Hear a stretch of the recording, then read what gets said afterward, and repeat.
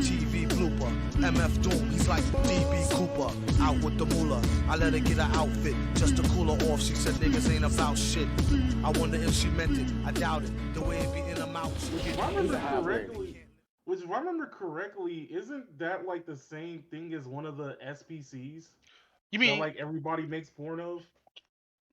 the fucking Skull Fox chick or whatever? Yeah, but it's also Skinwalker, it is also Slender Man. It Wendigo has very weird definitions. But yeah, that honestly counts as a Wendigo if you say it's a Wendigo. Well, I wouldn't say he's more Wendigo, he's a halfling. I thought he was a demon though. I thought he was described as a demon. No. He's just like he's like that's how like everybody sees it in their. But he's he's human but part fae, if that makes sense. Yeah, like the way that humans see him, they see him as a demon, but in reality, he's a fae. Yeah, because not every fairy looks like fucking Tinkerbell. I was about to say that, yeah. It's all like the fairies that how they look like in Magic the Gathering is like the closest description. That makes sense. But yeah, it's more to that though. So. But fucking welcome to 139 of the Hot Sticks Podcast. I'm here, Raven of Faith. Yo.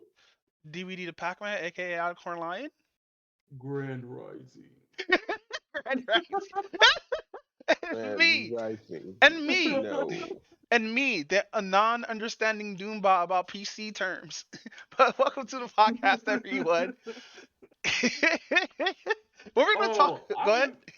I've been meaning to ask you a question. So I've been looking at like Ruined Leon's videos lately. Why does this nigga name himself like the cafeteria lady with the double D?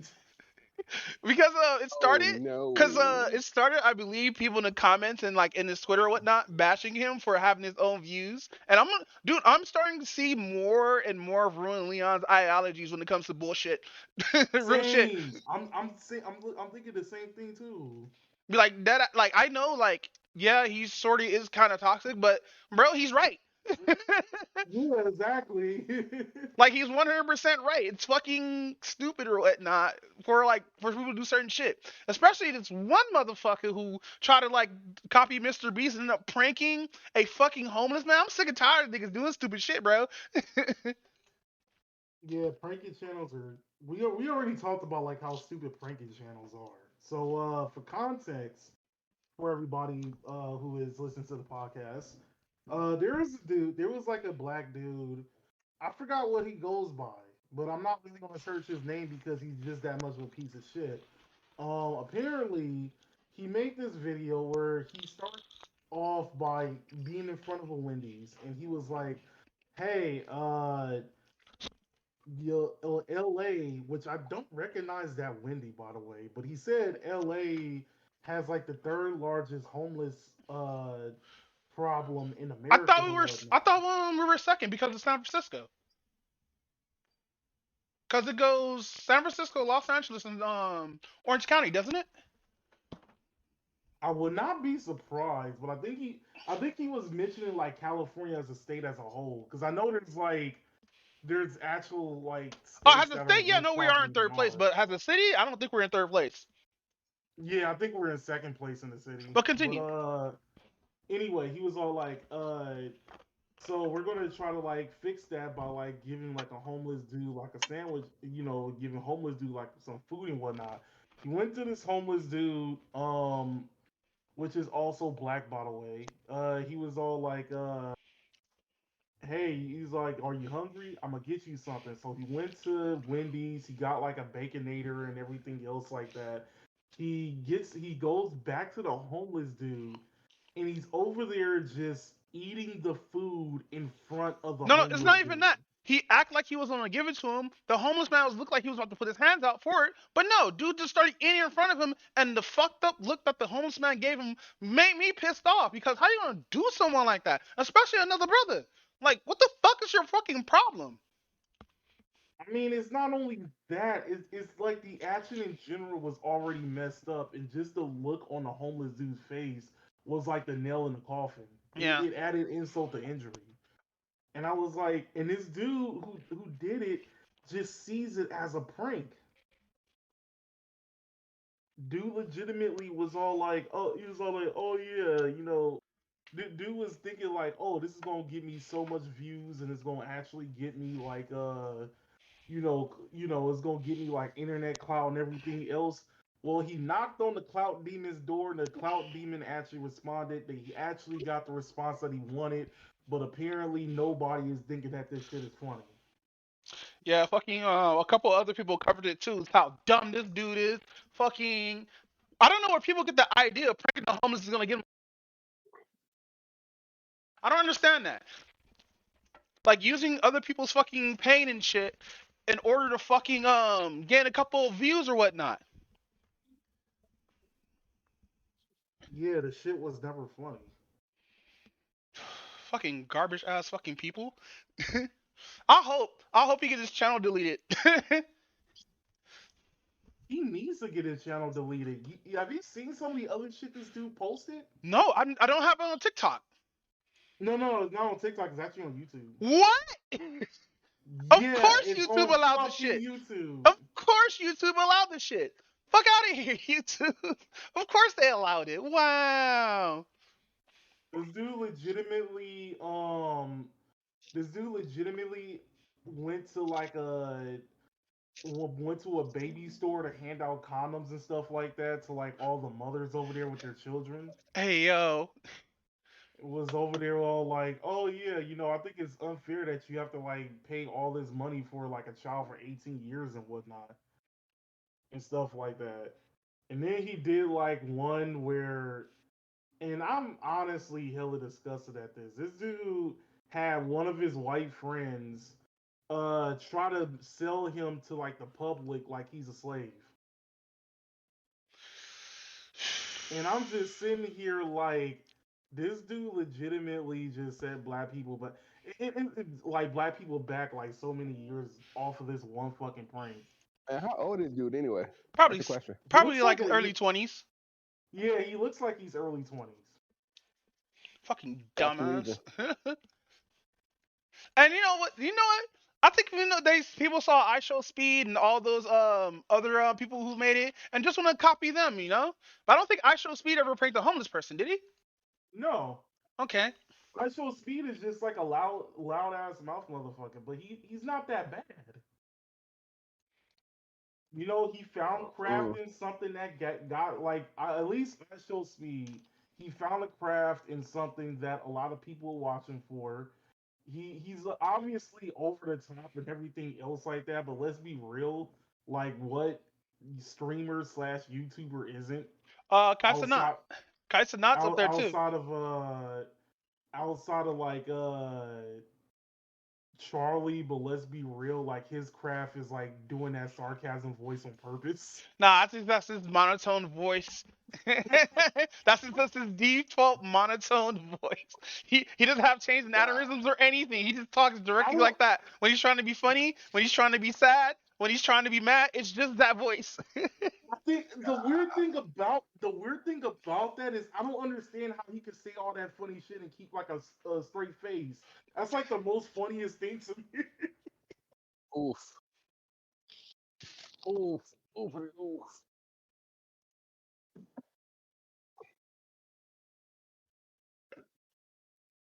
Uh, But nah, this YouTuber over here who's over there doing this fucking prank and stuff like that. Nah, he needs to get an ass whooping. Not Nah, just any ass whooping. He needs a life changing ass whooping. he needs to do community service for the homeless people. That's what he needs to. He needs like if people are gonna do this kind of shit, the community needs to force him to well force we can't really force somebody to do anything, but the community needs to force him to do like community service for the homeless people if he's gonna run up and do pranks like this, 'cause that's fucking foul as fuck, dude. Like what did your parents fucking teach you? Nothing apparently. Dang, He Raven probably over here got being them. right. He probably got them new age parents. The ones that don't believe in. don't believe in like hitting, like whooping your child and everything else like that. That's just, like, dude needs a life changing ass whooping.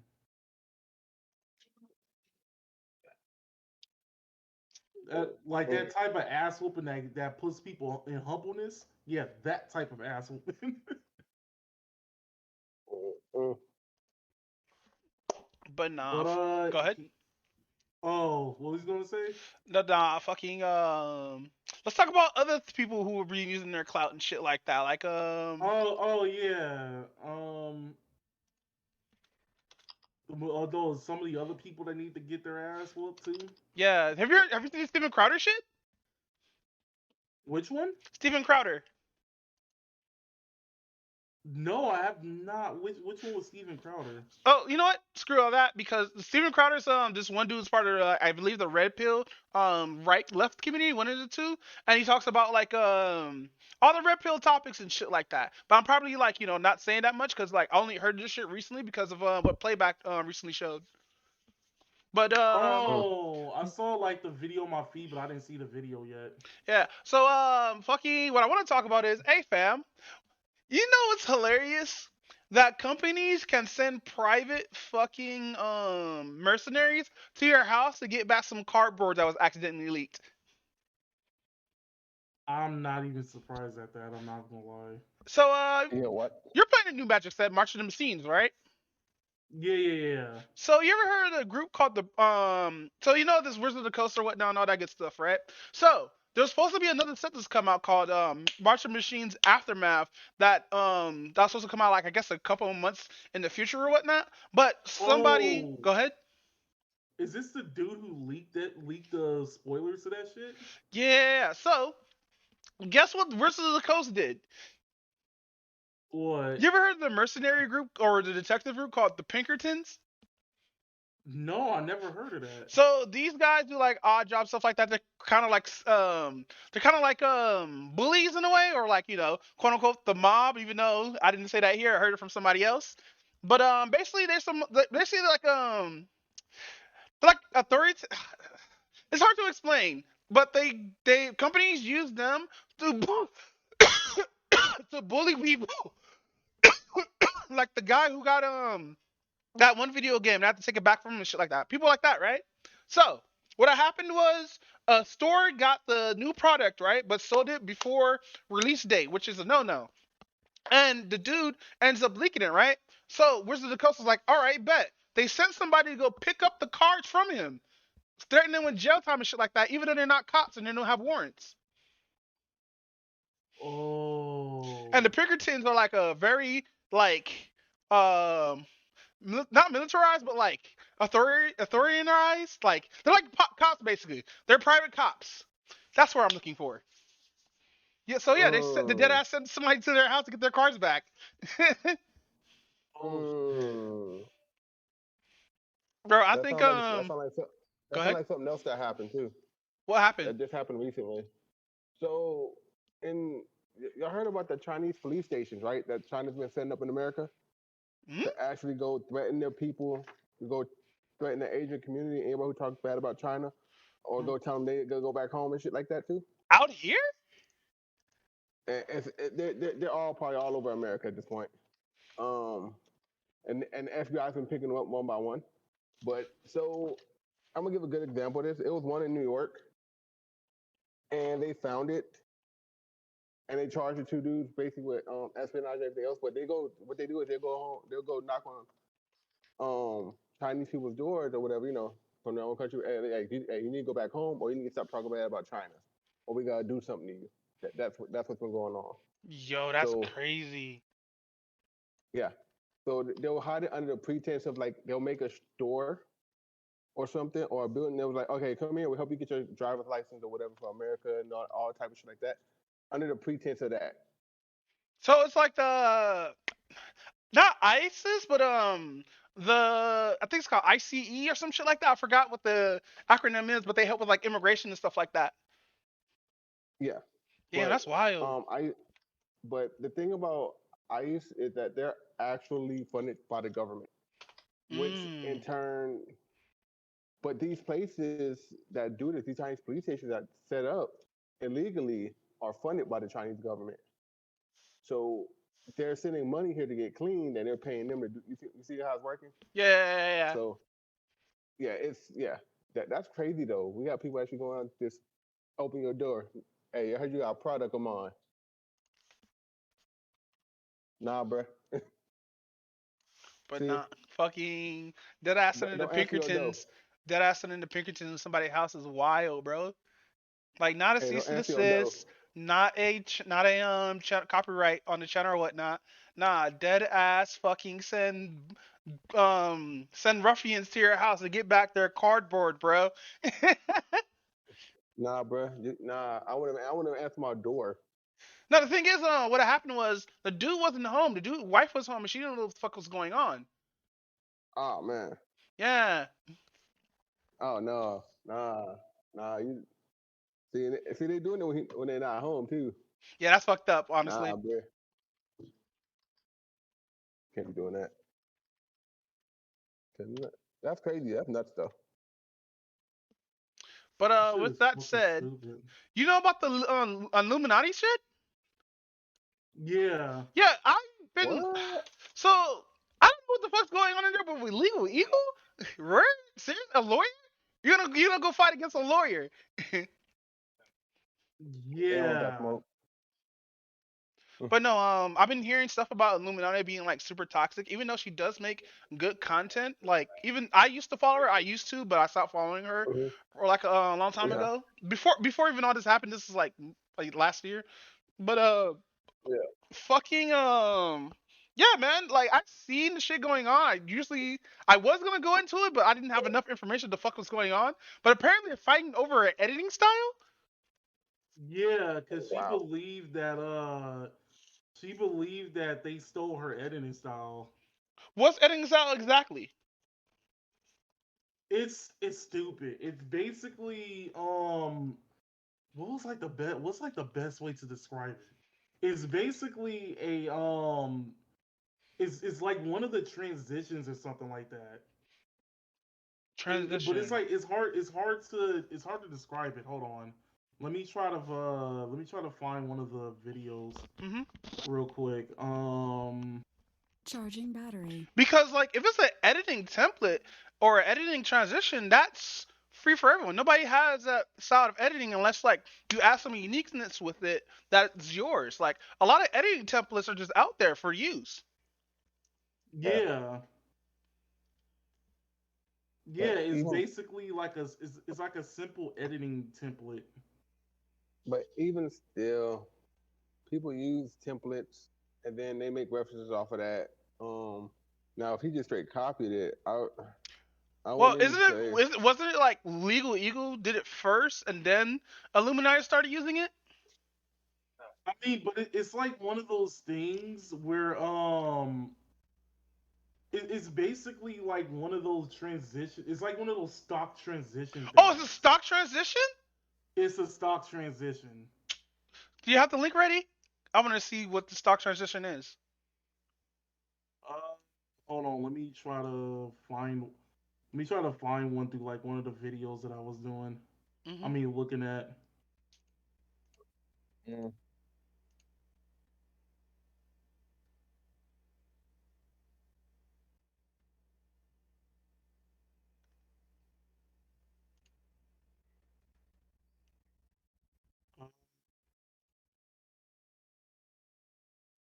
Mm. Wait, I wonder if somebody has like that image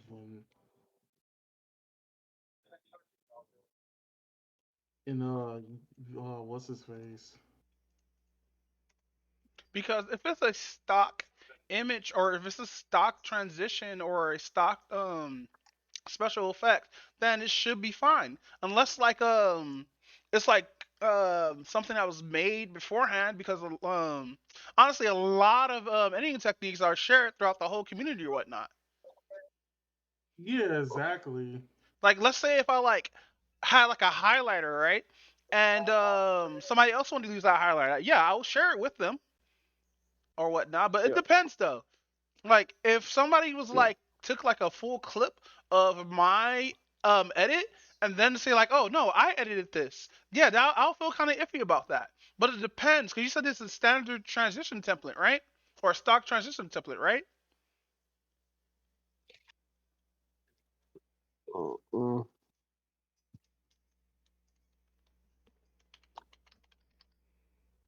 Well, if it's a Oh, stock, it's okay. Hold on. the Let me screenshot this.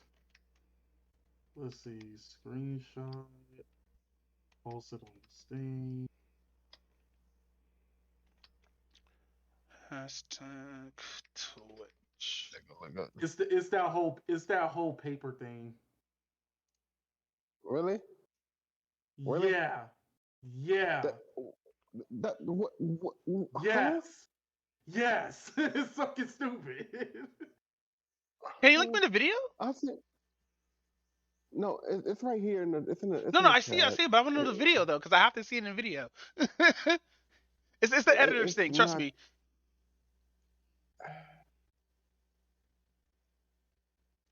that's Because that's if it's stupid. just that, this has been used in commercials. This has been used in a lot of fucking Yeah, things. This has been used by what you call it's that been used shit? It's been a used lot in of like things videos on like billboards. not billboards, not It's used on billboards. billboards. Like Actually, just in I got video a picture of a editing. billboard or something like this. No, no, we're I talking think about I've just in even video editing, just in not talking about billboards and stuff like that. Just in videos. This format right here, it has been used a lot, but some people, once they use something for a long ass fucking time, they take it as if they're there. As if it's theirs. Ew, TikTok. Illuminati just got completely exposed. Now, Illuminati is a fairly popular commentary channel with like 1.7 million subscribers, and recently they would make this tweet calling out Legal Eagle, accusing him of plagiarizing her. However, Legal Eagle would respond by saying these effects that he apparently stole. Oh, there are facts. Why is she? Oh my god, this is dumb. Why is she getting upset with the Yeah, facts? I could do the highlighting effect right now if I wanted to, and it won't be plagiarizing. What the fuck's going on? Were effects that he's used yeah, for yeah. years. That's what I was And talking even about. so, Yeah. these are very common effects that many people on YouTube have Uh, used for years. Well, instead of like apologizing or admitting her mistakes, she would delete this tweet, and that's because other people would end up calling her out for actually committing plagiarism. Yep. Okay, so the thing is, Illuminati is, and I'm not defending her in any way, shape, or form. When a lot of content, especially when you go over like content that involves like with a lot of content that she covers, yeah, there's gonna be kind of overlap with some quotes or whatnot. But fucking, I don't think she plagiarized. I just think like cause she does do her sources and all that good stuff, right? But yeah, I never seen like anything being plagiarized except for probably this. But then again, this is an editing format. Why is she bitching? exactly. It's That's literally what an I editing said. effect that comes with a lot of fucking editing programs. Yeah. But no, that's wild. Over that? Hold on. I'm gonna read more into this. Copy. Because I think she made like a response video, didn't she? Yeah, she did make a response video and eventually like apologize for the whole thing. Oh shit, Blow Blacks has it covered. Let's go! Thank you, Blow Blacks. And Omni talked about it too. Damn. Damn, good to see. Nah, it's sad to see the mighty fall because she actually had good content. Damn, this sucks. Yeah, she actually did have like some pretty good like content too. Like I there was like a few videos that I saw of her that I was like, oh, she's actually bringing some pretty decent And information to also, this. why is she complaining? She hires editors. So You're like, right. why the fuck is she complaining? See, I would understand if she was doing all the editing herself, but the way how she uploads as if she has a lot of editors on her squad, which she does.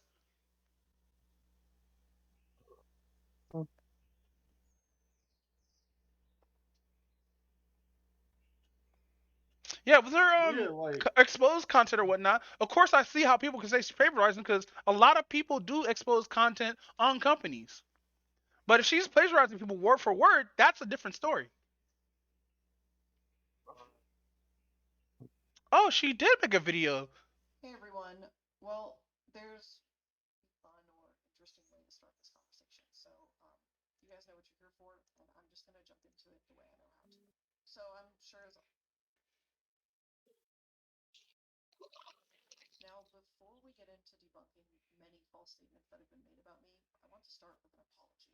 I have apologized privately to Legal Eagle the day after this incident occurred. All right, let's switch to the next topic. Well, not the next topic, but next topic in this. Cause yeah, did you know fucking Quantum? You remember Quantum TV? It sounds familiar. It was that crazy ass black dude that was getting on that started almost a race war on between the Actman and YouTube. Oh, Wasn't he a YouTuber? Yeah, so the Quantum TV, he's a TV reviewer, quote unquote, TV configurator or whatnot. He basically works with TVs and shit and try to be best deals for TVs. But apparently, he's been toxic in the community, as of late. And recently, since he's been like out of the limelight for like a cool minute, everybody forgot about Quantum TV, right? But now, Hmm. we find out that dude beats his wife. ugh. Yeah, fucking got a mugshot and everything of him. It's bad. He got hit with domestic violence onto like a significant other or whatnot, and might be serving jail time. He is, I believe, he is bailed out, but he still has to go to court and shit like that. Well, Oh yeah, I hope they throw his ass in well, jail.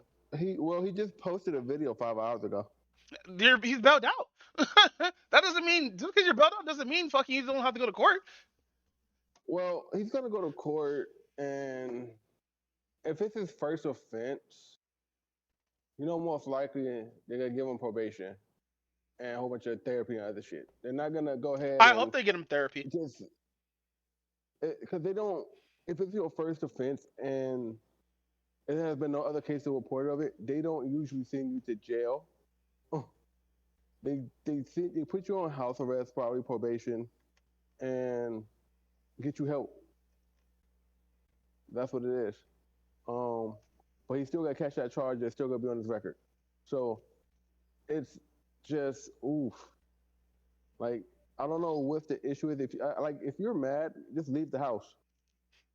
Yeah, dead Just walk ass. out. Grab your keys, go for a drive, No, do not even grab something your keys. else. Go for a walk to the park. Go see the homies. Go see your mom. Just don't fucking put your hands on somebody, bro. Like, That's why I why said why grab do your people have keys, to be take that a angry and put ride, do what you their gotta do. why do people have to be that angry and that frustrated to put their hands on their significant other? Like, I never understood that shit. So But it, nah, fucking, we all found out that quote unquote I guess loser fucking end up going to jail and shit like that for him putting his hands on a fucking woman. Cause What a like, well, I bozo. think go ahead. I'm gonna say this.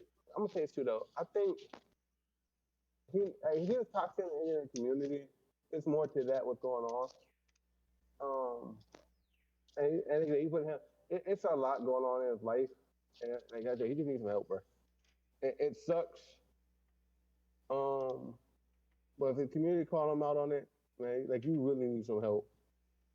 If you think, hey, man, you being toxic, you really being toxic, No, the thing you is, gotta he was correct that shit. attacking people and trying to say like he is Christian, but he's that kind of Christian that make other Christians look bad. Saying like Oh wait, is this the dude like his wife, the one that he put his hands on? She's pregnant, right? oh no, that's Steven Crowder, dude. Yeah, but that's oh, okay. So It's Steven a Crowder different didn't put his hands person. on his wife. He was arguing with his wife to the point where it sounds abusive because she wanted to go to the store and grab some things, and Steven Crowder in the video was belittling her basically, like treating her Oh, like okay. shit, getting like just being just straight up a fucking red pilled asshole, bro. Treating and you know how like usually when a woman's pregnant, they get how emotional they get and stuff like that. And really, you're not supposed to talk to any woman like that, but especially pregnant women, bro. Like, what's wrong with you? And the thing is, too, like the cam does seem kind of edited, so we don't see the whole thing. But we don't need to see the whole thing to know what's going on in this relationship, bruh. True.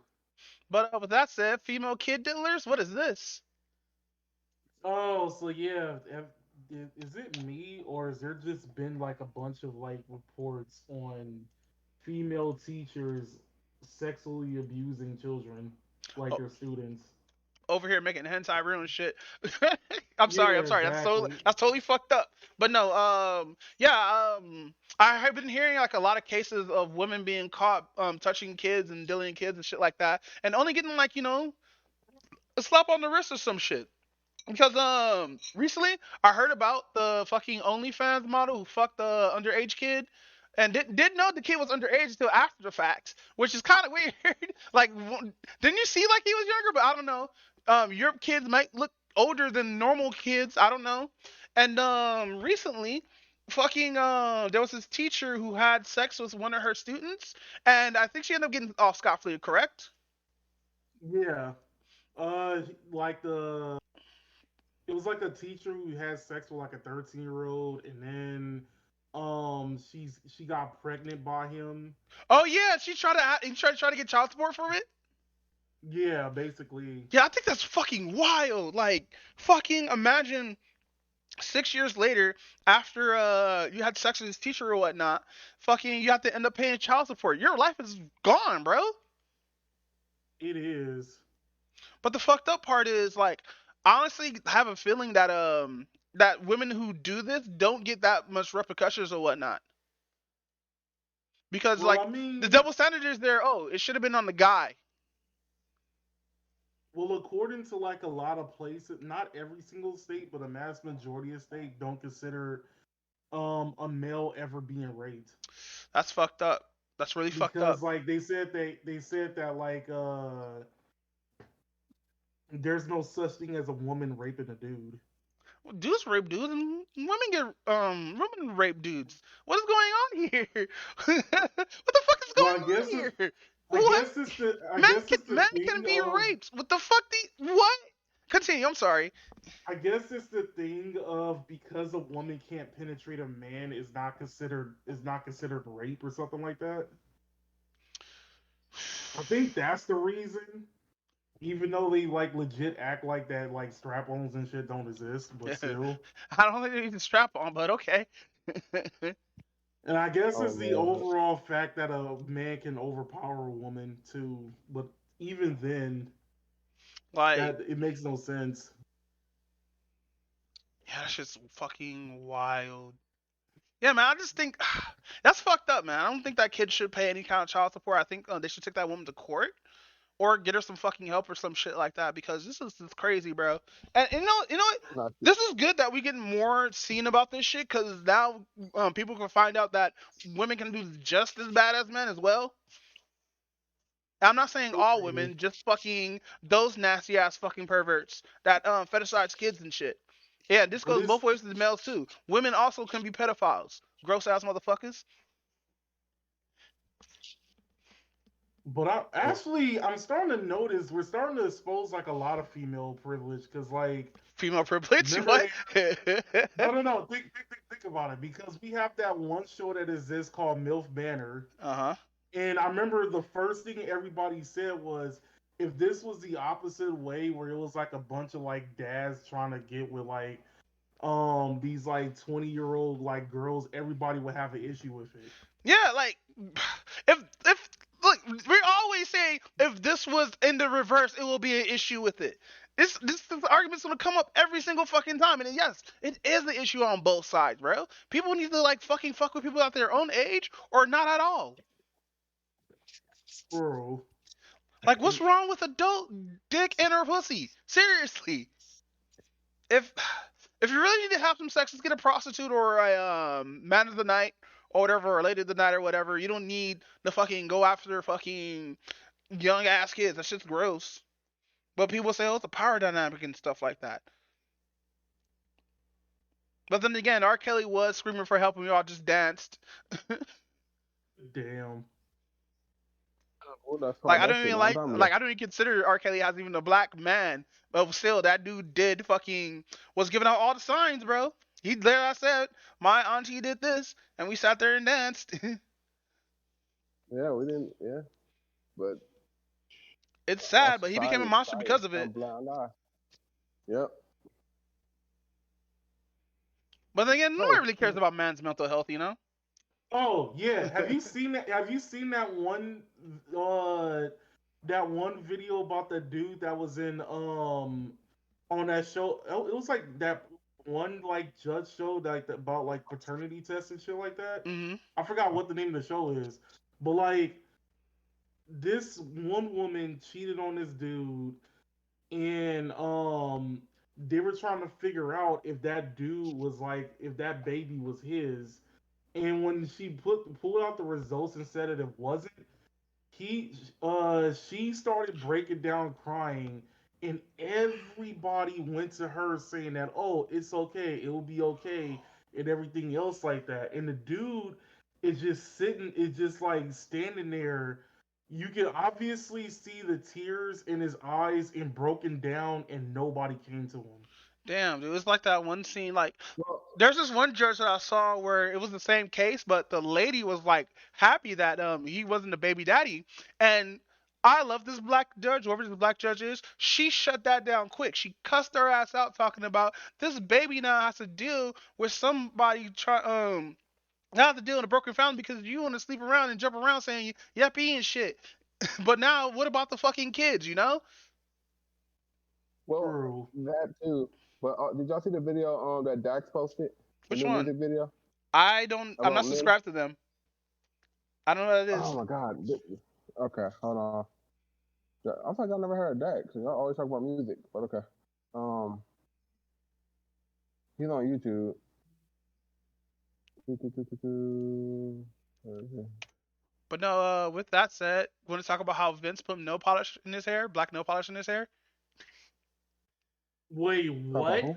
So this is from a couple of weeks ago, and I know I saw wrestling stuff there. So apparently, Vince he added like black dye to to his hair for some odd Oh fucking yeah, reason. yeah. Because he's going he's added full black Grand Glue on an ugly ass mustache. Yeah. Bro. What I'm trying to figure out is why, bro. He was rocking the old man look for years, nigga. Yeah, he was rocking the what was it, the silver Because fox? Yeah, I think that's what people call it. like man, I because respect that he man for thought. having this gray hair. That's why I have gray hair right now because of Vince. But now he's gonna dye his hair like that, looking like fucking Ricky Ricardo from I Love Lucy. Uh, He gonna come out, hey Lucy, uh, do do do do do do do. But nah, what's going on in wrestling, right, you my know, guy? so that's a song right there though. That shit's like, oof. But what's going on? That's a lot of things actually. So they did the brand split. Um, they're doing the brand split. They separated Raw and SmackDown again. They brought back the old. They brought back an old version. Well, they brought back the old World Heavyweight Championship, but updated style to it. Um, so the big gold belt is back. So Roman Reigns is still Universal Champion. They wait until the 1,000-day mark to actually finally take the belts off of him. Um, so a lot of NXT got called up for the draft. If what a lot of people NXT roster got called up to main roster. So, but before I go into any of that more WWE stuff, I'm gonna go into the AEW stuff because that's more important. So, CM Punk, after the All Out Brawl Out from last year, he is coming back to the company. He had, Eh, well, him and Jericho had a conversation. They talked, but the Elite, Kenny Omega, and the Young Bucks still want to talk to him because of what happened. Um, but my thing is this: if it was a work, if it wasn't anything else, just get over it, make it turn to a storyline, and make it work. It's a lot of money in there for that, just for that storyline. Y'all made all this drama for no reason. Make it work. Um, but AEW has a new show coming out as well called AEW Collision. So, and that's gonna be a soft brand split apparently. So AEW's gonna have 3 shows instead of it's 5 shows, which was instead of because they just got rid of Elevation and they got rid of Dark for right now. So, but remember, Tony Khan still owns Ring of Honor as well. So, it will be the following schedule will be Dynamite on Wednesdays, Rampage on Fridays, and Collision on Saturdays. So that's how they're gonna go. That's how they're gonna run the schedule.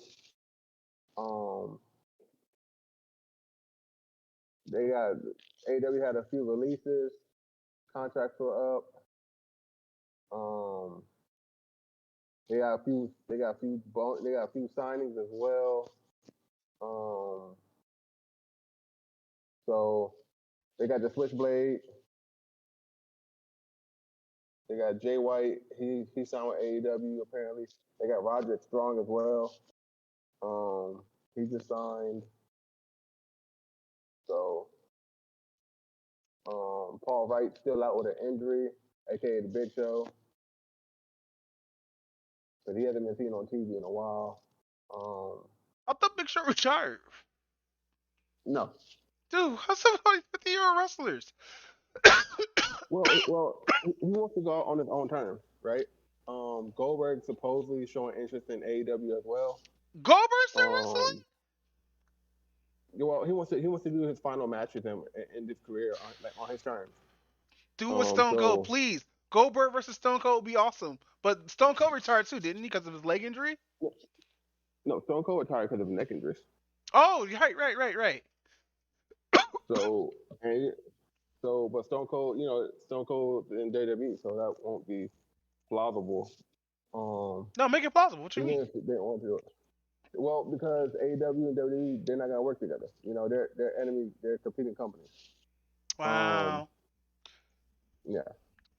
So, but if WWE wants to sign Goldberg again, the money has to be there, and they're not gonna want to sign again. So is AEW still the better choice for wrestlers or no? Yeah. AEW is still the better choice. Hold on 1 second. I want to turn these students away. 1 sec. Mm-hmm. But But yeah. So yeah, AEW is still the good choice. WWE is actually a good choice now. Or they could pull what they did with it's so many companies for wrestlers to go to now, such as Impact, such as New Japan, Ring of Honor. You go to Ring of Honor, you should be you're under the AEW banner. So, but you're still part of Ring of Honor roster. So, it's different wrestling companies everybody can go to. Like, Sasha Banks, aka Mercedes Moné, she's part of New Japan Wrestling. So Sasha finally left WWE, went to New Japan. She's thinking about re-signing her contract with Stardom. But she's still probably gonna be part of New Japan, or she could go be with Naomi in Impact. So that's where Naomi ended up anyway. She ended up in Impact. Sasha ended up in New Japan. Like I said, Switchblade just left New Japan with the AEW. So it's so many wrestlers, and like a lot of wrestlers who were part of AEW Dark went to NXT. They got AAA wrestling too down in Mexico.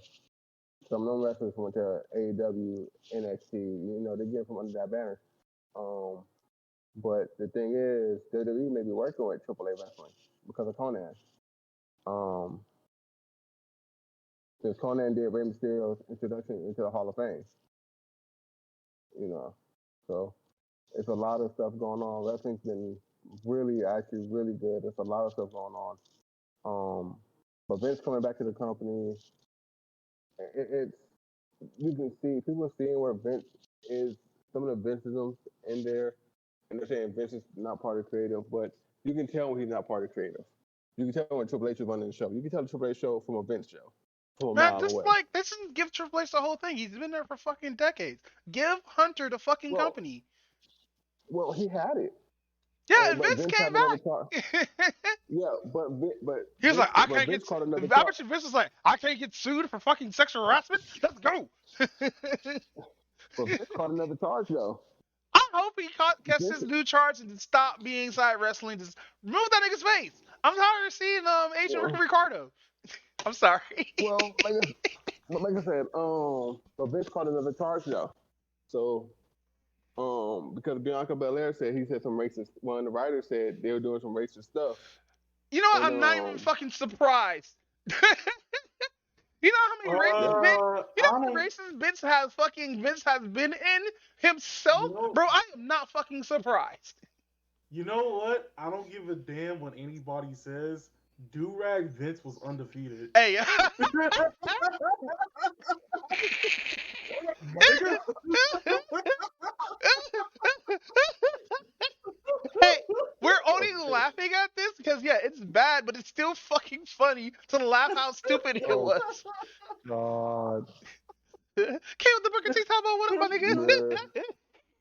Like bruh, what? bruh. Look, Oh we my all understand that god. Vince is a comedian, but like, you're getting too old, bro. It's not that funny anymore. This is not 2006. Yeah. But yeah, so like I said, the roster, the brand split, for the draft. So apparently Cody Rhodes is stuck on Raw. Brock Lesnar is a free agent, and they got a match at Backlash. But Bad Bunny has actually been in WWE Who recently is a Bad lot. He got Bunny? a match with Damian Priest. Nigga, what? Yeah, Who? Wait. Who is Bad Bad Bunny's Bunny? been. Uh, You, he's a you know the song. You know the Wait, song Booker T. he's a Latino singer, but the wait. reason Bad why Bunny I is a know him dude? is Hold on. because, Stop. Bad Bunny's a dude? yeah. Huh? Yeah. I thought Bad Bunny.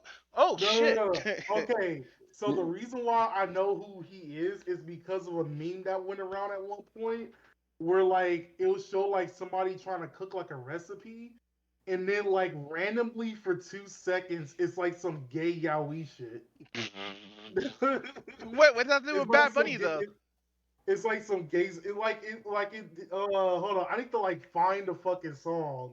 But like it's always like this thing where like they show like somebody cooking and then like for 2 seconds, like legitimately like no, not even 2 seconds, like a second, it'll like panel to like somebody having sex and then it'll go right back to the cooking video. Wow. Yeah, don't send that video here. My homophobia might spark Oh, up. My marginalized Nah, homophobia because I'm black.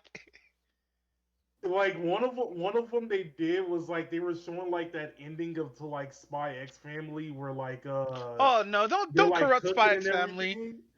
They were cooking and everything, and then for 1 second it's like some dude plowing your, Oh, and then it goes back to is the whole thing like a song though?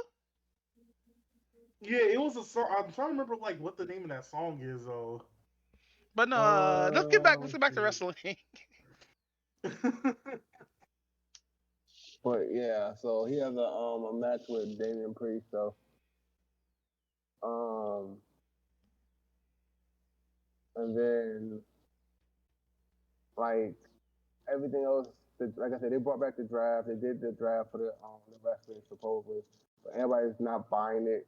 Like we're buying it. We hope they actually stick to their own thing. But they always put that free agent card bullshit, which doesn't mean they don't have a roster. They don't no. Like I think if you're gonna do the brand split, like it should be like 2006 brand split where everybody stood on their show, right? Um,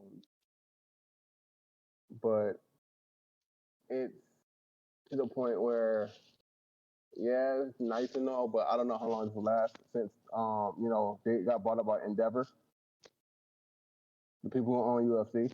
Hmm.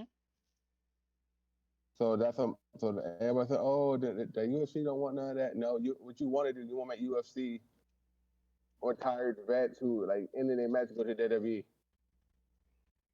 That's where most of them go anyway. Jeez. So how about the So Paul brothers? Are they still fucking wrestling, or are they still like in deep shit right now? who? The Paul brothers. Paul brothers. Yeah, the last time we talked about wrestling, Logan Paul was doing some shit. Oh, Logan Paul. Yeah. No, yeah. Logan Paul's still wrestling. KSI was at WrestleMania and got put to a table. Word? Yeah. What's up with all these So, influencers becoming wrestlers? This is weird. This is some weird ass shit. but It's supposed to be reverse, but I'm gonna god say damn this it. though. How come nobody can't just be a I, wrestler and I, then become an influencer like The Rock? We need people like The Rock no, back in wrestling. You gotta remember, like, I mean, you gotta remember, like, influencers are like the modern celebrities now. Yeah, you're right. but I I'm gonna say this mean, though. Go ahead, Tom. to be fair, like, we're like we're like the generation that had like Donald Trump in wrestling at one point. Well, no, he did fucking get his ass kissed by fucking Trump, or was it the other way around? I don't remember that era. I think I blacked out when Trump was in that era. Yeah, but Logan Paul has a really genuine love for the business though, and I will say that because the stuff that he is able to do in that ring, a lot of people where he, where Logan Paul come, like, he's an influencer. Hmm. He the way he come in, and even Bad Bunny, same thing. If you have a genuine love and passion for that, you will pick it up quick. Um, Bro. but I mean, Logan Paul really has a love for this, and it's different. It's different with him because you can see him as a heel or a tweener or a face, and he'll work with it. And so far, he's just been a tweener. He hasn't been a heel or a face, right? So, but he has really proved himself. He in the high profile matches he proved himself with Roman Reigns, Seth Rollins at WrestleMania, with the Miz, with Rey and Dominic Mysterio. You know, like people don't understand how hard it is to actually do what they do, and to pick it up to that level of where he's at and learning to sell, learning to take the bumps, learning to, you know what I'm saying? Yeah. Yeah. Off of just, off of just, off of what he's been an athlete. Mick Foley said best. You gotta be an athlete to get in there. But Mick Foley was an athlete, right? And he just came in the business and he was jumping off his shit. He had high pain tolerance. That's how he got in. But where Logan came in from being an influencer on YouTube to WWE superstar to where he's at now is crazy. Even KSI getting put through the table, he sold it. So it's possible to come from that background, love the business, and get to where just enjoy your time there. And remember, he's just a part timer. He's not there all the time. He's like Roman Reigns. He said, "I draw money," which he does. We're not gonna deny that fact at this point no more. So it's like another way. That's another way to get into the business, right? Because back in the day, if we peel back the curtain, remember it was like to get into wrestling, it was hard. You had to go find a school. You had to find somebody willing to train you, and you had to go on the indies, right? Paul skipped all of that. Mm.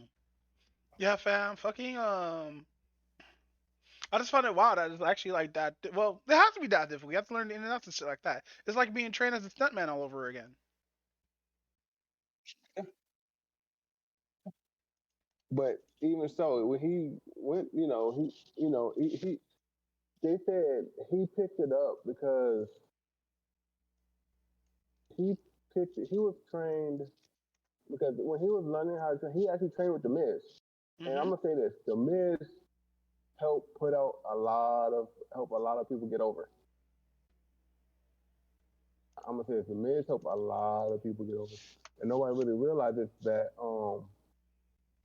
Like Daniel Bryan, the Miz put Daniel Bryan over, and then from after that, Daniel Bryan just took off. His career just went up and beyond. You know what I'm saying? He was from the Indies. He was in Ring of Honor and all that too. People know who he was, but once he got to WWE and got to the biggest stage, and the Miz put him over, Same thing with Logan Paul. So you gotta give it to him. Logan Paul, the Miz put people over, and they just go from there. Um, but it's good to. I think when you're in that type of business, like Booker T said, it's good, especially when you know you're an old veteran and you can really help the young stars. You know what I'm saying? Yeah. And like I said, remember, Logan Paul was just getting there. Even though like his first WrestleMania, even though he lost to Dominic and Rey Mysterio, he was just getting there, right? So in order to feel that atmosphere and all that stuff, to have that nerve, to have all them eyes literally live on you, you know what I'm saying? Yeah. Not But from a TV, not from the look at the TV screen. with that So said, we can go any ahead. other news? You know what? I'm to add on here. I'm not gonna lie. I think like it's interesting how far Dominic has came in the company because it just seems like yesterday, even though this was like almost 20 years ago, this dude was like legitimately in the middle of a match of being who gets custody of who.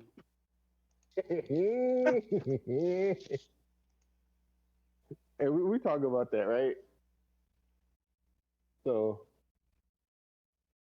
that's funny, Cal. It's funny how you brought that up. But even looking at Dom now, part of Judgment Day, Dom has really, in the last 2 years, shown that he has what it takes. I just wish he changed his wrestling style up. He's too big to be trying to do the 619. That can kind of sort of work in his favor though. Well, it can, but you saw Cesaro do it, and Cesaro was like, "Yeah, I ain't doing that shit no more." Everybody, yeah, Cesaro, you too big. Like you too tall. You know what I'm saying? I can see that. I can see that. Like now, him doing a frog splash for Three Amigos, that makes sense. That's like Eddie's built. Eddie was kind of big, stocky. You know what I'm saying? Yeah. Where you could take the Three Amigos, you can do the frog splash, you can do the El Paso from El. You can actually take some of Eddie's moves and incorporate to his own, like to be a heel. Pay homage to Eddie Guerrero with the El Paso from the last one from El Paso. You know what I'm saying? True. And just do this different things. So just it's funny. Like you said, almost 20 years ago, a little 20 plus some odd years ago now, because But that shows how long he's been in the business too, right? Right. Because going on the road, probably practicing with his dad, Eddie, whenever they had time, teaching them. Because Rey Mysterio said he went in there about 8, 9 years old when he started. Yeah, that's absolutely true. So it's not uncommon for if Dominic was in the business, was learning the business even at that point. So that's how a lot of Spanish wrestlers are actually. That's why the Lucha Bros are the same way. Mm. With that said, you guys want to talk about anime then? Yeah, we could talk about anime. So, Raven, how is Megalobox? Shit was fire. Really? So, what did you watch both seasons or just the first season? I watched both. So, I binged that shit. So, we talked about Megalobox on here before, right, Leghorn? Yeah, you were talking about it like around the time it came out. Yeah, fucking. How did you like the fucking struggle that this whole dude had without any gears, bro? And how everybody was terrified of this nigga. How did you feel about that?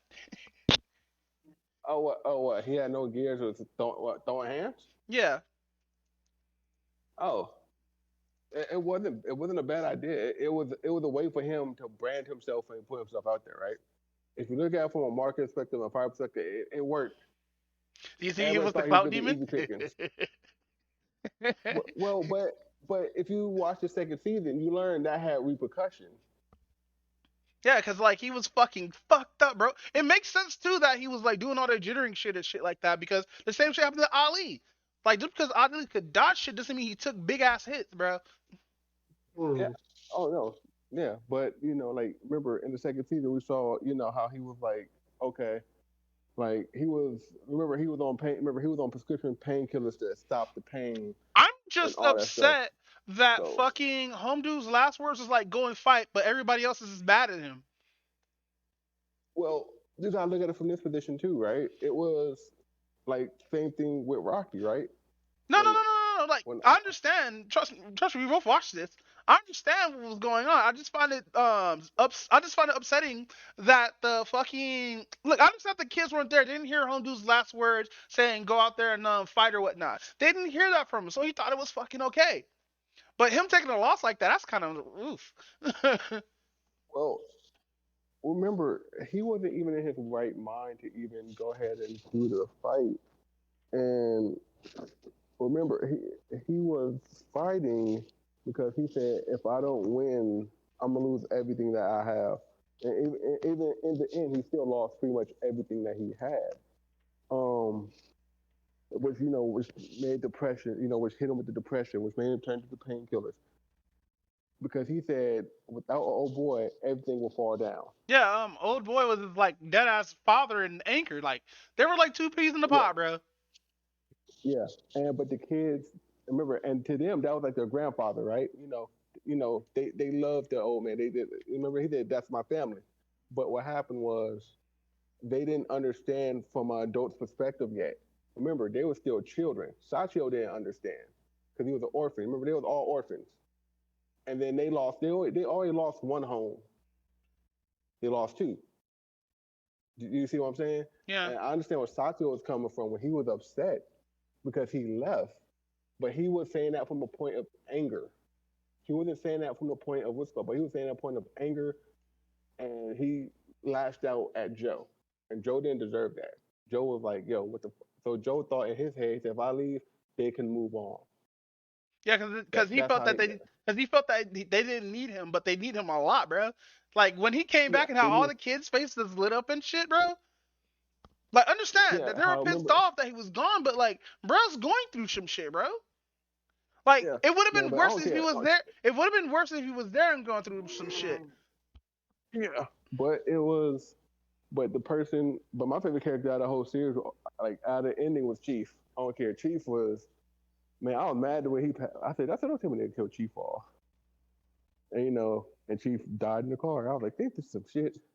After he won all the money and stuff, you know. But like the anime itself, if you didn't watch the original Joe animes, that Ashita and Joe, Uh huh. which was about the boxer, the Ashita no Joe ending was this. Now Megalobox Joe ending was a little better. Yeah, it feels more grounded, even though it's in like a sub future. Imagine punching niggas with gears, bro. Like how strong your skull have to be in order to fight like that? I don't know, but Like, we what saw oh in the boy, right fucking mind? Just use androids after that point, bro. I'm sitting here getting punched in my face with machinery with a pad on it. Fuck out of here. but that's how it was. And what I also liked was like how Yukiko in the end, how she was like, oh girl, like as she ratted out old boy and all that stuff, and she was like, I'm gonna need some sneakers. And she was like, and she let old girl take over the company after all this shit went down, and she went to go help Joe. I was like, yeah, that's what's up. So like I said, the anime felt more grounded. It felt more realistic. Like even though it's futuristic, it felt more relatable, right? I can't suggest this to Because people who don't watch anime. That's how good this anime is. yeah, Do they yeah. have a manga? I don't know actually, but it is on Netflix though, I Um, believe.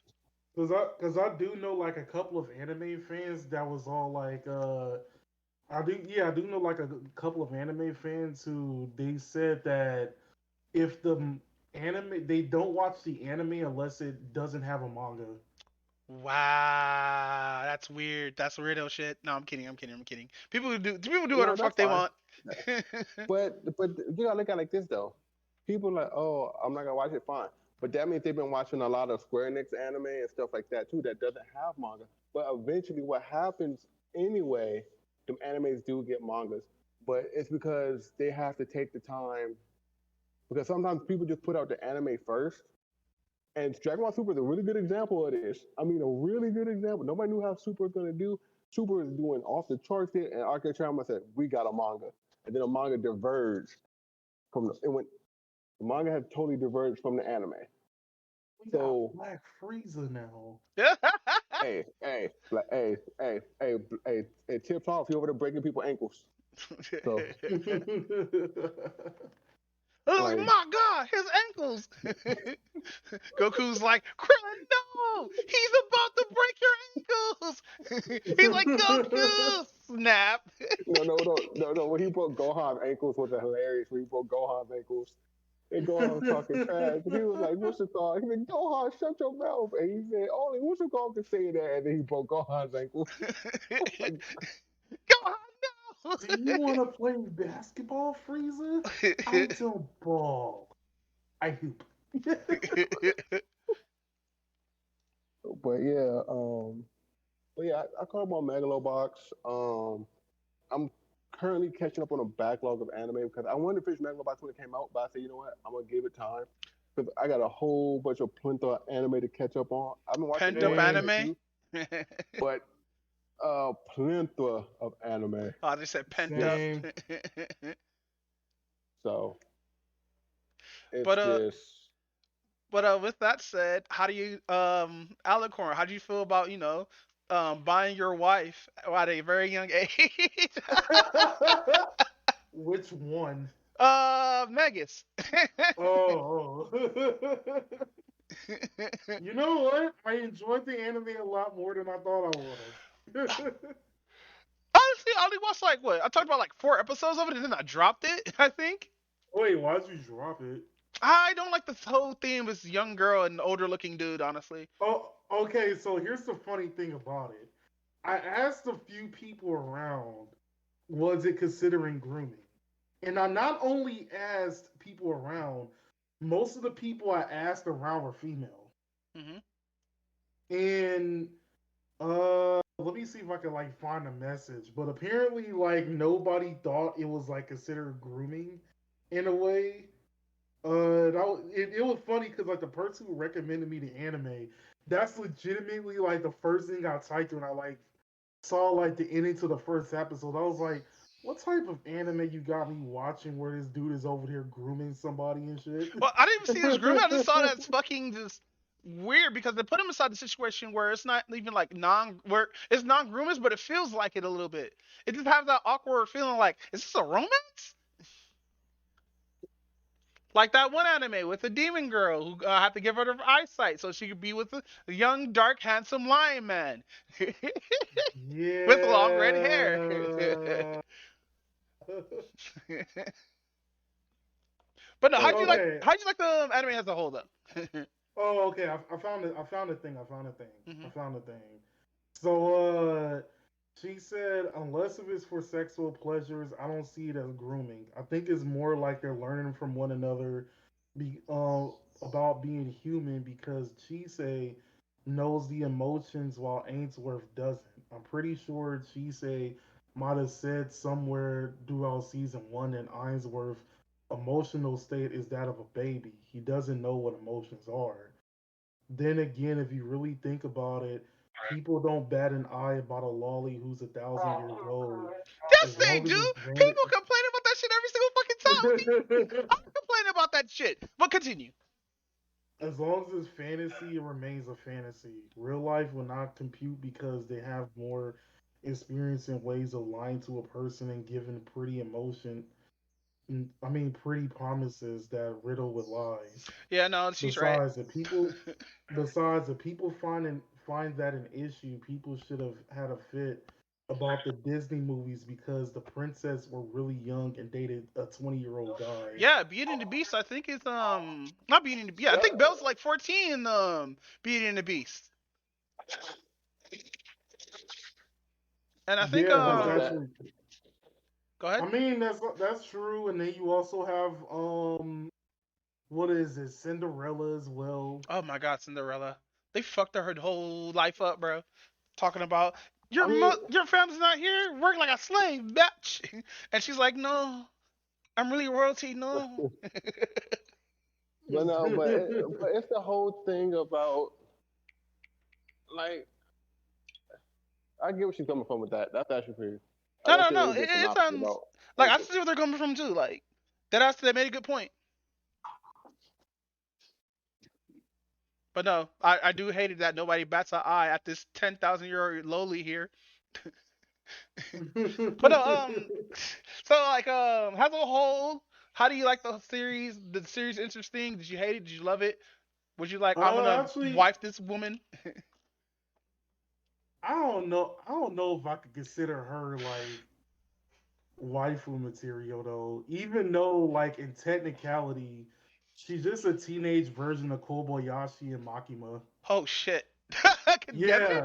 Yeah, no, yeah. Look at all three of them together. They're red-haired women with no emotions, with tired-looking eyes, and very short figures.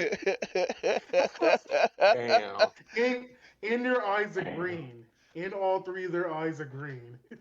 Damn. What's up with aren't is it Irish people or Scottish people that have green eyes and red hair?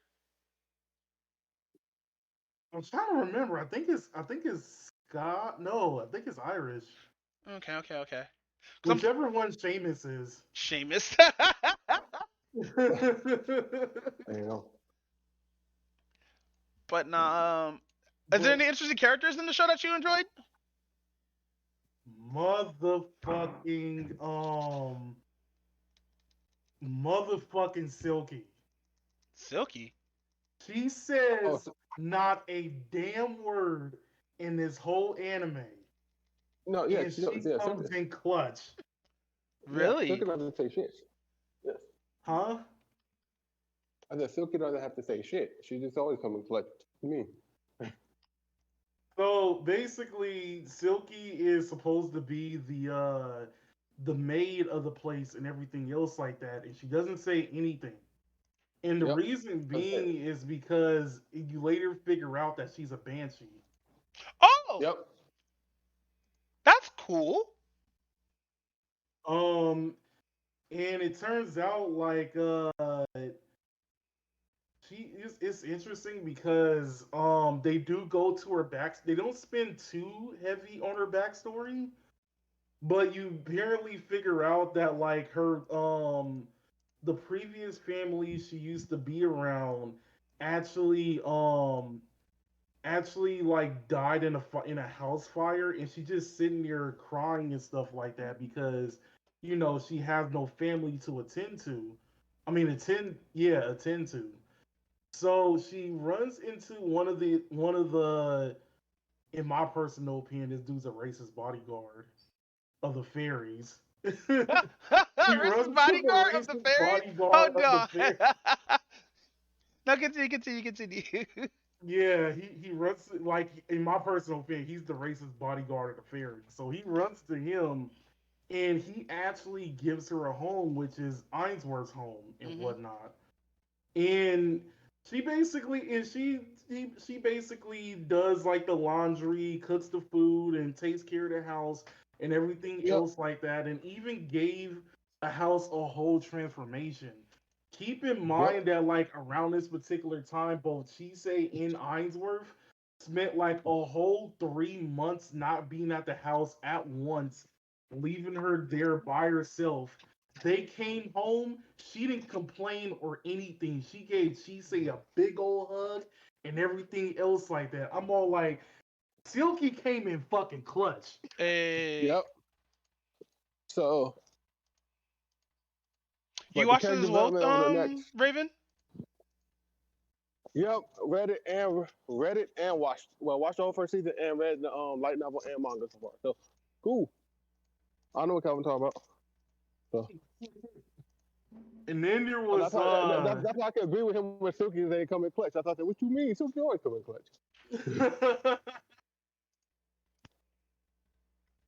although it's weird because I think in the manga she's actually called Silver, but I'm not too sure about that. Um oh yeah, and then I had to die out laughing because like the Queen of the Fairies, the way she does her entrance is one of the most weirdest. is one of the most funniest things I've ever seen. So she's riding on like this deer and whatnot, and she's just coming in, but she over there has like the spring break titties and stuff like that. So she's over there riding on this deer while you see like the boob juggling physics going up and down and stuff like that, with her cleavage barely hanging out and all this other stuff like that. I was like, bruh. You came in on a deer, bro. What do you mean? No, I'm just, but but the fake queen's like one of my favorite characters too because she really looks out for Ayn. She does. She Because considered Ainz. She considers. remember, Huh? oh, okay, all right, I was, but she considers Ain's. She made sure none of the other fays really hate Ayn for for the way he is, and it's kind of messed up because the other fays look at Ain's like a fucking disgrace, and it pisses me off. I'm like, how the fuck you gonna call this man a disgrace? Ain's the most collected one out of all you fucking fairies.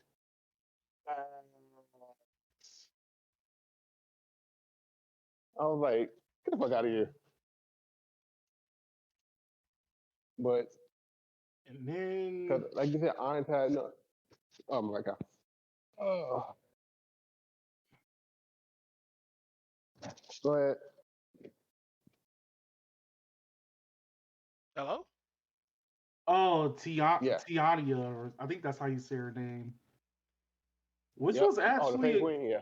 yeah, the fairy queen. So apparently, like, she actually, the name actually does come from um a Shakespeare play called A Midsummer's Night Dream. Yep. But it's also something else named that too. But no, Midsummer's Night so Dream. there's another I season of forgot it the out. anime name that. So there's what's up with that picture that you posted earlier of the tentacle monster shit? Okay. So apparently, okay. So for backstory on that one, the way the reason why that happened was because a few episodes prior, you actually meet the second antagonist, which is called like Action Eye and whatnot. Wait, So Action Eye is two no, names? no, it's Asheni. Oh, okay. Yeah. So, he basically is Christmas, and you see this. He's basically You just a see this. holiday. What? No. So the thing takes place around it takes place like around Christmas. Okay. So this little girl is over there running away from her parents because she wakes up one morning and she asks where her little brother is, but her parents don't remember who her little brother is. Oh no. And she basically runs away and cries, and then Fise and then finds her. And it turns out that like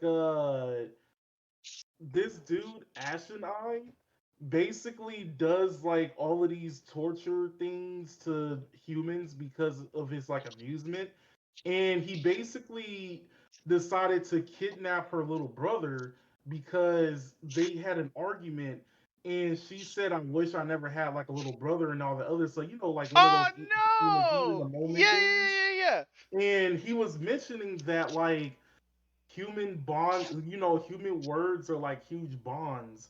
So that basically gave him like the time to strike to take away like her brother and whatnot.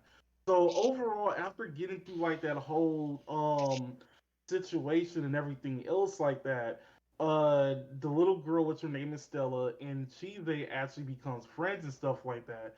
So one of the agreements for Chise of helping her was giving her like having her like make sweets for her and stuff like that and whatnot. So Stella came over to the house and made her sweets and everything else like that. They were hanging out and they were basically having a good time. Ainsworth actually hears it from like down in the basement, and he actually starts running away. But then it turns out that Chise starts following him, So after she catches up with him and whatnot, he basically, like in that picture, basically like technically devours her, but not really, and basically tries to like hold her down.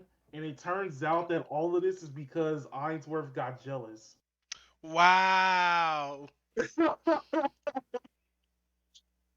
And then when it started happening, I was like, okay, I do Oh, not like where this is going. so is this Uh oh, we lost him. Raven, you're roboting, my guy.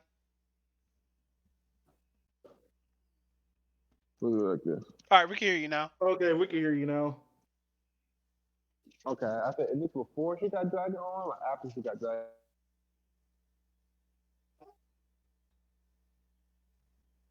Wait, repeat the question? It's cutting out at like the worst time of a sentence, my guy. I know.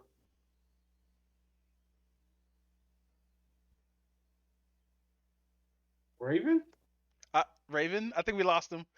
Continue, Oh King. no. Continue. But where was I? Oh yeah. So base because like the whole premise of it is because Chise was like super depressed and everything else like that.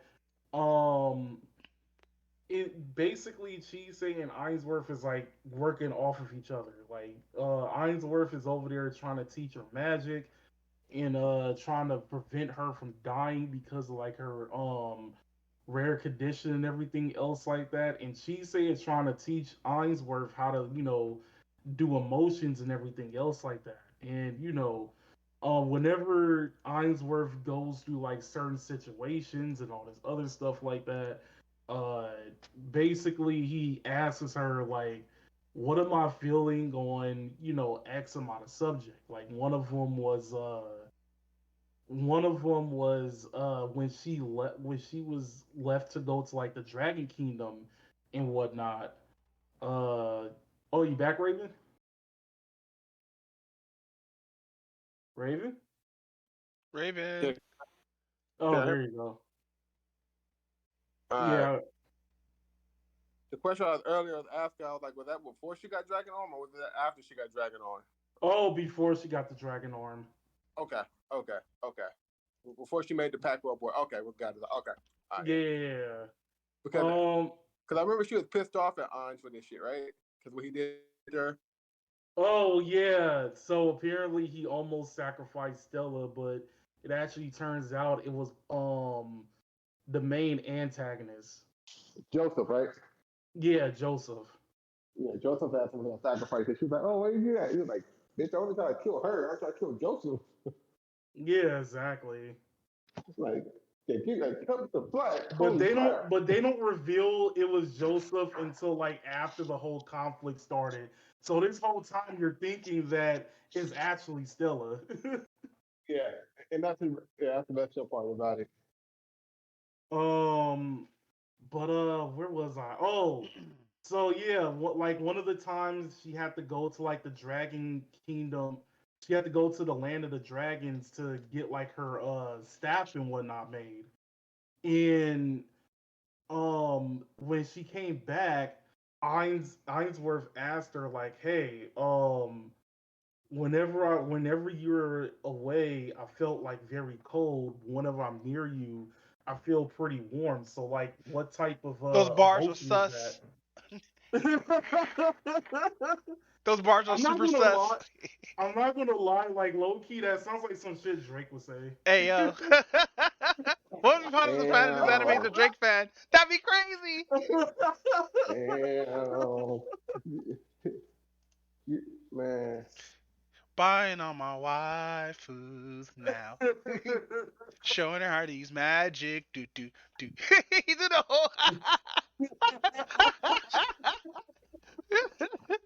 He's doing the whole dance. Y'all wrong Ah for that. shit. Oh, it's speaking of like the main villain. So his actual name is so basically Joseph was like a gravekeeper and whatnot, and started taking like a kid, and started taking care of like this dude who turned out to be immortal. This dude was named it's hard to pronounce it. It's Carter Phillips. Yeah, Huh? affiliates, some shit like that. Yeah, Carter Phileas and whatnot. Yeah. Um and Carter Phileas is an actual it turns out that this dude is cursed, but he doesn't know why he's cursed. Well, in actual folktale, Cataphilus is actually known as the Wandering Jew, and is basically a person who has immortality, but has to roam the earth forever because of a sin that he committed. And the sin was that he was the person who was torturing Jesus Christ right before he was being crucified. Yep. That also goes in the lore of that also falls in the lore of Neon Genesis as well. Yeah, it does. And people do not realize that. That's what the spirits are called, right? The ones that pierce Christ inside. Yeah. Cornelius spirit. The ones that they use, in Neon Genesis, the one that can pierce 18. But that's a good thing. I like that. That's actually smart. But continue, King. Yeah. And basically, he's cursed to walk the earth until the second coming of Jesus happens. Ooh, he gonna be walking a long time. My boy about to go buy some Puma. Brand new. But like, it's weird because like when they go into the backstory and introduce like when they introduce like how Joseph and him became contact, it kind of reminded me a little bit of like how Kikyo and Naraku was actually interacting back in Inuyasha, where she was taking care of him like when he was just still like a corpse and whatnot. Yeah. Well, wasn't he a soldier, a wounded soldier that technically should have been dead? I think that's how it was. He was a wounded soldier that was technically supposed to be dead.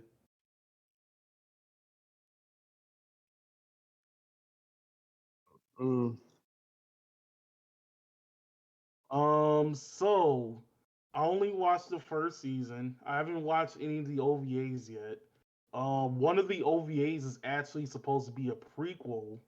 Oh? And then of course there's still the second season that's currently going on, which I think will be in episode 4 or 5 right now.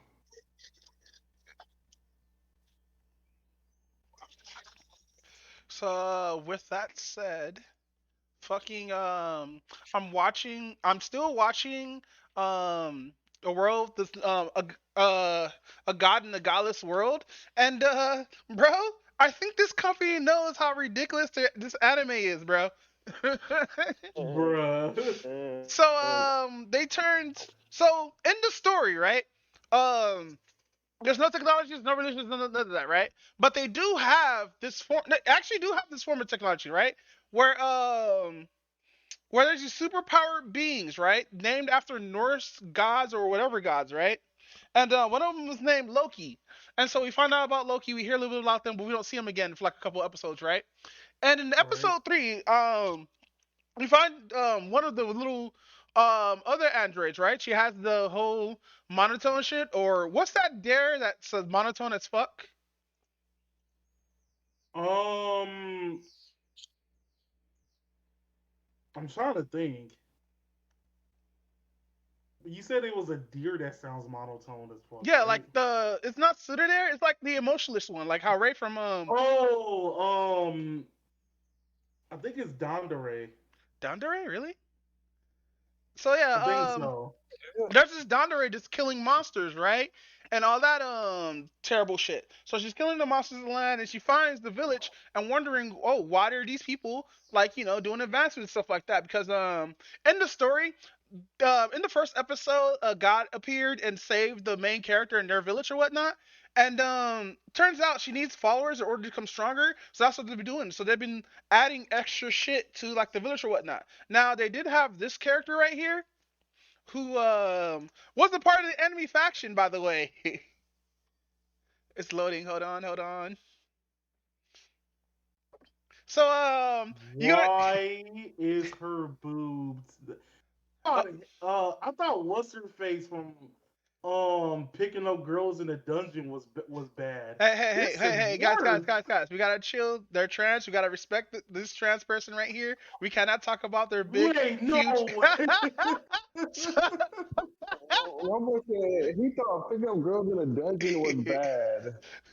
No, no, no. So basically, what's her story is? So she was against the main characters, right? She actually ended up killing one of the main characters, but the god came Yeah. through and Oh yeah, absorbed the them, knight. right? Yeah. So the god came Yep. through, absorbed And, them, resurrected everybody, and the god spit her back, spit out her and a few other people, right? But she got gender bent because she was a dude at first. yep. So in episode three, they're going through. Oh, maybe we should turn her into like Jane d'Arc a little bit, or make her a warrior to follow or whatnot, right? And good thing too Right. that they made her a woman because the whole village just don't know about sex, bro. Bruh. So that's why they look that scandalous, especially this character here. But no, she kind of has that whole thing where like, sh I guess she just gave up on being manly and shit, and just embraced femininity because holy shit, she has the blushies for a reason, my guys. She is a deviant. But no, Right. she's a cool character. She's a warrior, whatnot, and she helps explain some of the shit that's actually going on with the other village. Because like the kingdom don't have religion or any kind of technology advances, right? Except for in their weapons and shit. But we don't know. But she also explains about the superpower beings that the military has and can use to their discretion. And so in episode four, we have the we have something like this running around because like this is why I say this anime is like fucking aware. Look at this stupid shit. If it loads, hold on, it's loading. But no, I I was found about to out. say it has a low first. But no, this anime know what the fuck it is fucking doing. So, um, Oh, this thing. yeah. So mind you, this is a fantasy setting. The god had to summon this from another world in order to put it here. They don't know not how to use this, right? So they did ass rotoscope an actual fucking harvester from modern times into this anime, bro.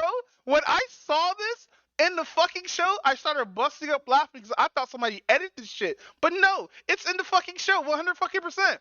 So I might end up. I don't give a fuck about the lowly god anymore because she could just go be weirdo and shit. I don't give a fuck about that. I want to see more comedy of this shit because yes, it is low budget, but the people who are making it are having fun with it, and that all that matters, right? So in episode four, they end up starting making modern stuff like electricity, sewage, technology, like the shit here that you see for farming and shit like that. All this other shit, right? And so that catches the eye of the kingdom, right? And so um, this is when we're gonna get first introduced to Loki, and I think every single god is like some kind of female android because we get that fight between the one female android I was talking about, not Loki, but another one, and the goddess, right? After she got a bunch of followers for making all that shit, so they clash, right? And the funniest shit happens. As they're fighting, right? She summons every other god from each realm, including the Christian god, the Hindu god, all of them, and have them use their hands to attack this being, right? But they're repelling both, so it's basically quote unquote technology versus gods. And like after they did that, right, she's already like, yeah, I could do another one. And it cuts to like a wide shot of all the gods just leaving after that. They're all waving goodbye and shit, and she's like, no, come back here, we need you. And the bad guy's like, fuck this, I'm a fucking divine push your fucking village. Apparently she missed horribly because fucking Loki was there the whole fucking time. So there's a character that never had an introduction at all, right? They just appeared in the series. Like, we didn't get no introduction, we didn't see them, they just fucking appeared. And it made it apparent that they fucking appeared because everybody knows, like, where the fuck have you came from? And why do you know this stuff about the kingdom and stuff like that? And so, like, dudes like, oh yeah, fucking or fake Loki is like oh yeah, I used to work for the kingdom and stuff like that and do all this other stuff. And the girl there who's the gender bent woman there who's dressed very scandalized, fucking she's like, I've never seen you before. Who are you? And so when the little girl tried to destroy the fucking village or whatnot, it got negated somehow through Loki's magic because Loki is a trickster. So they revealed themselves because Loki's actually supposed to be a bad guy too. By the way, they're all supposed to be bad guys in this. Loki appears in her true form. Yes, her with a male voice, which is okay, I guess. And Wait, time out. whoa. Calvin. Yeah. Calvin. He said female character with a male voice. I'm thinking about Vandred again.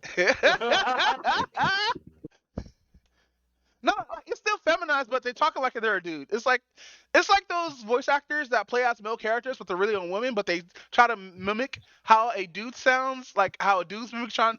It's like a dude trying to mimic a girl, trying to mimic how a guy sounds. That's how it sounds like. But no, fucking then we get the plot at the end saying, oh, let's destroy the kingdom together and all that stuff because like Loki was actually interested in what the fuck was going on over there and he was doing it the smart way instead of this chick is going out trying to destroy shit. So we're gonna find out more about the world or whatnot, which I'm pretty psyched for, and I will be covering this. But with that said, how's Marshall? I fucking love it. So I only watched episode 2. I haven't watched it that much because I want to hear it from you first, King. Oh, okay.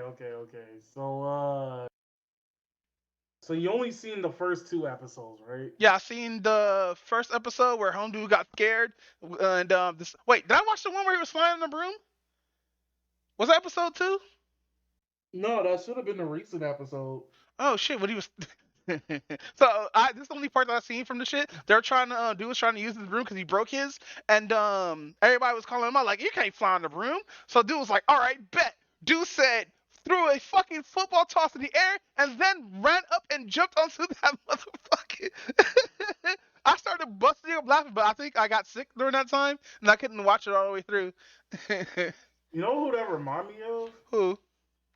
What was the name of the home dude from Dragon Ball that had like the pink gi on? Tao Popeye. Yeah. The assassin? Yeah. Okay. Yeah, but remember Tao Popeye where he broke the thing and tossed it and jumped on it. Yeah. Yeah, bro, just don't have to fly after that, bro. Like, dead ass. But I'm actually happy that Marshall actually got an anime though. Cause Forever News was kept talking about it forever. Wait, who has? Forever News. Forever News? Yeah, it's he talks about all the anime stuff that comes out. But he was talking about that when it first came out. He was like, when the manga first came out, he was like, I want to give it a try. I want to see how it is. He really enjoyed it. He said because at first it was about to get counted. At first it was on chopping block. It almost didn't make it. So Showing the jump almost kicked it. But it got enough out of his manga sales to actually save it.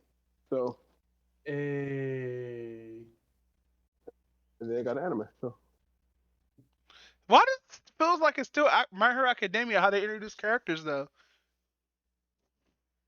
Yeah, it kind of does look a little My Hero Academia-ish now that I think about it. Like, understand it is on Shonen Jump, but like I would think this is a little bit unique. Unless it's the same people, then I understand why they did that. But I don't know, fam. But how was these last couple episodes? All right. So he basically already beat up like he already beat up like the kid who was supposed to be like super talented. He already beat up. Well, I mean, wait. Actually, he wasn't super talented. Basically, this dude was the son of one of the higher ups in the school, but he was like one of those privileged assholes who basically just want to torture people because they know they can't do anything because they do they'll get expelled. Mash basically whooped his ass, and then of course like his father came in and was talking about he was gonna expel him, and then he actually not only beat up that dude's ass, he actually buried him alive. Jeez. Yeah, he legitimately buried him alive. And the only reason why this dude didn't get expelled is because like the main wizard dude is saying that like, hey, we already know that this system is pretty corrupt and everything else like that. So we want it's all like we actually want to he's all like, so I'm gonna keep you in so that you can actually succeed and actually try to fix the system from the inside and whatnot. He wants them to do that. So you meet one of the other major characters, which is kind of like this Rock Lee-ish type guy, where like this dude is all about like he's like the most popular athlete in the school, and then he basically has like this all like this whole Mike guy having attitude where like he compares something, but he's always like super energetic and everything else like that. It's actually pretty hilarious. So then, he actually wants him to participate in the team's broom competition, and basically it's like their version of Quidditch Cup in a way. Yeah, it's basically like their version of Quidditch Cup. So after they start doing that, like Mash like is all like, I can't fly. So of course like everybody else is over there booing them and everything else like that. I And can't wait to find out this dude doesn't have magic. I know, I can't wait to see what happens when that happens too. But what happened? It was like, okay, after that, the Rock Lee Mike Guy looking dude, actually gets like hurt, and Mash is all like, all right, I guess I have to do this myself then. So he gets up and actually flies, but the way that he's flying is he's moving his legs so fast that he's staying airborne. And basically, what this dude does is he takes like the ball, and he's all like, he knows he has to like move all the way over there just to get it to like the thing. And his team is down like 40 points. So 40 he's all like, points. so what Mash does is he chucks it so hard that it flies past everybody, makes it into the goal, and boomerangs back to him. And he does this an infinite number of times. What the fuck? He was like, don't, he was like, he told him, he was like, don't do the alternate T code. What you mean? Hold this. Hold. My dude was like, I'm gonna do this infinite times. You can't stop me. Who's gonna stop me? No, seriously, who's gonna stop him though? Nobody. That's the point. But So it better turns out that this kid has magic, like dead ass.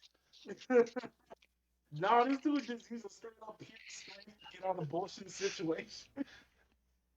But anyway, actually it's funny because like if this was D&D, like Master would be like the barbarian in a team full of like wizards.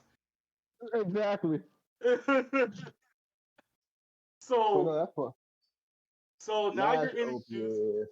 so now you're introduced to like what would be considered like he's like that type of character who starts out as a bad guy, but he actually has like a goal in mind, so he becomes a good guy.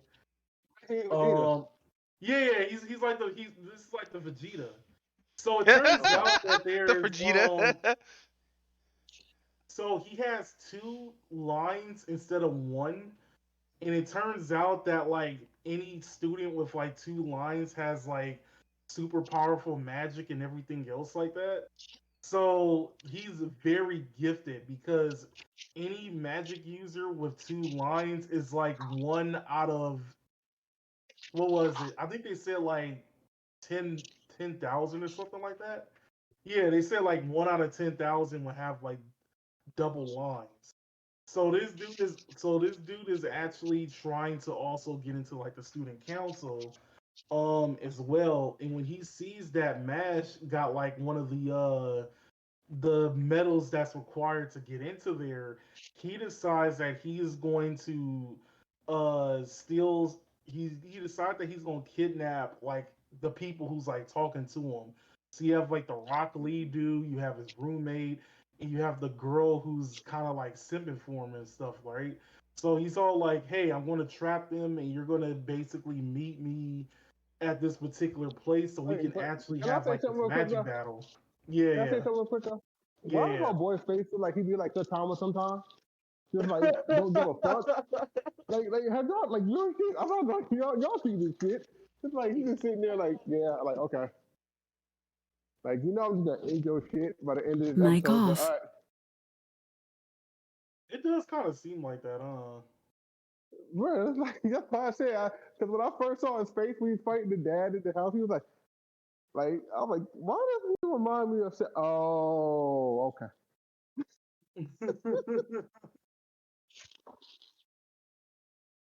Oh, that's bad, Joe. That's funny.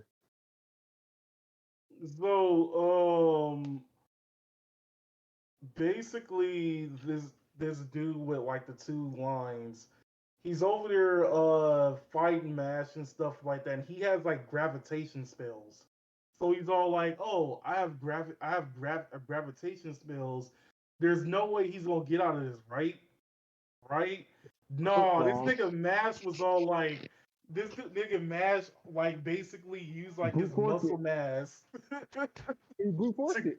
yeah, he brute forced that shit and actually Be won. Mic like, on. hey, And then be like, is it really, really fucking cheating if he's using his like his body? Hey, no, this dude is That's why basically using that Kinstro was a good logic one. at this point. do you think the principal know that he doesn't have magic? I wouldn't be surprised um if the principal knows he doesn't have magic though, but at the same time it would be kind of weird too. Yeah, Um yeah, but like, what if none of the like main guys have? Well, they have magic, but like, what if like the main guy doesn't have magic and he's just seeing right through this shit? that'd be hilarious if the person sitting there like, yeah, he doesn't have magic. I'm gonna prove a point, and he then. I'm actually kind of curious if there's going to be a character with illusion magic. Oh, that'd be crazy. Um, Muscle stops his foot down once. He's like, there he is. so, it's funny because like during the fight, Mash accidentally, um, punches the locket that home dude had on his chest and whatnot, and he picked it up. And he sees like a little girl in it, and then this dude Mash was like stuttering for a second. He was all like, "Lula, Lula, It's his Lula, little sister, huh? Lolicon. He's a lolicon." It's his little And sister, then isn't it? yeah, it's his little sister. That's It's like his bad. little sister. Boo! I'll fight you. That's No, my no, sister. it's funny. It's funny. It's funny. What makes it worse is like this dude was all like, "No, I'm not a lolicon.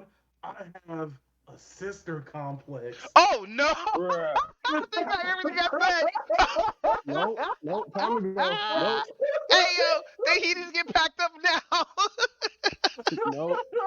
Time to So go. Nope. then, Wait, is it sister by blood or? I'm kidding. I'm kidding. no, Oh God. No. Oh, No. okay, okay. No. No. So I'm in the wrong podcast. I'm out of here. Exit door, stage left. The Ravens have left. The Ravens have left the coop. Raven, you still have 4 more topics left. okay, he actually does go into like the reason why he has it is because usually where everybody tried to bully him because he has two lines, she was the one who actually like took care of him and stuff like that. Wait, so the But number of lines give out your royal status or something, or has like a status? like I said, if anybody has two lines, that means that their like magic power is like more advanced than the average magic user. Oh, okay. So it actually turned out that the reason why he wants to get on the council is because his little sister has some type of disease that's erasing her magic. And Oh, by that, and remember, like the moment that the government figures out you don't have any magic, the government takes you away and obviously kills them off. So he's really? all like, yeah, that's the whole premise. That's the reason why like nobody could figure out that Mash has no magic, was born without magic. So if he washes his face, that line is gone. That's what you're saying? Because I know he has it on his face now, but like that's how you get tattooed on, basically. But continue, Yeah, King. he practically has it tattooed on. But yeah. So he was all like, I wanted that was the reason why he went after Mash, is because he wanted to get like the thing that he earned, and was all like, oh yeah, I need to like get onto this council so I can change the ruling and everything else like that. So Mash was all like, oh, he's not really a bad dude. So I can basically let everything that he did is go. Yeah, Which actually, now that I think about it, he kind of reminds me more of Luffy now when you think about it. yeah. Fucking jeez, dude said he had a sister complex and said that shit with his chest out. Damn. If he was saying, yeah, I love my sister because I want to take care of her and make sure she's well being, but to say you have a sister complex, yikes. Nope. Nope. Nope. Nope. Nope. Nope. Nope. Nope. But with It that was said, funny. I actually took a picture of that part where he calls him a lollygone. I know I saw. But with that said, fucking the marginal service is actually pretty good. I think I'm gonna watch this the whole thing way through, just like how I watched that one about the cards. I forgot what the name of it already is. I've been watching so much anime that I High haven't been card. yeah, High Card, that fucking anime, Jesus Christ. So basically, in episode 2 and 3, in episode 2, they're going out to find the Crystal Skull, who but it's linked to this pop star that they assume that's also an alien, right? And so they go there, do the little heist shit or whatnot, and they go more deeper into how like everything's going on between the aliens and the monsters and shit like that. Because honestly, aliens versus yokais and the monsters. And somebody put that meme under the first in that episode, the aliens versus monsters shit.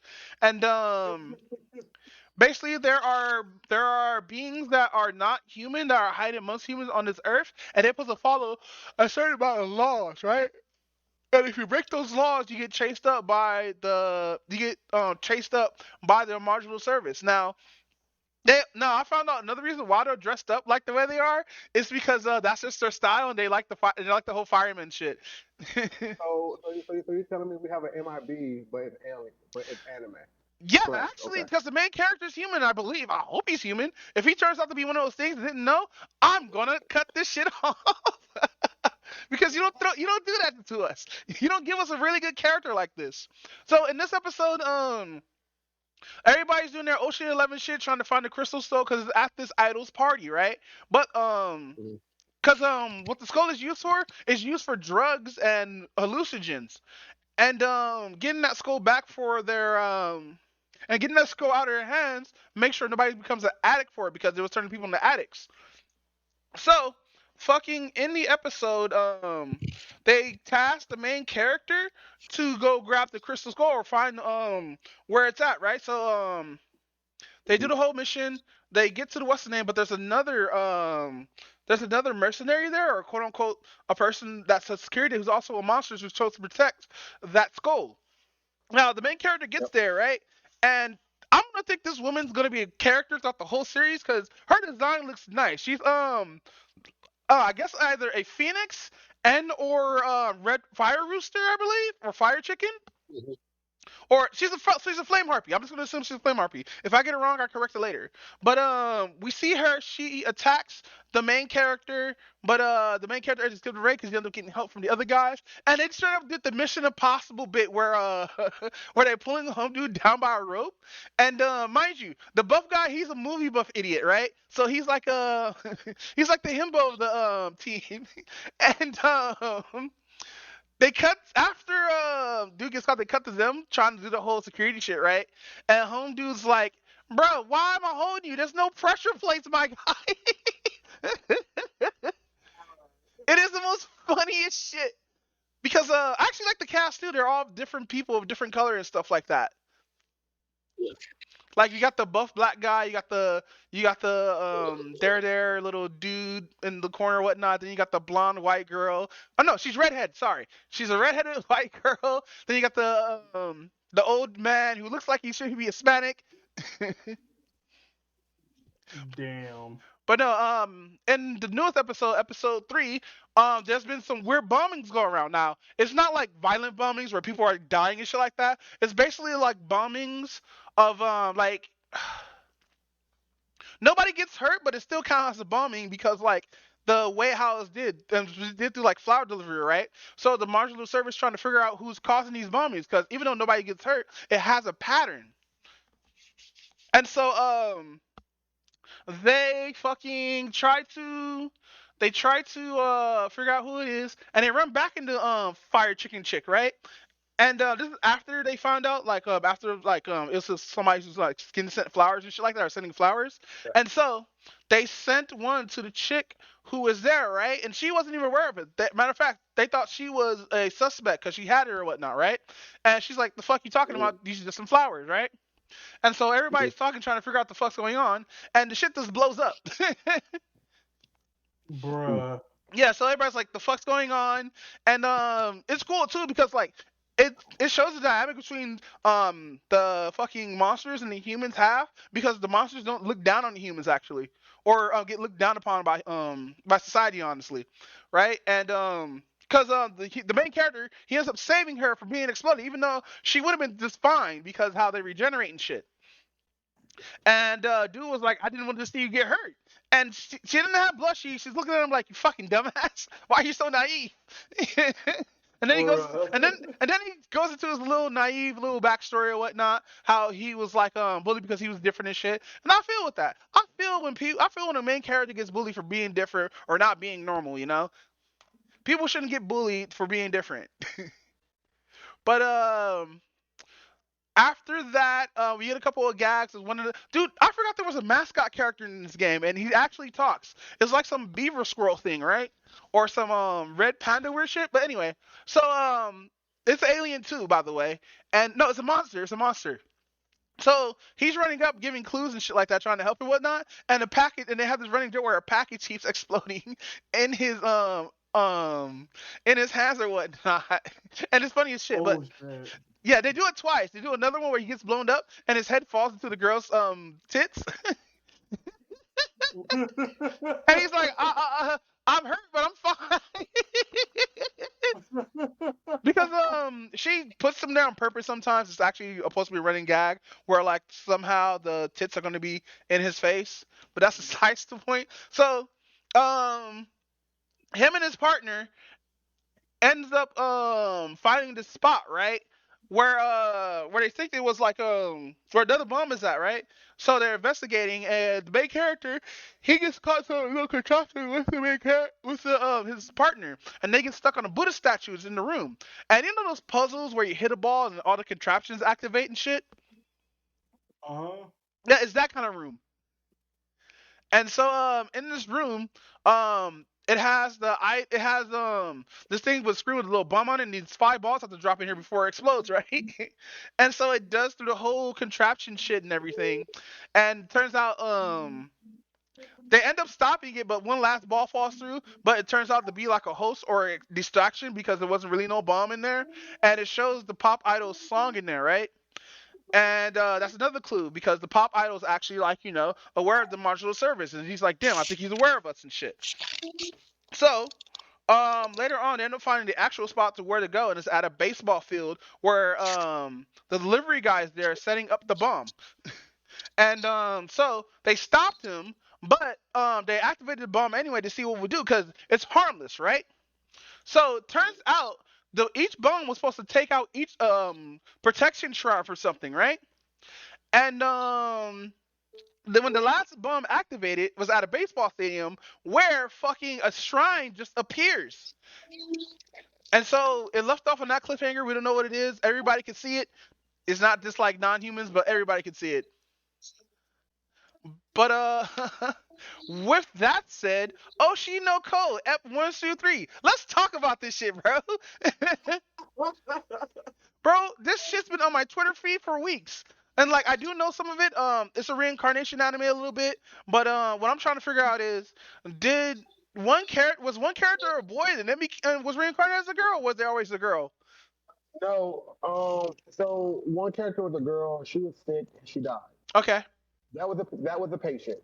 The doctor, he died eventually too, and he got reincarnated as a son. Yeah, because fucking he wanted to keep the little girl's dream alive by actually going to the Idol's concert for her, and like he ends up enjoying it and shit. That's wild. Yeah, that shit was definitely wild. Imagine being a fan. Imagine being a fan of Kim Kardashian and you get resurrected as Kim Kardashian's daughter.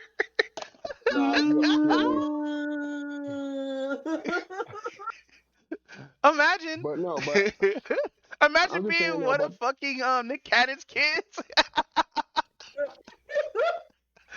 Which one? The 1 through 9. Exactly. He working on 10 and 12, right? Imagine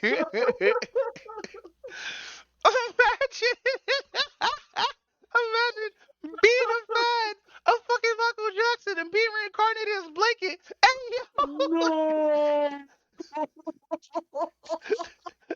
Y'all going to hell. Y'all got a front row seat. Y'all going to hell. No. So he'll make the jokes. Hey, I just said 1 through 9. I realized how messed up I was. I was like, you know what? I need to get back. Hey, look, if I get reincarnated as somebody's idol, it better be Alicia Keys.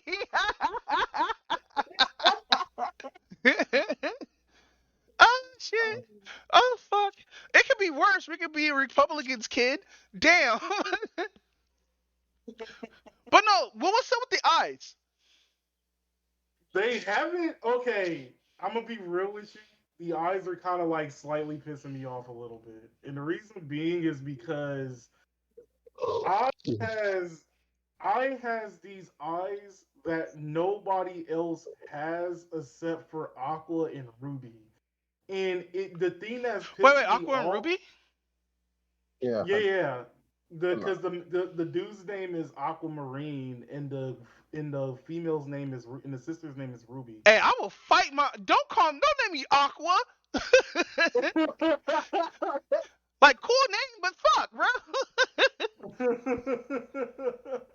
Like that's like a nickname that you give somebody. That's not a real name you give to someone.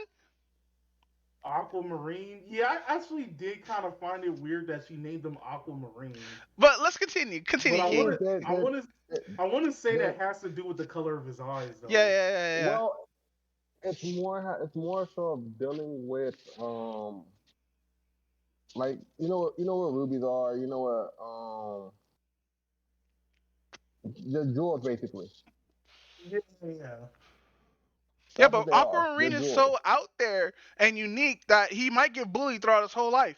But then again, if they would have used like a name, if they would have used like a name, like a surname, like you know how Pineapple has a different name than Pineapple. If they would have did something like that related to that eye color, then I would shut up. But like, I don't know, man. Just name your kid weird names. They know they're gonna get bullied, bro. And I don't want any kid to go through that. But no, yeah, I haven't watched it. Twitter kind of spoiled me a little bit, and with little other people talking about it with me. I think we talked about it a little bit. I think. Oh yeah, when we talked about it last time, I didn't watch it at that particular time. I just knew that it was something that I wanted to watch at that time. But now that I watched it, I did make a couple of mistakes. But outside of that, it actually did kind of come all together. Mm. Um, but no, like the thing that was pissing me off about the eyes is I has these unique like star-shaped eyes and everything else like that, and the only two people who shares those same particular eyes is Aquamarine and Ruby. And outside of the people who should know that that's her actual children, I don't understand how they're coming through so many people and nobody is not realizing, oh, those are actually Oz children. I don't understand that. So remember, I lost her popularity too, right?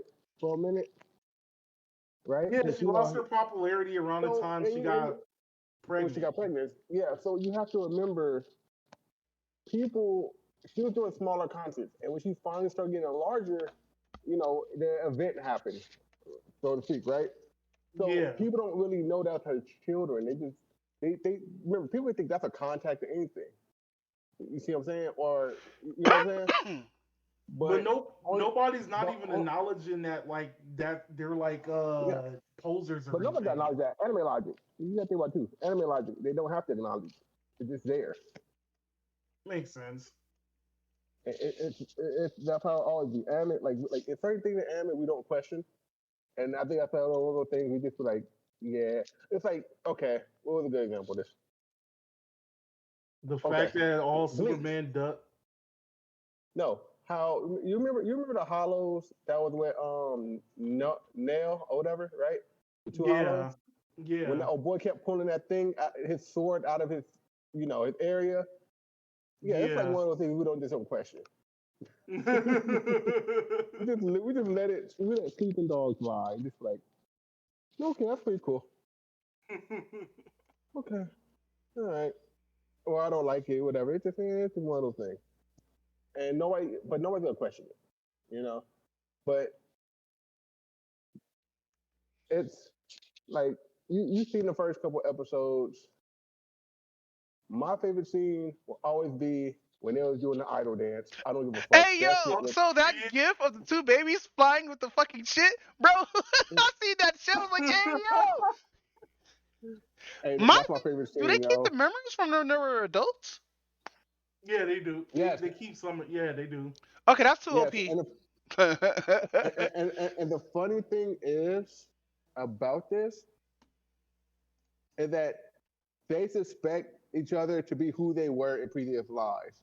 Hmm. Yeah. Now that they're related, but Ruby thinks Aqua was her doctor, right?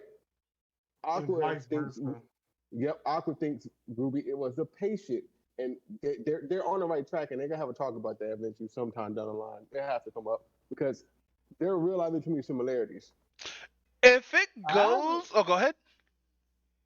Oh, if he goes like what? If it goes to the point where like they're aware the younger they are until they become older and older and just starts like losing memory, I would like that because that would make sense. Like on some almost some 35 jobless hero shit.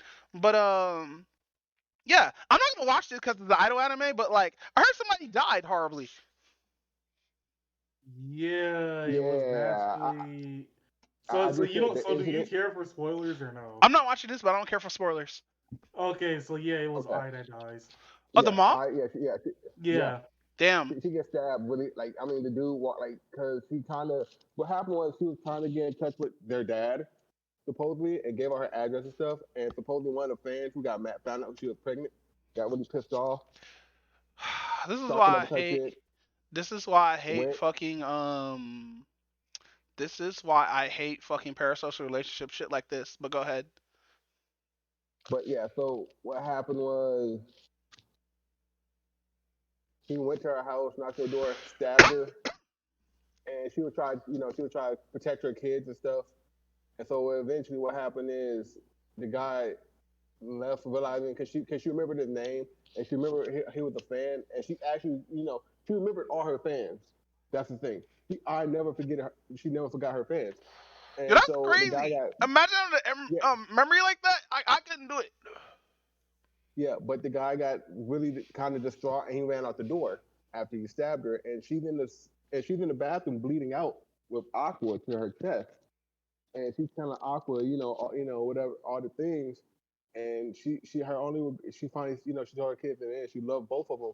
Then she died in the bathroom. It's really kind of messed up. Wait, you're kind of skipping over a few things though. Yeah. So the reason why this is basically part of the reason why the first episode was like an hour and 30 minutes is because they try to Mic make you off. connect with like Mic I on. like as much as they can. And I think also part of that is because of the voice actress as well, because they got to make sure they get their money's worth on that one. But Yeah. they basically make you show like what type of character she is and everything else like Mic that. And off. even at one particular point, they talk about like how she was an orphanage and Uh how huh. she got scouted out, like how she got scouted out by like Ichigo, which is like the name of her manager. And she was basically saying, "Oh, I don't think I could become an idol because I don't know anything about love." And he basically said that like, well, you just have to like, you basically just go on this tangent about like overall lying to your fans and everything else like that. And that's the reason why she became like an idol and stuff like that, despite being an orphan. But at the same time, she did also say she did also think about in her thoughts like right before she got killed, was she never said I love you to her kids not once.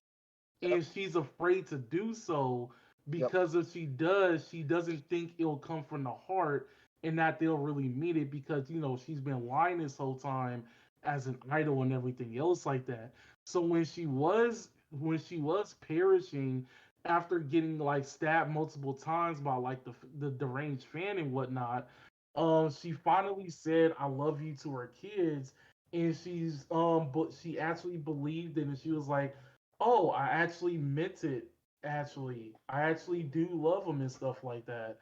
Mhm. And it becomes like a more like heart wrenching like scene altogether and stuff like that. And Yep. like the weird thing is when she passes, the stars in her eyes fades away, and it gives you Mic like this on. whole eerie looking look and stuff like that.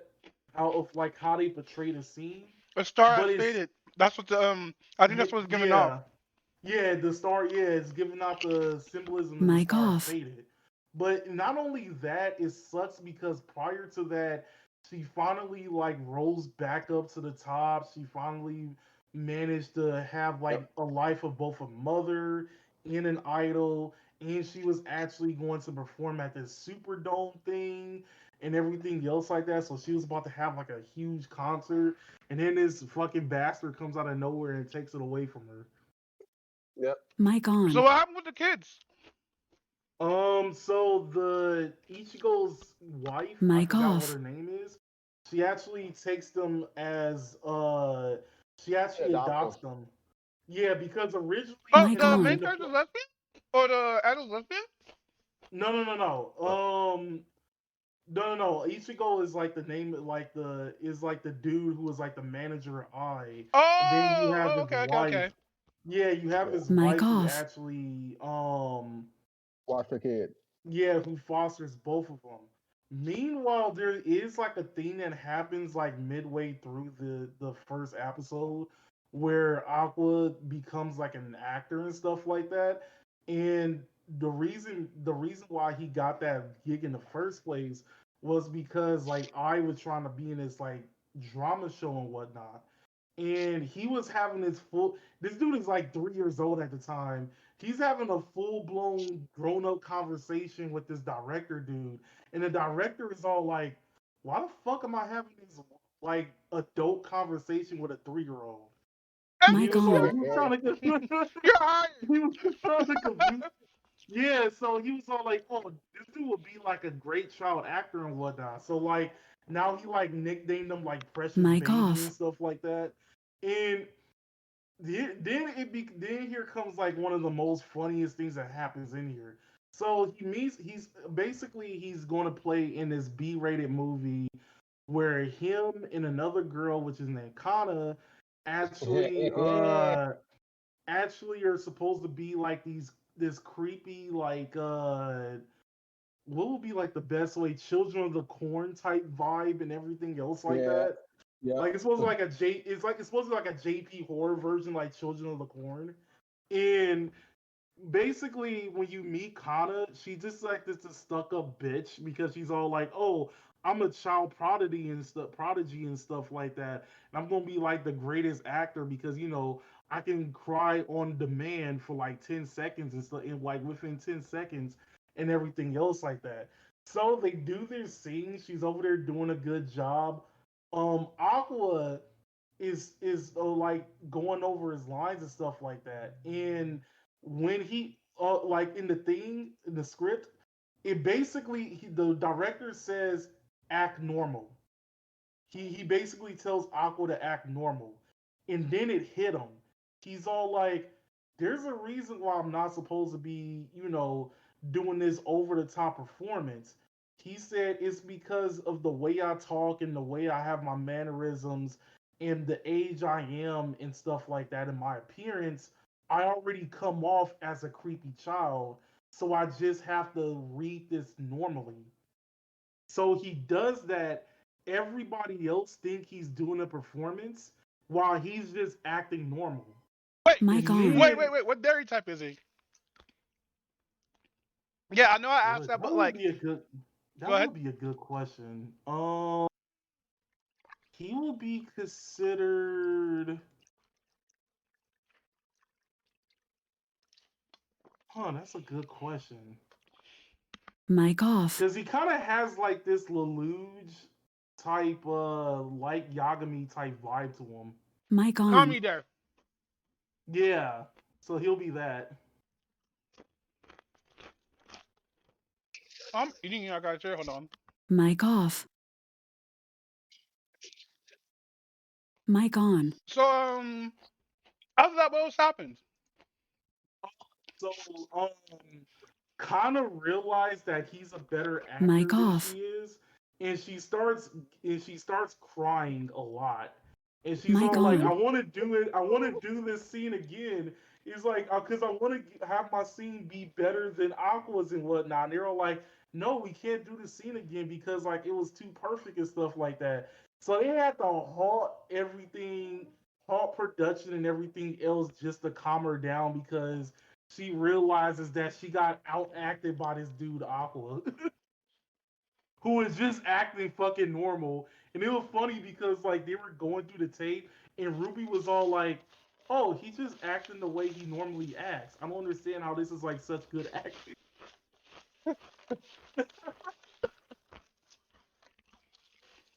So now the after like the funeral, even though like the director's wife is taking care of the kids, Aqua asked the director to take Mic him under off. his wing as an apprentice and whatnot.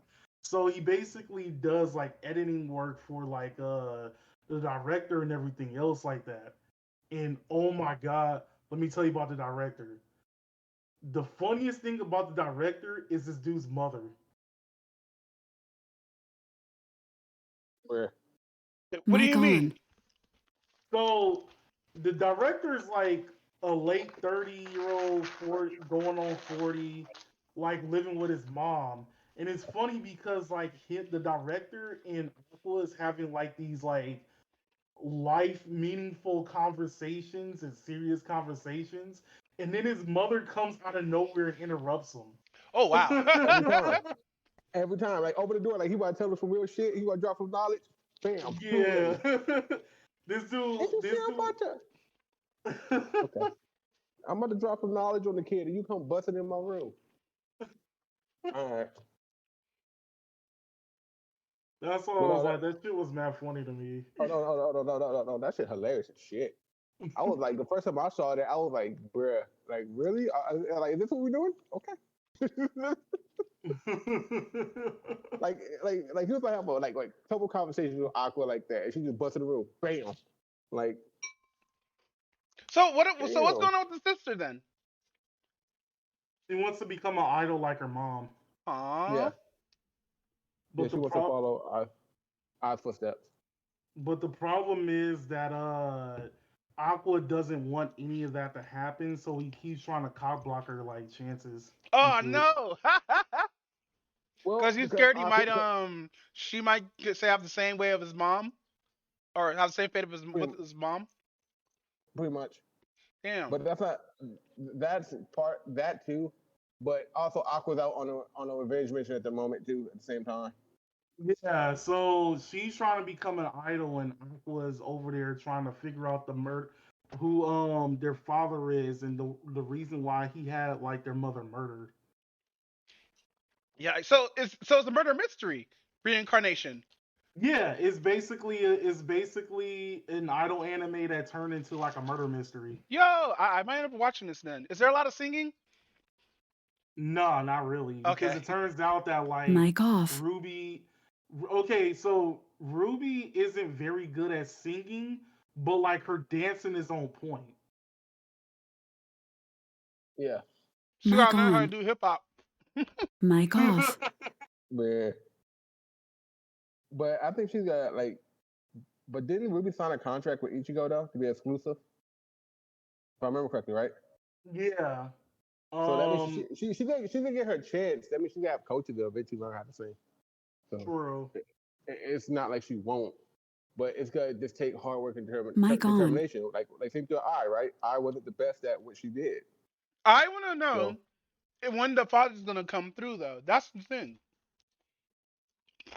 Well, that was if like what the whole murder mystery thing is them trying to figure out who the father is. hey, you know what's gonna be crazy? What's up? What? He turned up if they turned out to be famous. Yo, what are you trying to be like Christopher Reeves? I'm not Christopher Reeves. Yes. The other Reeves, one dude the Matrix. Yeah, I Ivanu. know. Keanu Reeves. There we go. Yeah. Sorry, these chips are fucking delicious.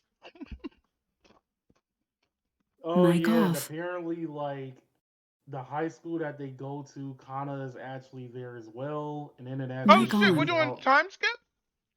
Yeah, it time Yeah. skips. Yeah. Okay, cool.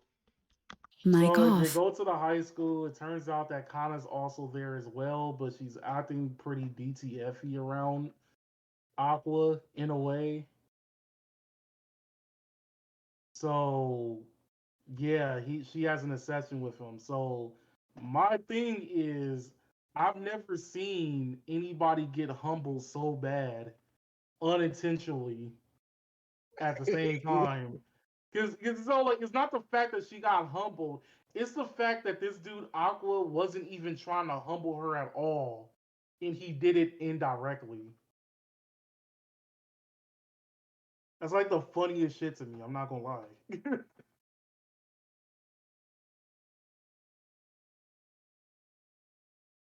But what else is there? Oh, so they actually got to his first lead too. Due to actually trying to hack into I's phone. And the first lead that they have at the moment is this one dude who is like directing like a oh, actually that does kind of bring up something. So he's directing a manga which is called Sweet Lovers, Sweet something. I forgot exactly what it was called. Mic on. Do you think And is this based he's on true supposed to be making events? a manga. No, it's not. It's not. It's not. Okay. Mic off. He basically is doing a manga adaptation, but like it's supposed to be like some type of romance manga, but apparently it's the manga that was actually read in Kaguya-sama Love is War. It's the exact manga that they were Mic reading on. there. Wait, what? This is the same universe? No way.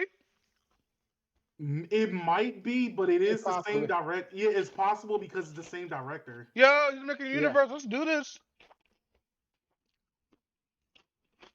But this And was Kage Love Mic is War is off. actually pretty pretty comedic and chill. This is a whole 180 though. it is.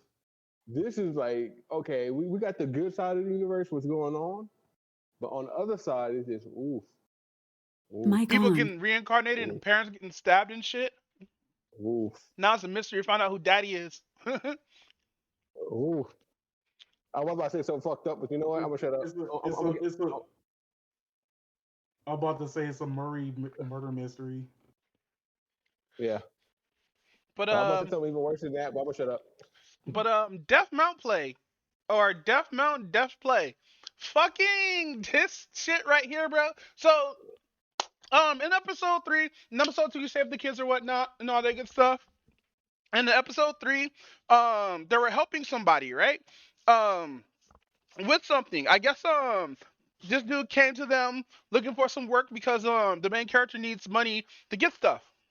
And so in this episode we find out how strong this dude really fucking is. And like not how we've seen in the last episode, but this episode, after you save the children to be a kind sport, they allowed them to stay at where they were first found or whatever. Not when they first found. I'm trying to remember because it's been so many fucking weeks, and I've been sick because I've been trying to remember anime right now. And in this episode, they go do work for somebody who ends up being kind of shady. So they have a little background. The whole thing of talking about what kind of person is he, why he does this, and why what kind of power does he has. So now we have to part where it explains like what kind of person is he, and he seemed like a pretty solid person. Explains like how economics was in his end, and like he's still trying to understand this planet or this world's things, right? So Right. the dude comes. So another dude comes. He comes up talking about, "Hey, I need your guys' help. Another organization is trying to kill me, or can you come help me and come here?" Right. So Yandere girl, and he's like, "Okay, let's go." Now the main character, he sort of got that L vibe right in this episode, right? Because when he's accepting the dude's mission or job, he's like squatting down, looking down with his hand out as if he's talking to someone. But that's besides the point right now. Um, Basically they get there, but it cuts to like these two. They're talking about these two cops and how dangerous they are, and like they don't come out. It's called they come out as thugs at first, and throughout the series or whatnot. They throughout the episode they talk about them a little bit, and then it cuts back to our heroes, right? So they get there, finally ambushed, right? And home chick gets popped like several times. She gets popped, bro. And they're like, we got you pinned now, kid. And home chick gets up like, fuck, man. I never been shot before, but that shit sucks. Like, wait, what? Because the yandere just got back up, not feeling a thing. And she's like, fuck, that shit sucks. And so dude's like, fuck this, I'm gonna do a Naruto move and fucking increase all like dirt, like some guard shit. It didn't kill them, by the way. He just encased them and broken their limbs. And yeah, we find out a little bit more about his little power and whatnot because it reveals the two dudes that where I was talking about earlier who were thuggish were actually cops. And so we go right into episode 4, which I watched this morning. And fuck, bro, these cops are intimidating, bro. Because one of them used to be former Yakuza. Oh shit. Yeah, he has the tiger back and everything, dude. So in this episode, it's on the two cops, right? And they're talking about the fucking incident that happened at the daycare with the skeletons being inside and those kids all being saved, right? But they know that it's linked to a they know that it's linked to a is linked to the organization that has all the assassin hackers and shit, right? But right. At the same time, we found out about this new assassin that's able to cloak himself. And like he's like just basically Sam Fisher, but super evil with bandages on his face, right? And so they go about how scary he is, how he can kill people, how many people has he killed. People like the only reason why they know about him because at least one person survived his attack. But but there's a super amount of high casualties. He obstruction of justice, kidnapping, all this terrible shit, bro. So So the two cops dudes end up walking around and end up meeting up. One ends up going to the bar that they're all part of, and another one ends up finding our two heroes. So in the beginning of the episode, our heroes are talking or whatnot, and the kid and the main character, the body as he took, he put his soul into a drone that he now puts into a little plushie, and which is fucked up. Why don't we just share the body? But that's besides the point because I guess he suffered from the blushies because the girl actually the yandere girl actually likes the plushie, so she snatches it away from the main character and starts coloring with it, and the shit turns beet fucking red. So like yeah, the blushies is effect here. I kind of hate it though because I wish everybody was older. Like everybody is older. It's just like the two main characters are just too young for me, bro. Oh, I see. And like I still don't think he realized that he's an idol because like in the first episode we see this dude on a billboard. But no, we go to our heroes talking to the Yakuza, the ex-Yakuza dude, right? And so he's like, oh Right. man, I don't catch any malice from him. But why is his neck like that?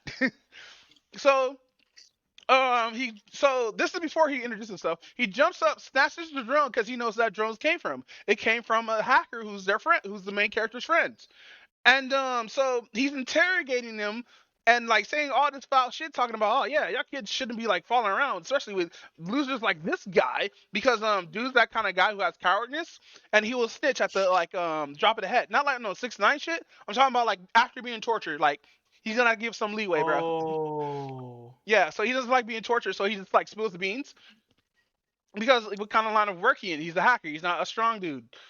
But and the main character's like, I don't really give two shits. I don't care. And it's about to unleash his magic, but there's a malice coming from this dude, and everybody's telling him, no, don't do it. He's a cop. And he's like, oh, a cop? And so yandere girl, she slips to the side or whatnot, talking about pervert kicks him, and they both run away, right?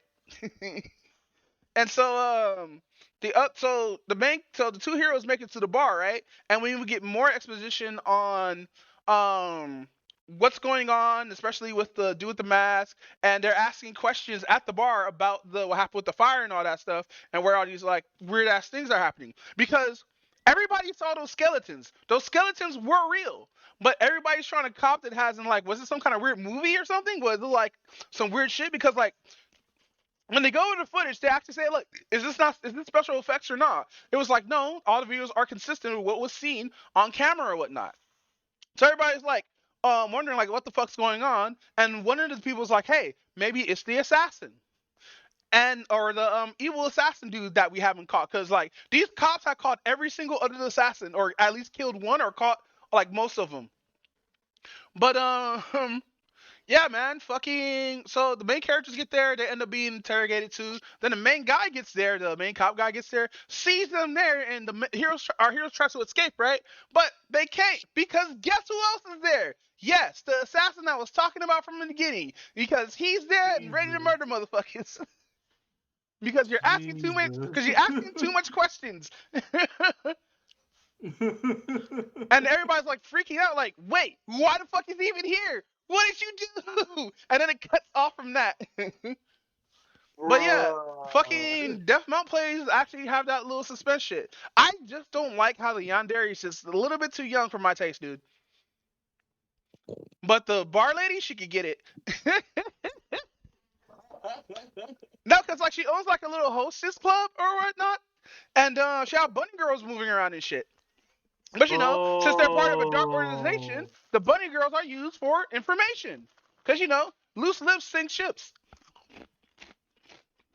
Yeah, that's actually true. But no, the cop partner went over there to attack them anyway because they know their organization, but they haven't did shit like evil lately, you know. But they're asking questions, and now they got the answer. But with that said, how's my otaku elf? Mic off. The shit's mad funny. I'm not even gonna lie on that. So I already talked about like the first episode, and we were like on the last one. So overall, like, An elf that came there from like 500, that came to like to Japan like during 500 years ago, or was summoned over there from Japan 500 years ago. So Mic they're reverse on. Jutsusai. Yeah, technically, yeah. Wow. Mic off. She's basically reclusive, and she's now like a shut-in like otaku, who basically with like a lot of product advertisement, product placement, is over there being worshipped by giving her like games and stuff like that. Like they legitimately like had like a worship serve. They like legitimately had like a worship service at the temple where somebody gave her like a VR Mic And she on. just lifting headset. this shit? No, everybody knows that she's like into like anime and shit. So Uh-huh. they were like, oh well, might as well, instead of giving her like treats and stuff like that, we just give her anime and shit. So does she have like any magic or anything? That's like the funny thing. She hardly has any magic, and she don't really have any divine powers whatsoever. Really? So she's just a cosplayer with pointy ears. Let's go. What if that's what it is? She's just a cosplayer. No. She legit is an elf, because like she has like a whole clinic that she went to. That basically every like generation of that clinic like basically like served her health and stuff like that. Oh. Like for a prime example, like one of the things that we figure out is that like elves can't catch like human codes, and humans can't catch elf codes. But like there was another elf that was introduced, and she gave her like a code.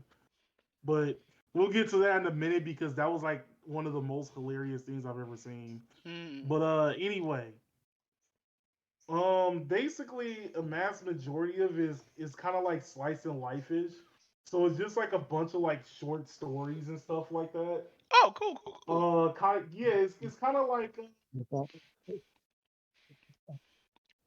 Lucky Star in a way. Mm. It does follow this, huh? I think Raven's talking to someone. Oh, okay. I was like wondering like where all that muffling was coming from and shit. But where was I? Oh yeah. So um, like I mentioned, it had like a bunch of product placement. The first thing she asks is the Miko in the first episode is Red Bull. I thought that shit was funny as shit. Like a dead ass. This shit has to be expensive. There's no way they got rid of. There's no way that they got away with that. But you know what? Oh yeah. Then like one of the shrine offerings was a bottle of Fanta. A bottle of Fanta. What's up with Japanese But people on Fanta? I don't know. Actually, I tried Japanese Fanta. That shit is amazing. Really? Yeah. Like, does it taste Yes, like I have sunskirt to. orange or does it taste like high C orange? Nah, it tastes like you could taste the fucking sugar, and it doesn't taste like, or it doesn't taste artificial at all. That's impossible. It's a soda. A Or non-artificial actually, soda? What? okay, no, okay. I think the best way to put it is when you drink it, it doesn't feel like you're drinking high blood pressure. There you Oh, go. so it It actually No, tastes doesn't. like a well, juice? no. But you're not drinking diabetes. That's Yeah, what I put. you're But not you're it's not drinking a diabetes. soda. Yeah, but you But gotta remember, like the Japanese way they. cooking is way different than Americans. Yeah. Wait, have you Have you? ever have you ever have you ever tasted Ramoon before? I don't remember, No, but have you ever tasted a Japanese Kit Kat? Oh no. my God! Well, that Oh one my I God! can't. Well, that one I can't really like follow on because I'm allergic to peanuts. So Like, well, I can't I got follow one. I on got that one for you. one. I got one for you. Shit, what was it? Because I have like when I was having the Japanese boxes come to my house, I had these snacks in there. Um, fuck, I forgot what it was. I should take a picture of it, but it wasn't. It was a candy, and it's chocolate. I no, not Haichu. Um, I had Shoot, high what was chew the before name of too. it? I have Haichu as well. Um, Haichu is too gummy for me. I think that's what it. Yeah, Haichu is like better Starburst. Yeah. I forgot the name of it. I forgot the name of what it was. Cannot think of it. If I could go back and find my Japanese box, it had all the list of contacts in it. I was gonna find it. Oh, okay. Yeah, Um, I was getting anime boxes and stuff too, so I got like the figurines and stuff out of it. Yeah, hey, I'm a weeb. Leave me alone.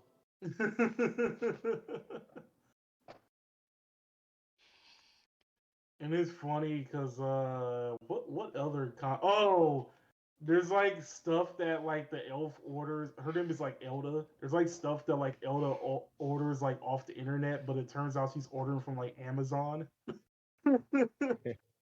It's pretty cute because like the delivery lady comes with the delivery, and like when she comes there because of like how shy Elda is, like she slowly opens the door and is like barely peeking out of it and stuff like that. And she uses like one of those like stamp things to like sign the package and all that. So like, how Uh, adorable is the elf chick though? Like, cause I have seen like I've seen all those gifs. I have one of them. I think you posted it here. Oh, okay. So her voice, she can yell, and like okay. The best way to describe it is she has a similar voice to Fluttershy. Really, a Japanese Fluttershy? Yeah, it's Japanese Fluttershy because like she would yell and it still doesn't sound like she's yelling. It sounds like she's whispering. Oh, that's so adorable.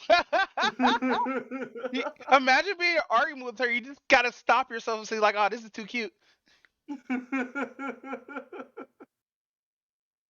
Yeah, she sounds like very timid and everything else like that. And it's like, um, and it's funny because like there's an episode that is showed like recently where she gets like a cold and Mm-hmm. whatnot, and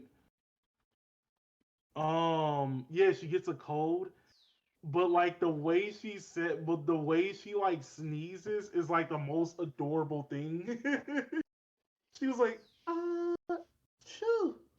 And then she just yeah, constantly doing it. She just constantly yeah, doing that.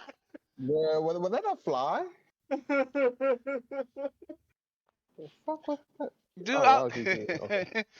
And then like this is where you learn about like the whole clinic thing and whatnot. And she was all like, "Oh yeah, I went to like one particular Wait, clinic." she can move her ears individually? Oh, Yeah.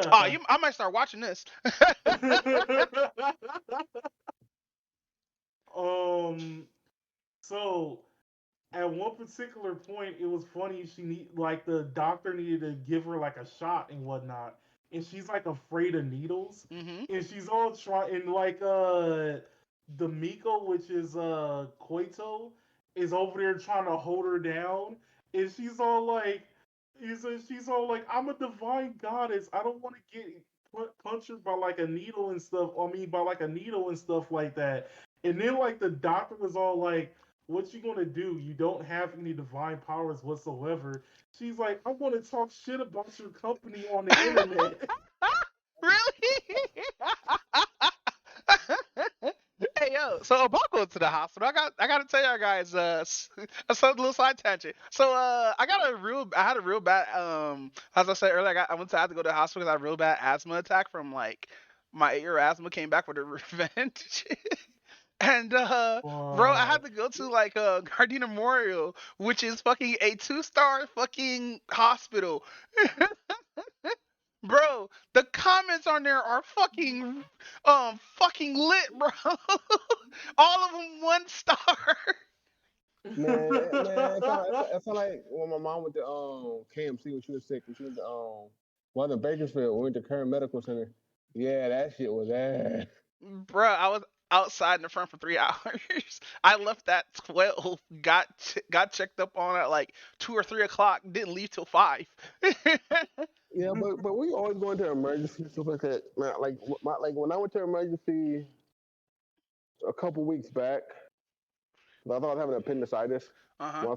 My stomach was hurting really bad. I was in there for like I went in at 7. I guess I went in at 5 in the morning. 6, like four, like yeah, like early in the morning, right? I was in that bitch until about 9 that night. I literally called out from work. I was like, "Hey, I ain't going nowhere, bro. I'm not coming in today." Boss said, "Why?" I was like, "Well, I took a picture of the hospital bed, sent it off." He's like, "Oh, all right, man."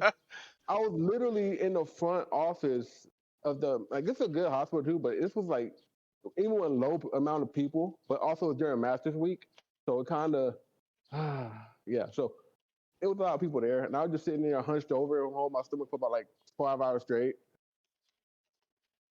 And then they finally took me to the back. They did X-ray, there's a CT scan and an MRI, and I was like, all right, cool. And I waited for another about 4 to 5 hours. They said they were gonna put IV in me. They never gave me an IV. Oh no. So, but the pain started subsiding and stuff, whatever it was. They was like, all right, cool. So when I left, they was like, well, there was nothing wrong with you. All your tests came back fine. I was like, no, bro. Like when you know your body or something's wrong, you know something is wrong. Something because it's not right. I wouldn't be here if it was right, right? Yeah. So they said, well, you could have pains or whatever. It could be an unknown cause. Bitch. All right, cool. So, So go but ahead. just for you to tell me that, you waited almost till about 9 o'clock at night, Like, I could have been at work. hunched over in pain, then left work and just got a half day. It took my last 4 hours. But still, but the fact is, like, you waited all day. I came here at 6 in the morning. I left at 9 at night. I was here. I worked almost 16 hours. Jeez. Okay. Hey, Kind of, go ahead. kind of reminded me of like when I had to go to like Centinela and shit like that, and at this particular time I had like a lot of foot pain and stuff like that. Like I took Tylenol and stuff like that, and it's still the foot pain still isn't going away. So I was like, oh, I might as well just go to like the emergency room and stuff like that. And it was stupid because like I stayed there for like 4 or 5 hours and stuff like that. Hardly getting attention and anything else like that. And then they took X-rays of my foot and like legitimately said nothing was wrong. So then got like a second opinion and stuff like that from like another urgent care, and that's when they told me about like how my foot ligaments are like torn and shit like that. Yikes. So yeah, Centinella's is like a piece of shit hospital, but sadly, because of my because of like my medical insurance, that's like the one I have to go to. So yeah, fuck them niggas. So with that said, are there any other elves in this show? Yeah, they introduced one in the last episode, which is like a dark elf lolly chick. But Ah, like, damn it! Fuck! Why is he lonely? Fuck! I'm sorry for my not outburst. I heard dark skin and got happy, then Loli came right afterwards. I just came instantly mad. she's kind of it's funny because she's like the complete opposite. Like she's kind of an adorable though. But like the funny thing is she's only 1 year older than Elda, That's hilarious. and it's it's funny because like Elda is like, oh, we're in this very long, like 100+ year battle and stuff like that. So but we keep tying in these particular battles. So we have to like figure we come visit each other every once in a while to try to settle the score. But every time we do, it every time we try to settle the score, it ends up in a tie. So um the Miko for Eldest Shrine is all like, wait, they're in a battle and stuff like that. It's all like, what did they do to each other to go into like an intense battle? So she thinks they're about to start fighting, and the dark elf chick, which her name is like Yord, she actually pulls out this piece of paper, and it turns out this whole war has been tic tac toe. Really? I forgot what they called the game, but it's basically tic tac toe. And they keep getting into ties with each other, and it's been going on for about like 100 years and whatnot. It's all like, and then like, uh, Koito was all like, like if anybody doesn't make any mistakes, it's gonna keep ending up in a tie, right? And that shit was that funny because they realized they just wasted all that time trying to beat each other in tic tac toe. That's wild. Imagine being in a fucking world because of tic tac toe. Oh my Shit. god. Yeah, this anime right here is my new favorite. This is gonna be my brain turn off anime for this particular season. Cool, cool. So, I've been watching. I haven't watched a couple episodes of Hell's Paradise yet, cause last episode I watched, I really became sick. I know I keep saying that, but I was That really fucking sick. But that shit is fire. I think that's fucking, a they cap. show. I watched the episode where they're still meeting up with a bunch of people or whatnot, and I'm just still finding out that this land is how fucked up it is, right? So instead of going to the main character, it goes to somebody else. So when let me find the screenshots because I did do screenshots of this. When where is it? No, it's not there. God damn, I got hentai on the site now again that I have to block properly later. But Oh. yeah, in this episode, we find out one of the boy characters, the girl, obviously, and we find out the other female character is trying to team up with some of the assassins, right? So luckily for this assassin, she links up with the main character, and so they have their little spat or whatnot, right? And even though dude's a killer, he doesn't want to kill her precisely because she sees it as annoying. But remember, everybody's trying to get a fucking pardon, right? And Mm-hmm. everybody's trying to like either to kill everybody else so they get the pardon for themselves or team up. And the purple haired chick or the purple gi chick rose up talking about, hey, let's link up with the main character, and they end up getting the little spat, and she does the most craziest thing and reverse mounts this nigga. How the fuck do we reverse mount someone? Reverse mounts, Let me bruh. show you this reverse mount, my guy. Bruh. This reverse mount is the most wildest shit I have ever fucking seen. Cause it looks like they're fucking dead ass. Where is this shit? I know I just took the picture. Dang it. I have to right click. Wait, No, that it's kind of there. reminds me of that one anime that I saw like a clip of. Um, it's called like Golden Kamuy or some shit like that. Oh, go to Conway. Seen that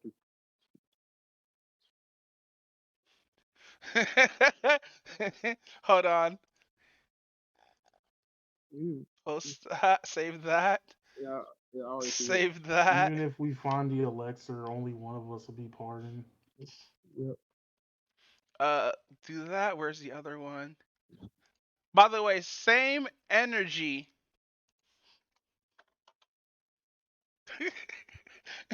Ew. Ew. But no, this might be best character, but like I still dead ass think that the main character's girlfriend is just dead. I think Oh, you that's mean his wife? I think that's Takanashi's character. You mean are you talking about Gabru's mom? You talking about his wife? Yeah, I think she's dead. Like Uh, something had well, happened to well, her, and remember, I think he's unaware. it, But I think when he gets back, she's gonna be found dead. well, remember the Amon always said she knows she's alive. She cause remember the Shogun has to guarantee her No, safe in order for him to get the elixir. If he doesn't get the elixir, that's when they'll probably kill her. She's alive right now, but he won't kill her until he get what he wants. Damn, that really does fucking suck. that's that come inside me type now.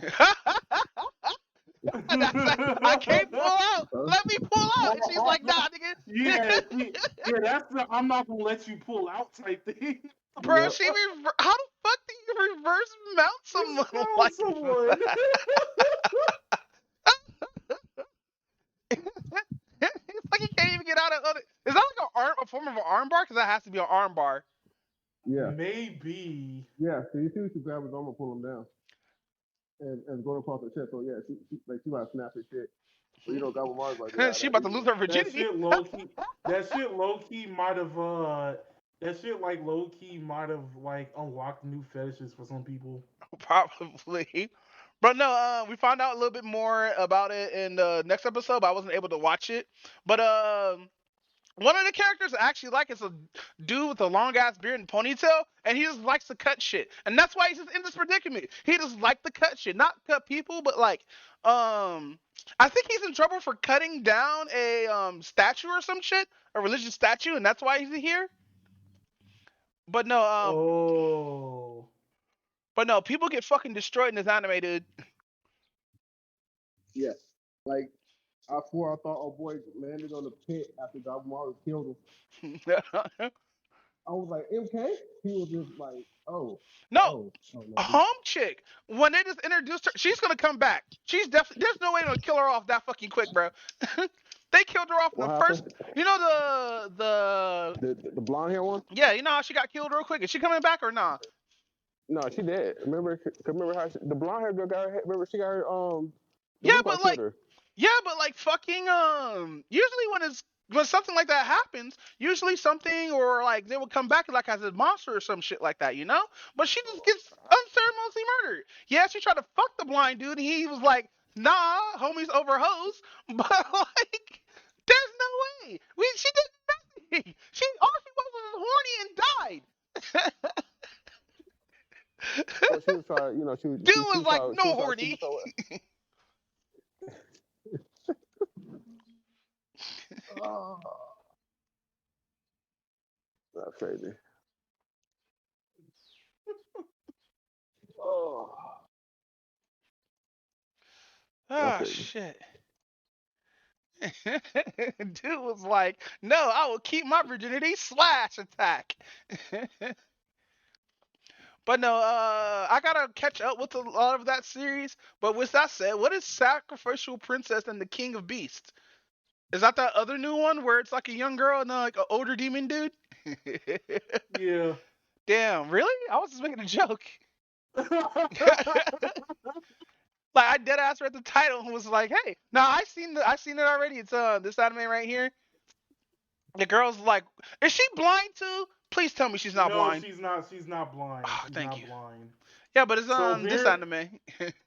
yeah. So apparently, there's like this. There's like this place where like beasts and demons are at, and then it turns out that like they go to like different villages and try to like find like to find like a woman to like sacrifice and stuff like that. hmm So they meet this one girl, which is her name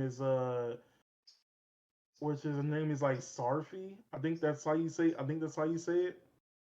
And it turns out that she was actually designed. She was actually born within the village to become the sacrifice. I think her name actually means like sacrifice in some Oh type of wow. language or something like that. Uh huh. So you meet the first thing that happens is that you meet her and she's already captured by like the beast and whatnot. So she goes by the king, which is like the lion dude that's in the picture, and then she starts actually talking shit, like not like super off the wall talking shit, but more like acting like she doesn't like care that he's like in high power and stuff like that. She kind of get has like those um she kind of has like a more innocent version of like Dante from Devil May Cry wits on her and stuff like that. Wait, so she's naive? Yeah, she's kind of not really. She's not really naive. She knows that she's about to be sacrificed, and she accepts it. And she was all like, "Might as well just like act out altogether." So, It's like I'm going to get sacrificed anyway. What's the point of me trying to beg for my life or anything? so the girls are lowly. Really a lowly per se. What do you mean per se? It's just the yes or no question. No, because I look at the GIF right of what's been posted here, and she's way too tiny, bro. Well, that's why I'm saying per se because they don't necessarily give her age. That's They the don't loophole. necessarily. That's a, the thing is they don't really give her an age, and she does look pretty young. She does look pretty young, but because of the size difference between like her and the king, like it doesn't necessarily specify. So we don't know if she's like we don't know if she's like a preteen, a late teen, or whatever. We don't know. Bro, his head's the size of her chest. The fuck do you mean that as a kid? But no, continue. This dude pawned Oh her whole Lord. upper torso.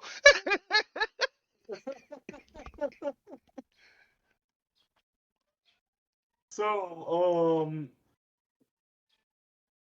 basically, of course, like the every all like the beasts are kind of all like, why is she talking so? Why is she talking like so much shit? And she's all like, why wouldn't I? So she the king actually gets a little bit curious, and he's trying to figure out why she's not afraid of him. So that's when she basically tells the story of how she figured out that she was supposed to be the sacrifice and that like her whole life was just basically a lie and stuff like that.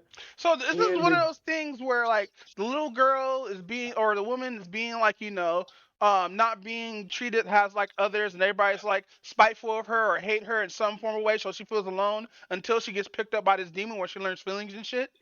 nah, nothing like that. Instead, it's kind of more Damn. of she's going to live a normal life, but eventually she's going to become a sacrifice and stuff like that. Damn. And so in So the end, she yeah, still dies. It wouldn't matter, basically, right? yeah, basically. That, So yeah, it's basically like that in a way. Of course, like the king definitely takes pity of her and everything else like that. Well, yeah, she's a And sacrifice. the night of the sacrifice, everybody says that like the king goes down to this particular thing underground to do the sacrifice, but nobody's allowed down there and stuff like that. You know what I think he does? Um, He releases these girls into the wild and be like, and give them like a back and go like, bye. oh yeah, that's kind of sort of actually what kind of happens. What? So it turns out yeah. So it turns out that he's not fully a beast. He's like a half beast, half human. And whenever like the full moon comes up, he whenever the full moon comes up, he loses his beast form and turns to like a human form. Wait, so he's in Yasha? And yeah, basically like that. Basically like a reversing Iwata in a way. Okay, is the character's black? Nah, he's Damn not. it. Why? Ah, I hate this. Go ahead. So basically, when the sacrifice happens, he like stabs himself in the arm so some blood would come out to make it look like he like killed the sacrifice. But he then like lets the girls go and whatnot. So, He's like, And like, is the he's like, sacrifice needed, or is just some kind of like old rule that he's not trying to follow?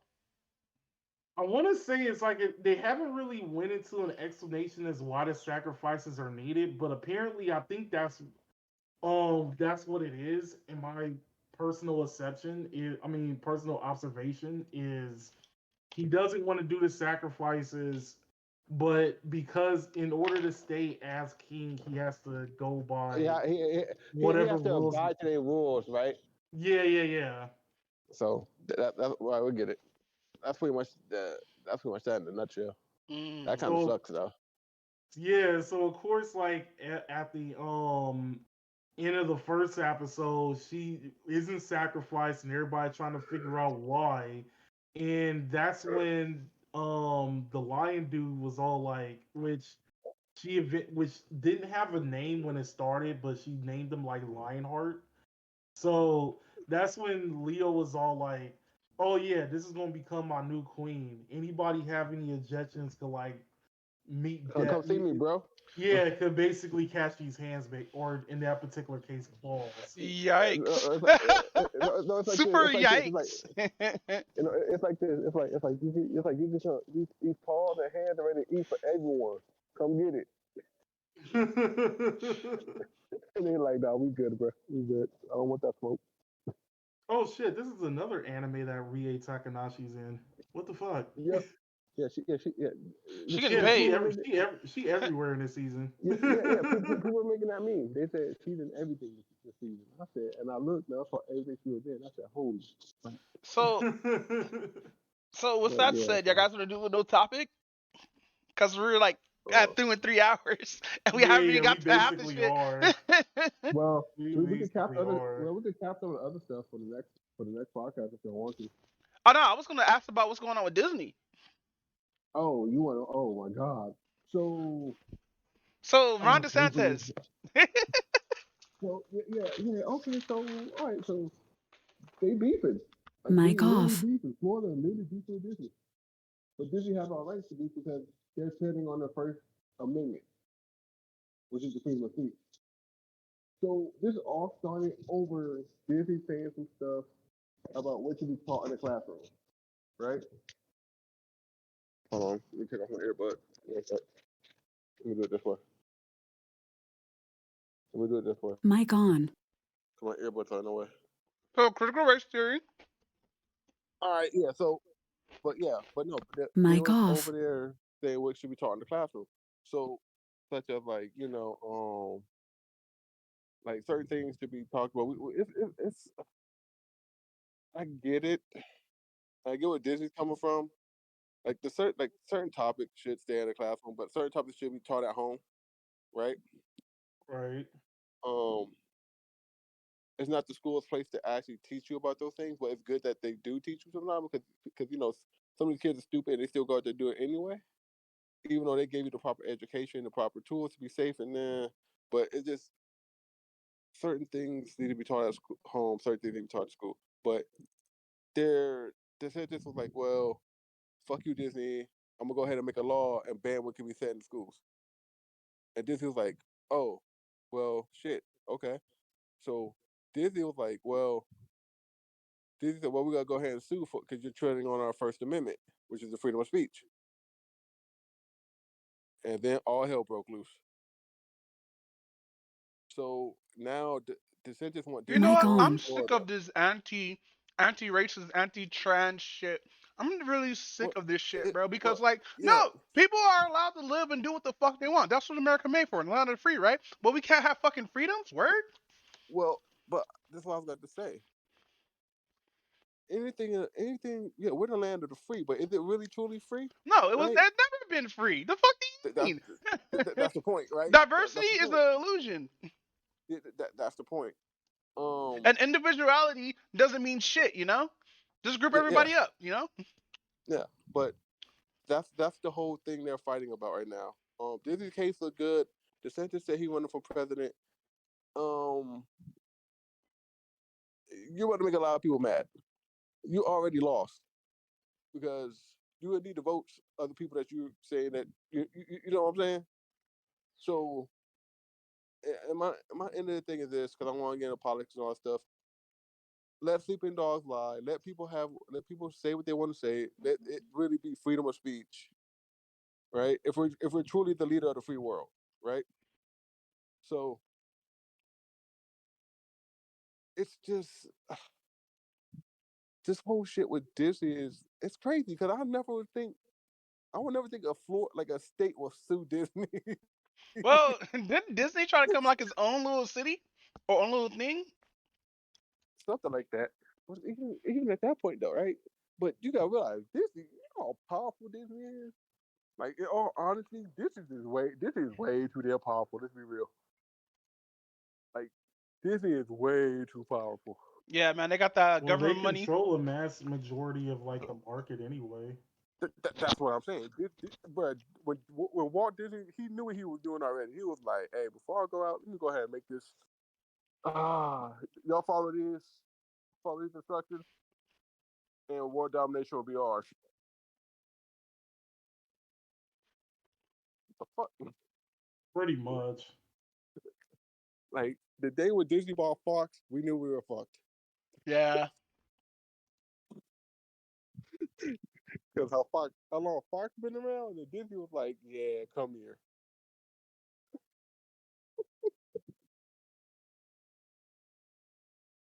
Oh man, but like I said, Disney is way too strong, and like I don't think he's gonna win that case because too many people like Disney. I don't know. Disney be doing some shady, stupid shit, especially with But the the point, with the Marvel No, okay. franchise. I'm gonna say it does, but I'm gonna say this: still, a lot of people like Disney. Legit, a mass majority of people who moved to California moved there because of Disneyland. I'm gonna say that, but also the weather. Yeah, the weather too. Because like if you really think about it, who wants to, like I live on the East Coast, and like shit, I'm built for this. I need to go back home. Y'all think I'm joking? This shit's ass. Like don't get me wrong, I love the South. I love the South. I love like certain things in the South. I love, but like hey, like human, like hey man, when it's raining and the sunlight's dead out. I mean pouring down raining and the sunlight dead out. No, I didn't go home. Nope. Time for me to go. People getting mauled by gators and shit. Not even that, man. I saw a gator across the street one day. Y'all niggas gotta Hey be yo. joking. Oh hell no. I don't know. We got coyotes out here. I saw a coyote by the golf course where I'm. Man, I got coyotes on my job. What do you mean? I got coyotes and fox. They come by the window, look at me through the window, like, "What up, nigga?" Like, nah, bro, you gotta take your ass home. Nah, bro. There was a Honestly, coyote. will Go ahead. look honestly would feel like a lot safer near a coyote than a alligator. Why you Yeah, say but that? the alligator is slow. That's the point. It's not gonna. I don't know, man. Those bursts of speeds I've been seeing online, that shit Yeah, scares the shit out of me. have you seen those speeds they do when they try to sneak up on somebody? Hell no. Bro, they That's put if all they their try to sneak energy up on into you, those four but little I'm gonna arms say that this. they But if got. they on land, remember they cold. Like they try to warm up a little bit. That's why they on land. Like, they usually don't bother nobody unless somebody go fuck with it. And that's when people get stupid. But usually they get people who, handlers and stuff come out. They put the thing over their mouth to, so they can't bite you, and then they take it back in the water, and then they let it go, and then it goes right back in the water. Like, all right, nigga, thanks for the help. Now I've seen snakes in the building too. Oh no, I definitely can't handle that. No. I definitely can't handle that. But just I'm not really I'm not scared of snakes. I just won't touch it. Like I will admire the animal from far away, and I give it its respect, right? As long as it's not bothering me, you cool. You can go ahead and sit all But you why want, would you nigga. try to touch it though? Shit, because I got tell people who try to touch snakes all the damn time. That's how accidents happen. No, I got these little blackbirds I always hang around my window. I think they're a part of a family or a nest or whatnot. There's this one bird that's like trying to communicate with me with car sounds. Man, no, I'm telling you, one day I had a bird sit up on my job under my desk. I'm sitting outside right now, underneath the table where my boss is at, Uh-huh. right across from me, and they was like, it just sat there the whole night, looked at my boss and my other boss is talking. They just having a conversation. Bruh. I'm like, take that, fly your ass over somewhere.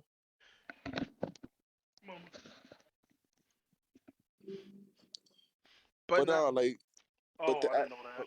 but back to the case. In all honesty, I think the case may get thrown out because just for the fact that it's Disney and it's over fucking freedom of speech, and then it's like over an amendment, you a know what I right think it that they is? have. Ever since we try to take down those statues of those racist ass Confederate heroes, they've been trying to eliminate racism, or they've been trying to eliminate But certain freedoms that people have. half of that we didn't even. Well, okay, the statues maybe, but like a mass majority of other stuff, like the Aunt Your Mama one Hmm. and Like, stuff like that, we didn't ask for that. No, Nobody cared about that. no, it's yeah, pushed onto that's the us. point. I mean, I just had a conversation about this with my mom the other day. I said nobody cared about the person who played Cleveland. Nobody cared about the person who played. I don't give a fuck who played Cleveland No personally. one It gave about a me. shit, and Ronnie Downey Jr. was in blackface. We all sat there Yeah, and laughed. that's the point. Tropic Thunder was the most funniest shit in the world. I tell people that all the time. I said he was playing a character. I said y'all get your soft ass out of here on my face with that shit. I mean, a mass majority of that is like white guilt, though. Yeah. But that's true. But then it's like this. Get over it. Like if you're letting your voice to a character, you're letting your voice Here, to let's a talk about that in a character. bit because we will be talking about racism today. Oh my god. But nah, But yeah, fucking. I find it kind of weird that governments get to tell companies what the fuck to do. Well, no, I take that back actually, because that would be me being a hypocrite. Because if I say that, that means I agree with Elon Musk. oh, y'all heard about that, right? What? No, I didn't About hear this. about it. What do you do? What So do you do? no. So about the SpaceX launch and shit. What happened, right? Oh, when that shit blew up, Yeah, bruh. but you heard no. But they said it was a successful launch, but it did detach. So what happened was, of course, it blew up in the air, and debris came down, and fell on people's car. Oh So shit. people suing their ass. They're like, yeah, sue their ass. SpaceX with our money. So, but Elon Musk money. So Elon Musk is he gonna come to your house, put a briefcase on the table, walk out, and go buy you a new car. Bro, he's gonna give you a Tesla.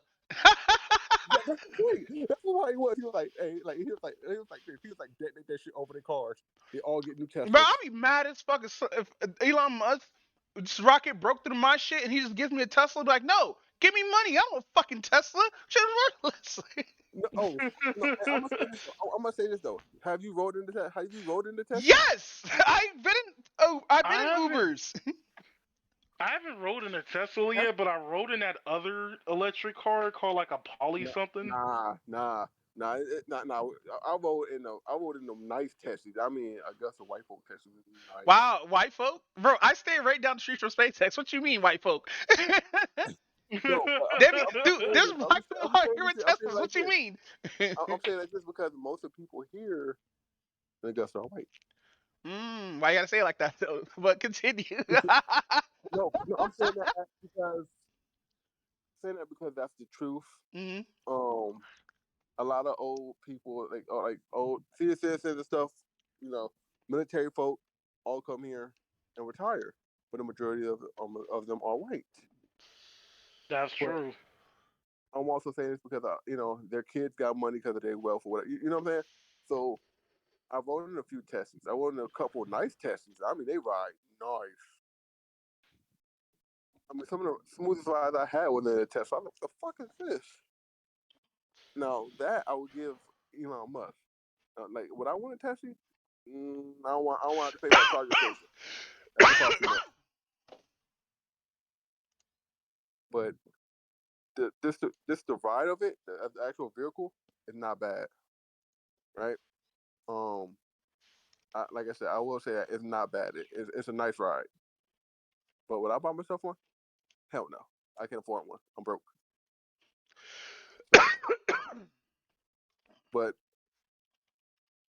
yeah. So, but when it comes down to it, though, if it did fall on your car and he just came up, just dropped a briefcase with the money in it, or he drove up to his house with a test. Hey, it's a free car, but I'm gonna trade this car in the next day and get another one. It's something I want. You see what I'm saying? hmm So, but yeah. So it fell on top of people's cars and all that stuff. And I said, well, you the one who wanted to go out there and go watch the space launch. Me, I wouldn't have I wouldn't have rolled out there. I said I wouldn't have went nowhere near that. Just because of that reason.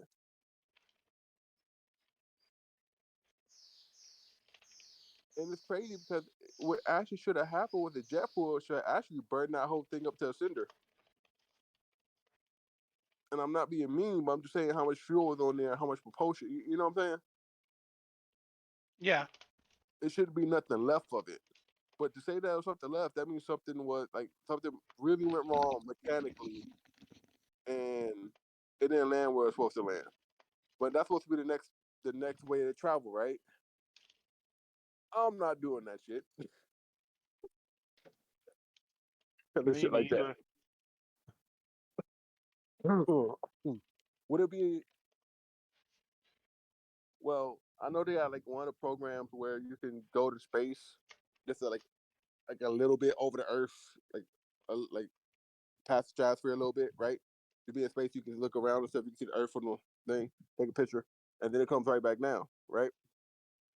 Right. That I wouldn't mind doing that, but my only fear is that what happened with that rocket. Yeah, we don't want another Challenger incident happening. Yeah, but most space launches now, are all pretty good, confirmed. We really haven't had no really bad space launches. You know what I'm saying? Which is true. Which is actually really kind of crazy because for the fact that that. But remember, that's a prototype too, right? That they're getting ready to keep making more, and that's a lot of progress considering how long it stood in the air. How you know what I'm saying? That's progress. So SpaceX got more work to do, but we can move on to the next. That's a little side tangent. We can move on to the next topic if y'all want.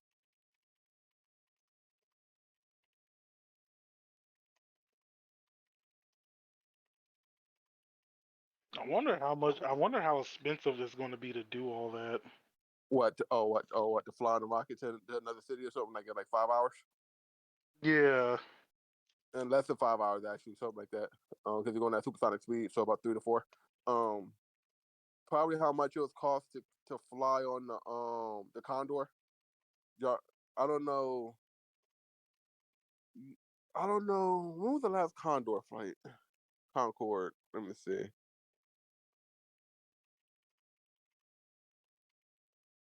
Because that was a plane that was actually at supersonic speeds.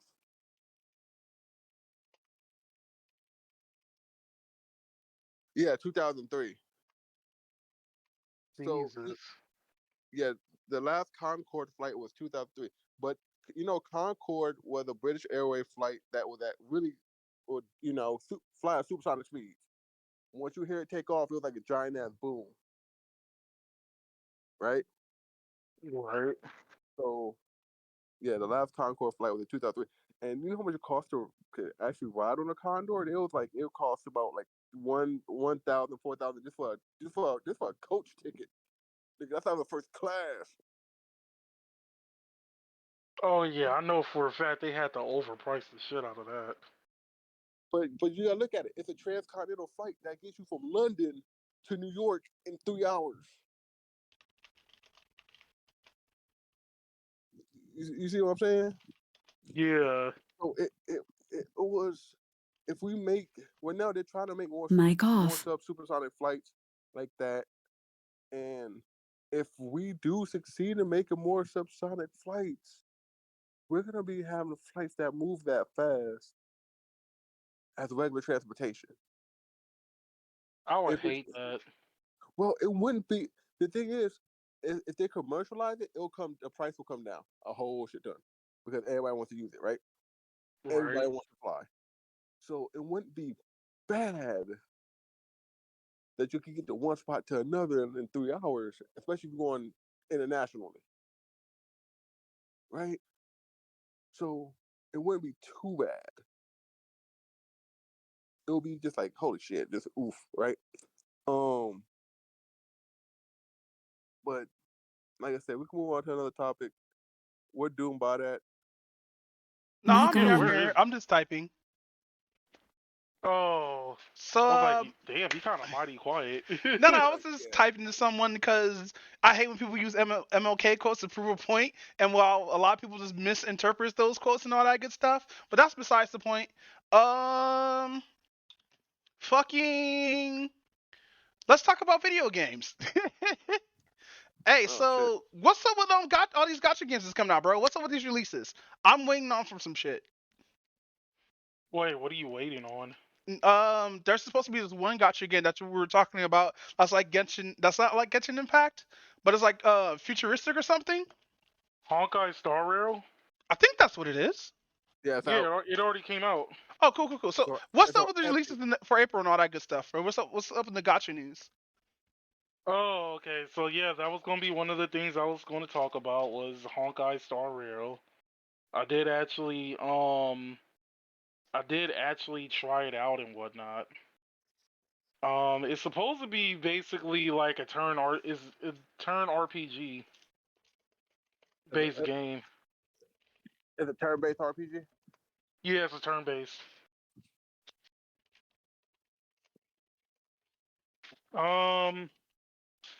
So yeah, it's a turn-based RPG. Let me pull up the thing. And I tried it for a while because surprisingly, my new phone can actually could run it. I have to run it at like low settings though, so Yikes. it's a possibility I can run Genshin on my phone. But wait, you have to run Genshin on? You can't run Genshin on your phone? That shit was like super easy to run. Like I can't run it because my phone's actually garbage. Super easy to run? No. Really? No. Genshin takes like I have an iPhone 13. That shit still makes my shit run. Genshin doesn't even show up in the Play Store in some phones. Like I think for example, like the LG phone that I had like a couple of years ago, like Genshin didn't show up in the Play Store at all. So, like no. And it was basically because the device wasn't compatible with it. Actually, that phone was kind of garbage when it came to phones because it didn't even run Arknights right. Oof. Oh shit! I don't think I should have put that much oil. But what you cooking, boy? Hamburger. Hamburger. You putting oil or are you making fries? Well, no, I'm caramelizing onions first. Oh, okay. I'm about to get on you, bro. My boy said he making hamburgers. Cal said, man, I'm telling you, bro, when we were younger, Cal, your mom wouldn't even touch the stove. Remember that shit? Yeah, I remember that. Damn, your mom wouldn't even touch the stove. Your boy knew how to cook and all that shit. I was like, damn, I know how to cook. Shit, I cook at home. Damn. Your mama said, don't let Jenny touch that stove. Yeah. Man, telling you, man, it's funny now though. When we think back on shit like that's hilarious. I know, right? Damn, Cal, we old. Yeah, we hella old. No, we know we old when Dwayne had a kid. That's how we know we old now. Yeah, exactly.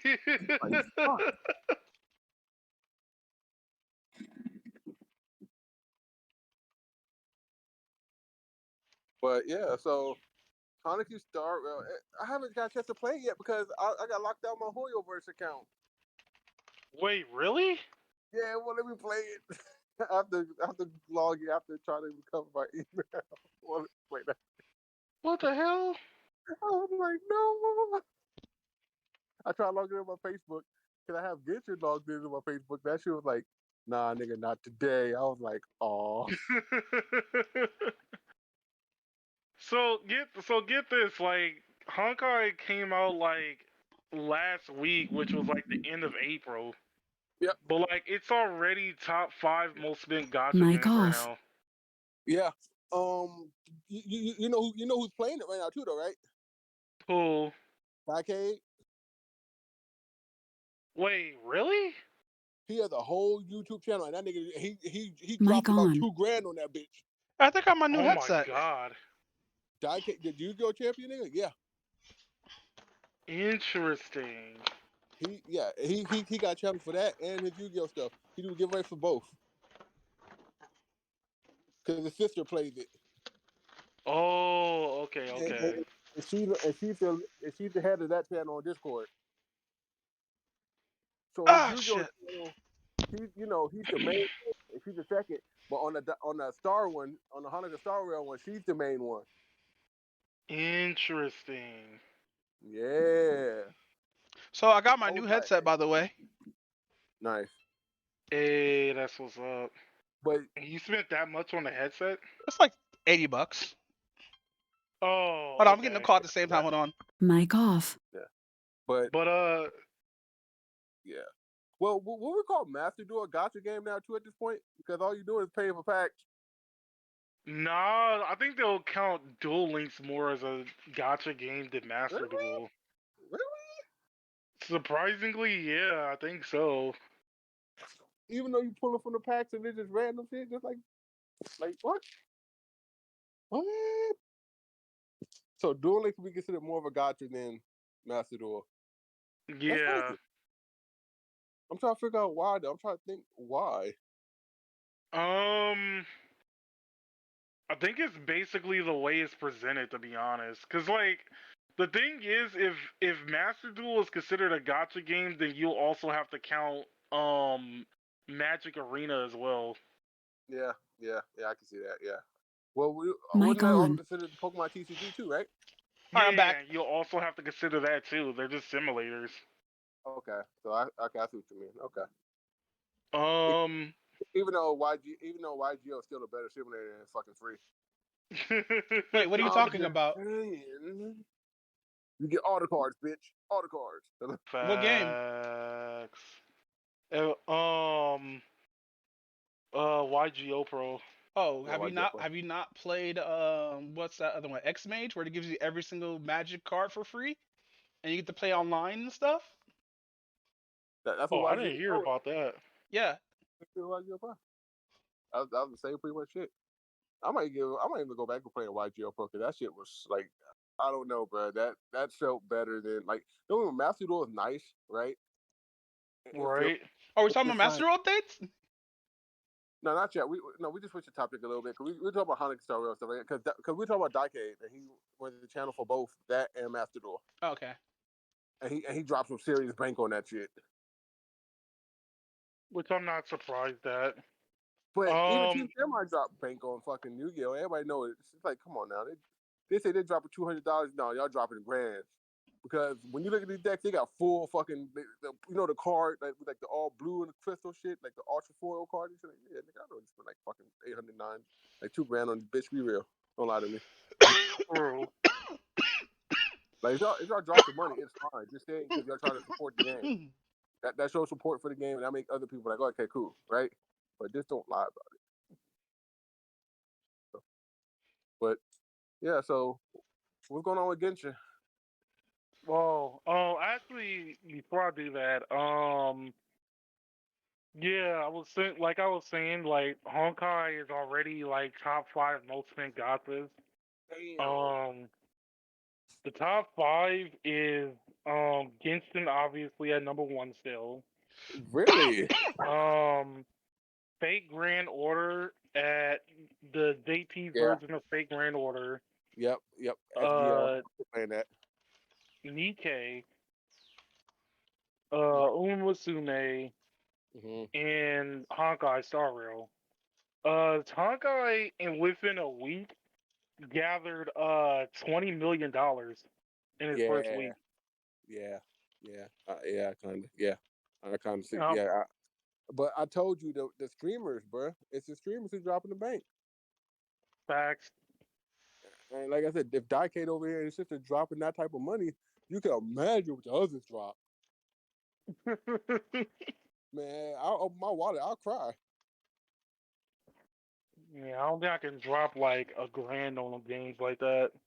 Man, I learned my lesson. I did that one time. That's why I was young and stupid. I never did that shit in my life. I don't blame you. Never again in my life. I learned my lesson. I was like, I'm good. Because Dwayne was there with me when I did it. Dwayne said, you sure? I said, just do it. Somebody said, "Nigga, stop." No, no. I just kept going. And I learned my lesson that time. I learned my lesson when we went to Vegas. No, no. I'm like my uncle. I'm like my uncle Keith. I'm tight with money. People are like, why are you like? Shit, I need that. I don't like. I still buy my stuff, so I'm not. I don't try to be too cheap. But it's just like certain things I'm trying to buy for myself. It's just I can't afford it at the moment. Yeah, I felt that. fucking. Yeah, fucking. Fucking. I don't think I could ever play fucking gotcha games because how expensive they are. But no, tell us more about the what else released in April, my guy. You said there was shit that released. Well, sadly, like Princess Connect is already ended. Wait, what Well, do the you mean global ended? version of Princess Connect. It Wait, they got PC version of Princess Connect or something? no, they got it's only the global version. The JP version is still around. Wait, why did the Oh, global version close out? Because the global version was the one that wasn't making money. Really? yeah, because Not nobody you played. know what's funny about gotcha games? Not every gotcha game can come out and be successful because people are But already you know putting their what's money into like one or two yeah, gotcha games. They don't need a newer yeah, one. yeah. But the funny thing is, if you have a VPN, you can still play the Japanese side if you want to play it. That's fine. Like Yeah. people, we all know people want to use VPNs. We're all gamers here. We know that's the default if you want to play a video game. But if something sometimes something that's super popular don't really make it outside of the state sometimes. Like even though I love localization should be a fucking thing. Fucking what should we call it? Fucking sometimes some games don't work, especially if games that you have to put money into all the fucking time to get the best shit. Because honestly, it looks predatory. It dead ass looks predatory. People bring out gotcha games that cost a shit ton of money. And that's why I'm gonna put money into Mobile Suit Gundam Battle Operations 2. My boy playing my boy playing Mobile Suit Gundam Battle Operations as soon as it dropped. Bro, I'm sitting here waiting. My timer's on, even though they haven't given us a release date yet. But Bro, yeah, I've been playing it on. I've been playing on my PS5, bro. I'm yeah, over I there hate you. going in, boy. I'm I going in, fucking hate you. going in. You don't know Fucking I'm going, y'all bro. guys can have a Bro, fever PC. This shit self dropped for the fucking closed beta, and I'm sitting here mad as fuck because I was a day late. man, hey, Damn. I'm telling you, like as soon as they drop on PC, I'm gonna be on PC too. I'm telling you, bro, I'm gonna be on them. They gonna be, I'm gonna be in that asteroid belt high behind that rock. They gonna be like, No, wait, no, where he at? let's get back. Let's get back. Let's get back. Even though I do recognize that Mobile Suit Gundam Battle Operations 2 is a gotcha game, we got to go back. We got to go back. Alicorn, continue, Yeah, please. All right, so I'm gonna be real with you. I probably have to do like a second play run of Star Rail because like every time I played it, I was like kind of tired, so I was kind of falling asleep on it. But at the yeah. same time, I could kind of sort of barely get out the story that the game actually has. That, But it so does, so huh? how about we do this? You playing it on what PlayStation or on PC? No, I played it on PC. It's not on the PlayStation yet. So let me get my Hoyoverse account. I think we can play together, right? If I remember correctly. I don't think so, but So I know my friends are playing that. So I mean, you have to I get got. like a certain level in order for everybody to play with each other. But I'll ask that. She'll tell me. I'll ask the homie. all right, And I'll text you tonight or find out where I'll find out.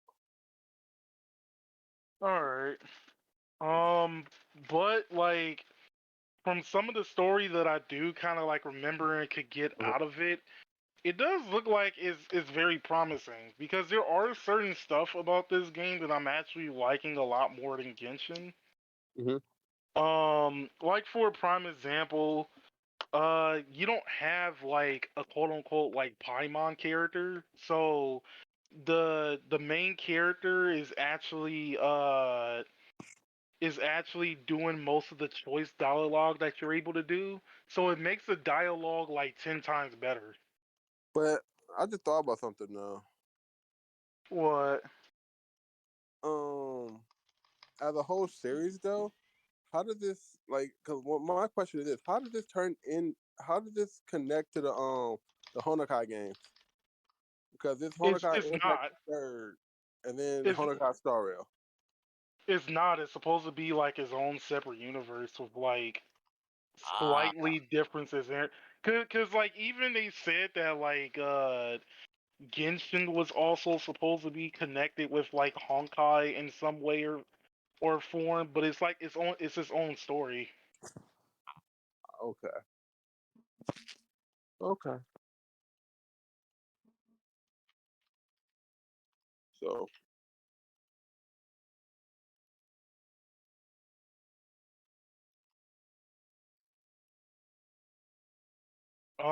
But I think like another thing that I'm kind of liking about it is what else was it? From what I heard from some people, the pull rates in the game is a lot better than Genshin's. oh yeah, because And Genshin pull rates are ass. Let's be real. yeah, they actually do give you like a lot of shit. They actually do give you like a lot of stuff in this in these like pulls that you do for Star Rail and whatnot. I haven't pulled that much though. Like so far, I pulled like the best healer in the game at the moment. But outside of that, like the main character also looks a little bit more interesting. And instead of going to like different continents like you're doing in Genshin, you're going to like different planets and whatnot. Yeah. And for some reason, I still don't understand why they're using like a steam train in order to do that. Because it's funny just looking at a steam train float in space, going somewhere and going until and doing light speed. I think that's actually pretty hilarious. I'm not gonna lie. Like, you Yeah. haven't watched those old ass anime where like they have a train in space? You never seen that? I can't think of one that does that. Train 99 or Express 999, where it's a dead ass train in space on tracks. By the way, they're space tracks. But Oh yeah, that's the thing. There's no space tracks on this. oh no, It's just like floating boo! in space. How there's no space? They Floating have in to have like at least some space, ether thing that shows it's on a train. But no.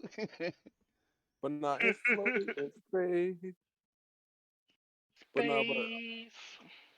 yeah, let's finish up. Let Cal finish up. So what else, Cal? Um, Apparently I don't know. Like, I'm not gonna say I don't know too much about like the main story and everything else like that, but some of the things that they like leave in there is kind of weird. Yeah. Like for a prime example, one of the main characters that you actually play, one of the free to play characters, which is technically like the main character of the story, her Mm-hmm. name is like March 7th. Wait, what? Ah, Full name? Yeah, but her people, name is March 7th, and uh, apparently it's because she was like she was like in a frozen state, uh-huh. and the place that she like worked for actually like saved her. But because she don't know how she got there or her past memories or anything else like that, she decided to just name herself after the day that they saved her, which is March 7th. Okay. All right, that makes sense. Okay. All right, so that's cool. That's interesting. All right, so not too bad. Yeah, it's not too bad. And then like it's funny because like Hoyoverse is kind of like lazy with making like designs sometimes.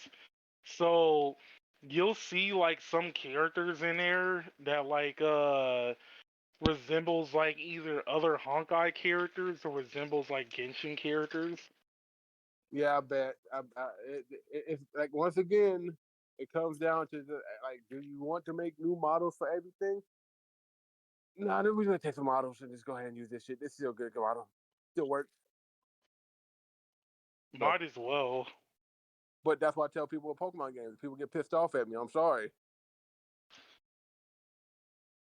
I mean, it's like, but yeah, you actually do have a point sometimes. Like making the models isn't like as It's handy, not cheap. isn't as easy as people make it out to be. Oh no! Oh fuck no! That shit's not cheap as fuck. That shit's a pain in the ass. But it's just oof. But continue, King. Um. So outside of that, we haven't really got any like quote unquote like new gotchas. However, we did get some gotcha news. Mm-hmm. As of like last week, Side Games has actually made an office in America and in London. So that Oh, would nice. mean that so that would mean that more of the side based games will actually get a American and British release. Okay. yeah, they'll get like a global release. And one of them that I'm hoping for, because like it's obviously like a favorite of mine, is Uma Musume. Okay. All right. I respect it. But that's actually really good though because that means them games are actually getting a lot of popularity too. Yeah, that's true. But like Um. I will say like the only thing that kind of like sucks about it though is when English release does get the games and stuff like that, they have to do like a lot of catching up. So they're gonna be like 2+ years behind and stuff. Yeah. And I think like I remember I was telling my friend about like the whole, not my friend, my coworker about Princess Connect no longer being there, and Yeah. he was all like, I think the main reason is you have too much.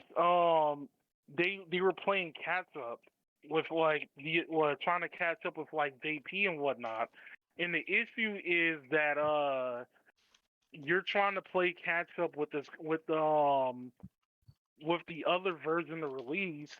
So Instead of just taking your time and gradually building up. Yeah. you were doing I get it. I get what you were saying. yeah. You're doing constant like events over and over again. Yeah. You're trying to get everything caught back up. See, like when I play Valkyrie Connect, that's one of the games I love to play. And I know the JP release is way further than where we are, but when we finally do get them, oh my god, it's good to enjoy it, right? People don't realize you can enjoy the game if you're going to just go run through. If you're trying to hurry up and run through every event, try to catch up to the JP, that's not going to happen. Yeah, exactly. Like Princess Connect had no dead weeks. Yeah, like it should have been.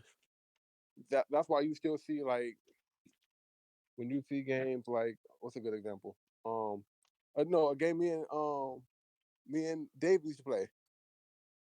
Ayakashi Ghost Guild. We were I playing never heard of that one. we was playing the shit out of the game. I even got the Wayne starter on that bitch. And I mean, we was playing the hell out of that game. And when eventually the game closed down because they were trying to catch up to the JP side.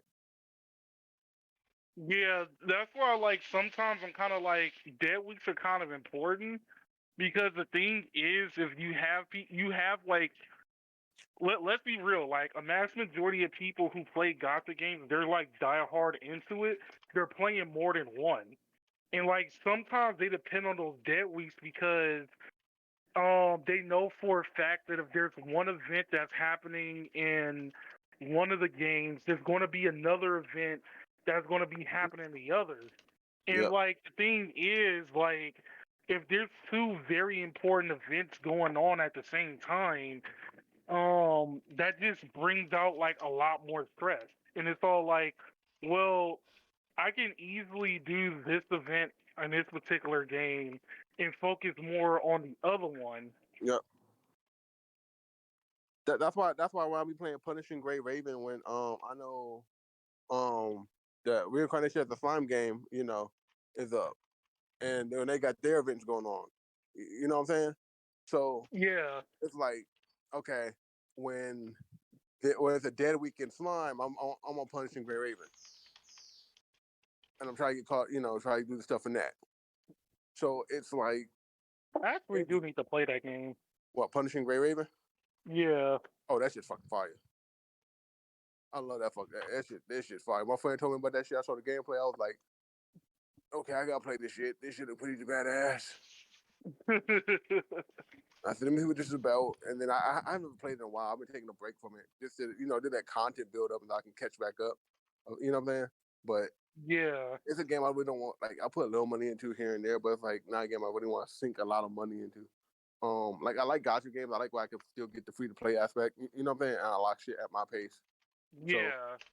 Cause So, I do remember there was like at one point there was like a major. I forgot which event it was. It was like a major Genshin event that happened.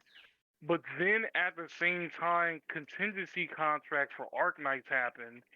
And then at the same time, a raid boss for Blue Archive happened. And I was like, yeah, I have to choose like one to deal with and one to do whatever. yeah, but when the only real gacha game is I'm playing the Reincarnation of the Slime one right now. Punishing Grey Wait, Raven. there's a gacha game, Reincarnation of Slime? Yes. I kind of forgot about that. How? Actually. What? Wait, The game does is it start fire. out as a gacha game or?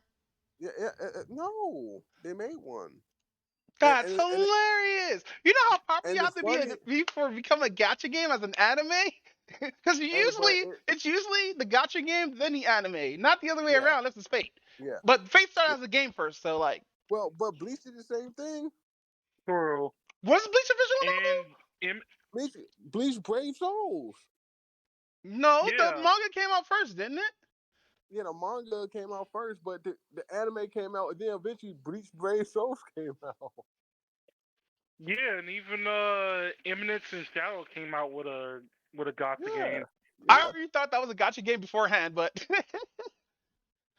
Well, I haven't tried the Eminence and Shadow one, but apparently from what I heard is that the only thing it brings is like more world building to like it brings like more lore and world building compared to the anime. Yeah, So and that's what the slime the slime does too, because the slime is like it's kind of canon. It's like one of his side stories. So, yeah. I still need to watch season 2. All I'm saying is what my boy Romaru got hands. I think he was the one that I've seen where one of the scenes he started doing Hadoukens and Shoryukens. No, that was the dragon. That was Vidora. That was him in the scene before. And he was over there fighting his niece. He was like, yeah, come on. And he was over doing it. Touch us in Baku. I said, no, this motherfucker didn't. And then he said, calm man, how man? I said, no. Yeah, he even did the Kamehameha wave. I was like, bruh, what is this anime? But it's funny because they did that in what's it called too. I watched another anime. Fuck, I forget the name of the anime. I just watched it, and it was actually really funny, better than I thought it would be. For the Ikasai, but it was funny because the girl, she was like, "Spirit, magic gun." I said, "No, she didn't." No. Bruh. I find an anime. I'll tell you about it tonight, but that shit had me laughing. Go ahead. I was about to say, isn't that something that like they'll do in Gintama? Bro, Gintama did it. Hey, did you know did you guys ever play Fighter X Duel or Fighter Duel or Street Fighter Duel? That's out. That came out just so like. Bro, they have Gintama in that shit. Wait, really? Yeah. Yeah, Nano played it. So I haven't thought about playing Street Fighter Duel. It's a sort of like, you ever play Project X Zone but as a beat 'em up? Yeah. I never played it, but I heard of it. Yeah, it's like so you played Dungeon Fighter, right? Alicorn? Yeah. No, I never played Dungeon Fighter either. Yikes. That's why I haven't played the fighting games. Wait. Oh yeah, that's right. Cause you never bought the one I had on. You never got the one I had on 360. When they had the arcade, Yeah. I only had that one. That was actually So fun. That was a side Dungeon scrolling and game. Fighter was a fighting game that was made from Nixon, where they have a unique battle system where it's like just a normal ass beat 'em up. So Yeah, but they also had it on Xbox too. yeah, so I thought it was a Flash game. it's close. You're really close, but no, it's just like one of those fucking easy ass sprite rips like you turn to a Flash. Know what I mean? Oh. I just remember seeing the combo videos of it and how busted it is because like everybody has an infinite. Oh yeah, I knew the Fighter Infinite, the female fighter, bro. Yeah. And Fighter was PvP actually, was busted. I remember have to fucking give us burst modes and shit. but the anime for that shit was hilarious too, though. I never watched the Wait, anime. they had an anime? Yeah. Oh, that shit is hilarious, man. Oh my god, that shit You is know fucking what amazing. had a really good anime? Fucking Ragnarok. Yeah, but Ragnarok 1 and 2 closed down. No, I'm sad. One closed down? No way. The original one, Yeah, Ragnarok? both of them closed down. 1 and 2. No fucking way. Where's Steam? They closed the service. They already said on their website. I can see you the link. No, Ragnarok So they'll Online's right here. try to play it though, then see what happens. Hold on. Patch notes 323. Ragnarok's renewal maintenance. I'm not gonna lie, if I had a regret, is at least like taking a picture of all the units that I got on Well, Princess yeah. After 14 years, Ragnarok, the European side's closing down, which means the You American said side's not too far behind. European. But I said that means the American side won't be that farther along either. I don't Once think something so, bro. closes They're down in having a Europe, hardware maintenance. that don't mean nothing. They were probably doing all that stuff for the European side. It was like, hey, we pulling the plug. It's probably not popular in European. How do you know it's not popular in the States? Shit, a lot of anime games ain't popular in the States. So that's ain't what's it called? It's ain't Yeah, mainstream. but Ragnarok been here since we were in high school. All of us. I know for damn sure Ragnarok's been here for a while. But if it goes away, that's fine. I'm not gonna really miss it because I didn't make no characters. But yeah, they're in the middle of episode 17 1.1 patch, 17.1 patch. I'm not gonna lie, when you guys said Ragnarok, for some reason I was thinking of Record of Ragnarok. Oh, I was God. like, wait, that has a game? Yeah, it does. yeah, that does too. I still need to watch that anime too. But with that said, what's up with Master Duel? Oh I my heard god! I heard you got a Toxax meta deck. Oh, is it Tears. Is it tier limits? Yeah, I heard it was a lot more busted than Master Duel. I've been watching videos of this guy actually, milling out these decks, and it's funny as fuck. Actually, though, what's funny is they're not as busted as it is because all the floodgates came out. So Mechrocosmos, the dimensional, the little trap card, dimensional Fisher. People are just it's hated so much that Konami would have to probably change the meta because it's just floodgates. Floodgates in every deck. Every game, I run tournaments and I run it just for the climb ladder, and the mirror matches are ugly. If you don't know what you're doing, and a lot of people don't know what they're doing, they just play tournaments because they've seen people play tournaments. Because Diecade said, "Hey, play tournaments. If you're gonna play it, this is how you do it." I'm just shocked that a card that we barely use or barely saw any play is now seeing play. It's this the Lucky Cat, the one that makes you skip your opponent's turn. Yep. If it gets milled. Bro, word. Yep. So people running that, like I said, floodgates, Lucky Cat, like a lot of stuff. It's like people say tournaments is busted. It's really not that busted if you know what you're doing. People run a Dark Law on the deck with Mass Change now. It's crazy. Dark Lord's Max Change is back? Yeah, Mass Change went back. I used to run that shit. Oh yeah, if you know that like you have like a tier limit base meta, people will start running Dark Law again. So Dark Lord starts out that shit. Let's go. Yeah, but like I said, a lot of people run meta because I was running today. I was trying to climb. I said, you know what? I'm just gonna stay off the ladder but what's called coming out though? What's called getting a lot of support? Plunder. I don't know what Plunder is. Pirates. Plunders. Yeah, Oh, the pirates. pirates Pirates. deck. That's that weird pirate link deck. Yeah, pirates. Yeah, but plunders actually really kind of fucking busted. Um, plunders getting a lot of support. Gotti's coming out. And the tour is about to have infinite negates. Yikes. The tour is about to have infinite negates. It's about to be dumb. People say it's about to be real stupid. So, like, it's ridiculous about what's like neutral beasting on them about to come make a major comeback. But Yeah, like I man. said, I'm the meta's still about not to gonna change go back to like any card game because like the power creeps is too stupid nowadays. because but what's called still good? What's called beating out tournaments? Sword Soul. Sword beating out tournaments. That's Yeah, good. but Source Soul is like really piece reliant, and if you mess up once, you have to just basically scoop. And aren't you getting milled out with that new deck? No. You're, Well, no, you no, can you're mail milling because your opponent as well while using the new deck. it's either cards make the mill. The Yeah. tournaments don't. Tournaments mill your own cards. Yeah. So basically, Um, like it's like light swarms, right? But instead of like being the end of the turn, you get to do it after you pop off an effect or EBT trigger. From what well, I've seen. you can do it on yeah, pretty much. You can do it on your turn or their turn, but it just depends. But what a lot of people are doing, what I started doing, I put prohibition in the deck in my tournament. Prohibition. That card's back. Hey, No, No it I way. mean, never left.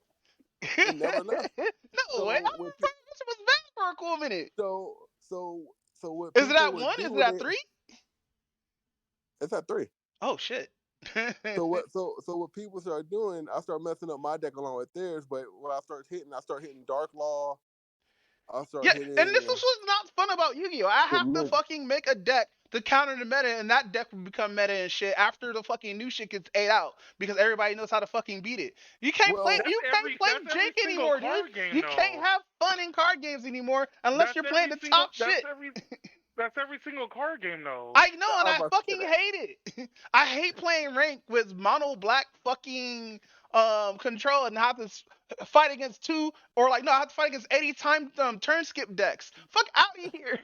I'm Well, sick there and was like a tired of fucking playing fucking what do I play? Penguins? I'm fucking tired of playing penguins and see the same three fucking decks after round or some randomized bot that commits suicide. I Yes, I mean, said suicide. It's a bot doing it, goddammit. the thing is like whenever you build a deck, you always have to like build it in consideration to the meta. So like if you're playing a deck that's not really meta, you have to figure out a way to build it so it can beat the meta because those are the decks that you're going to be going against the most. Yeah, but Yeah, fucking people are but having 6 negates in their decks, several hand traps in their decks. It's just like I play one card, then my card gets destroyed, then I get TKO'd. The fuck do you mean? Look, I hate when you don't get. I hate when other people don't get to play a video game on turn 0 because that means fucking you're not allowed to play or you're not allowed to get you're not allowed to have fun because there's decks out there that don't even allow you to fucking have a fucking turn. And But that's we what makes it. always had hand traps.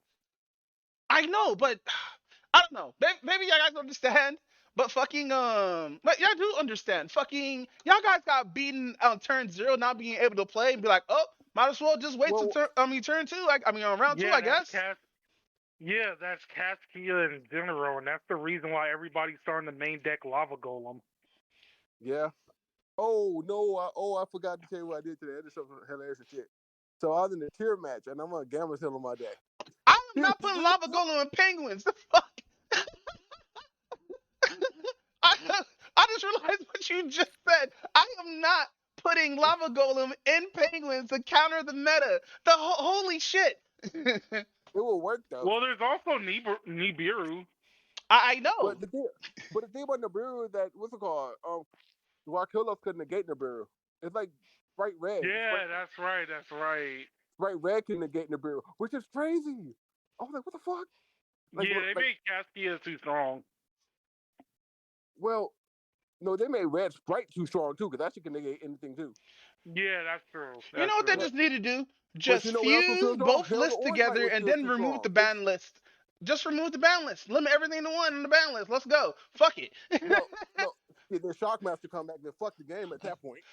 Fuck it. Actually, Rescue I cat. would like to see how the meta would be if Shockmaster came back. Hey, Fucking. Shockmaster will fuck everybody up. Hey, everybody see Shockmaster, they be like, "Fuck this nigga." I honestly miss Shockmaster low key. I remember that shit was Shockmaster was legal, fucking bro. I was stupid. abusing the fuck out that card. What was that card? An $80 card when it first came out, bro. That's why I hated playing paper, bro. As soon as that shit got banned, that card was fucking worthless. The game is actually a lot cheaper now. I know it's cheaper. People been telling me, but I'm still not gonna get paper, bro. Cause how much did I Yeah, spend on that? Like but fucking. I didn't know. Hey, I'm gonna head home in about an hour or so. So, Ah, damn, you had two more fucking what's the call it? what were the last two topics? The last topic was upcoming game releases and another shooting at ATL, which I probably know what you're talking about. Well, we can move to the next time. All right, Because I need to find more information on that anyway. all right, So I'm out of here. all right, Raven. Thank you, Thanks for Dr. copping in, Alright. bro. Yep. Alright, get on safe. Yep. All right, deuces. Oh yeah, but no, fucking. I don't think I can ever play fucking Yu-Gi-Oh again, bro. What happened? I don't think I could play Yu-Gi-Oh anymore, bro. Cause like, especially like if Master Duel gave you better rewards for winning, then fine, I'll do it. But like, I don't know. I don't like how Konami always try to grind us out like that. But with I don't blame you. But with that said, fucking bro, I'm in my Pokemon bag for this last week. I'm in the Pokemon League for Pokemon Fusion Infinite. Yes, that's why I've been playing all this week while I've been fucking sick and coughing my fucking lungs. Pokemon Infinite Fusion. Yes, it's a ROM hack made by these guys who made Pokemon Uranium. And it's actually pretty good. Even though it's just Pokemon Red on a RPG Maker format. Mic off. Yeah, I do remember them making Pokemon Uranium at one point, and then I do also remember like when Nintendo hit them with that cease and desist for it too. Mic Hey on. yo, so they made a joke about that in this game. Oh So my god, they did. in the Cerulean, where's that city that has the big ass fucking shop? That's Cerulean City. That has which shop? The big ass shop. No, I think that's Viridian? Ceridian. Okay, so Viridian City, right? So you know how you go in the houses, you go upstairs, get the EV, because they still have Johto logic in here. Because they have Johto in here, but we start from Pilot Town. So anyway.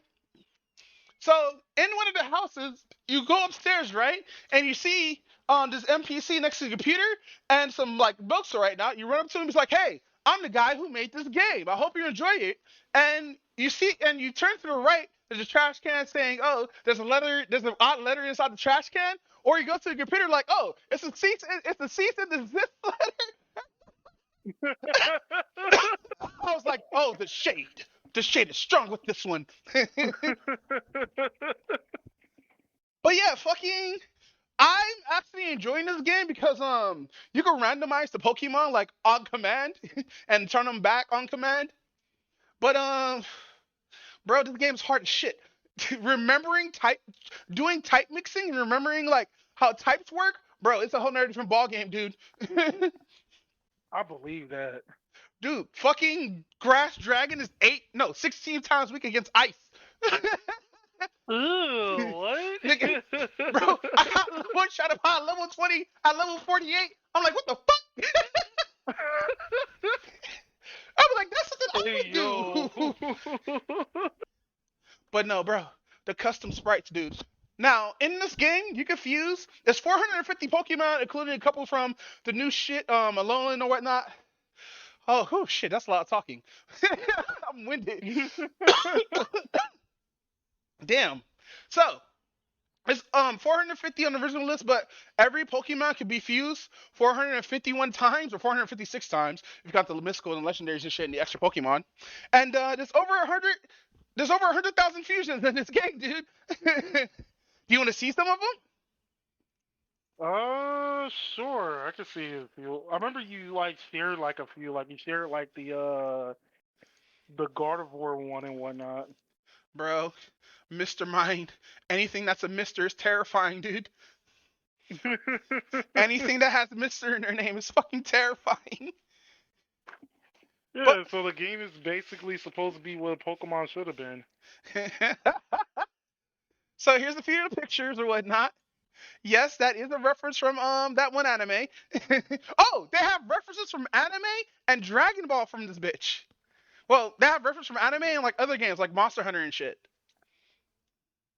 Yeah, actually, Monster Hunter did do something similar to Pokemon Fusions, but like the only difference is like I think their take and how they did their version of Pokemon was if you breeded something, you'll make like a whole different breed instead of it just being like the same one or something like that.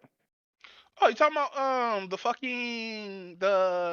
the fucking sub game? I forgot what it's called, but I want to play it. I think it's called Monster Hunter Stories. Nah, it was a game that was on the Game Boy Color. It was like uh it was Monster called Rancher? no, not Monster Rancher. It was no, wait, wrong one. I'm thinking the wrong one. It's actually Dragon Quest. Oh, Dragon Quest. Okay, I was like, what game are you talking about? Yeah, I had to think about it for a second. I was like, oh wait, never mind. That was But bro, Dragon Quest that whoever did did that. the artwork for Lupani and Guanavore needs a fucking reward, bro. Like, cause the custom sprites looks fucking beautiful in this. Cause the one with Guanavore is just being Saber. That's hilarious. And that's if you fuse Hound Sword and Guanavore together, they get Hanvor. Convor. Listen to Pokédex, cause they combine both the Pokédexes together. Look at this Pokédex, bro.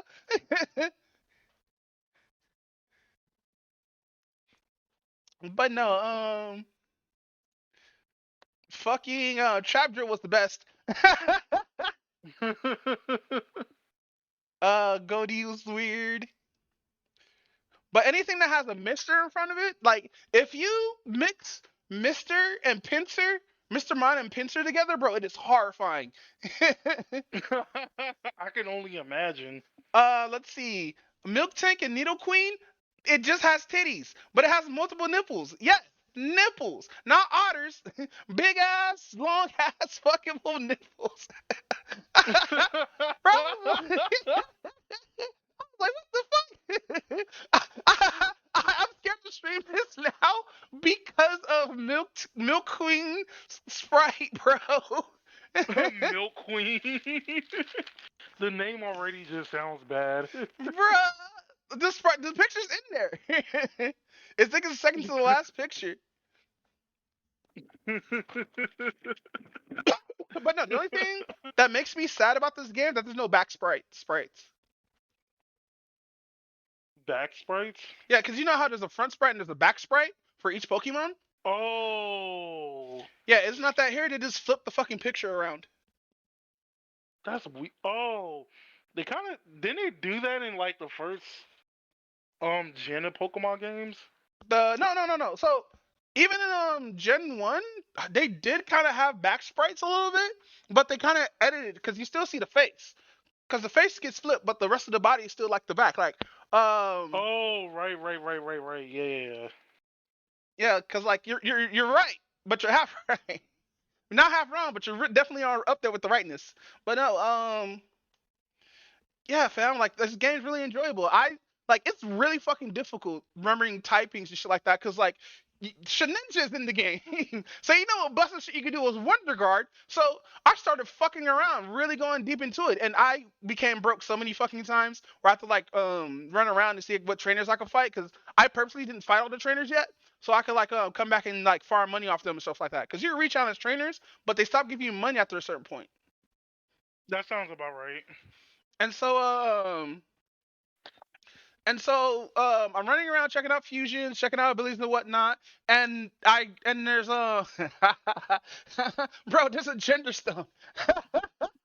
Bro, I was like, yes, finally, I can make my Guanavore a male.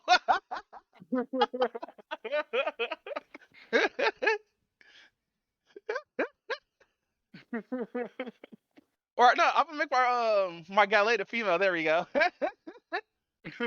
It's like, what? You're a girl? What? You didn't know I was a girl? But your voice is so manly. Ready?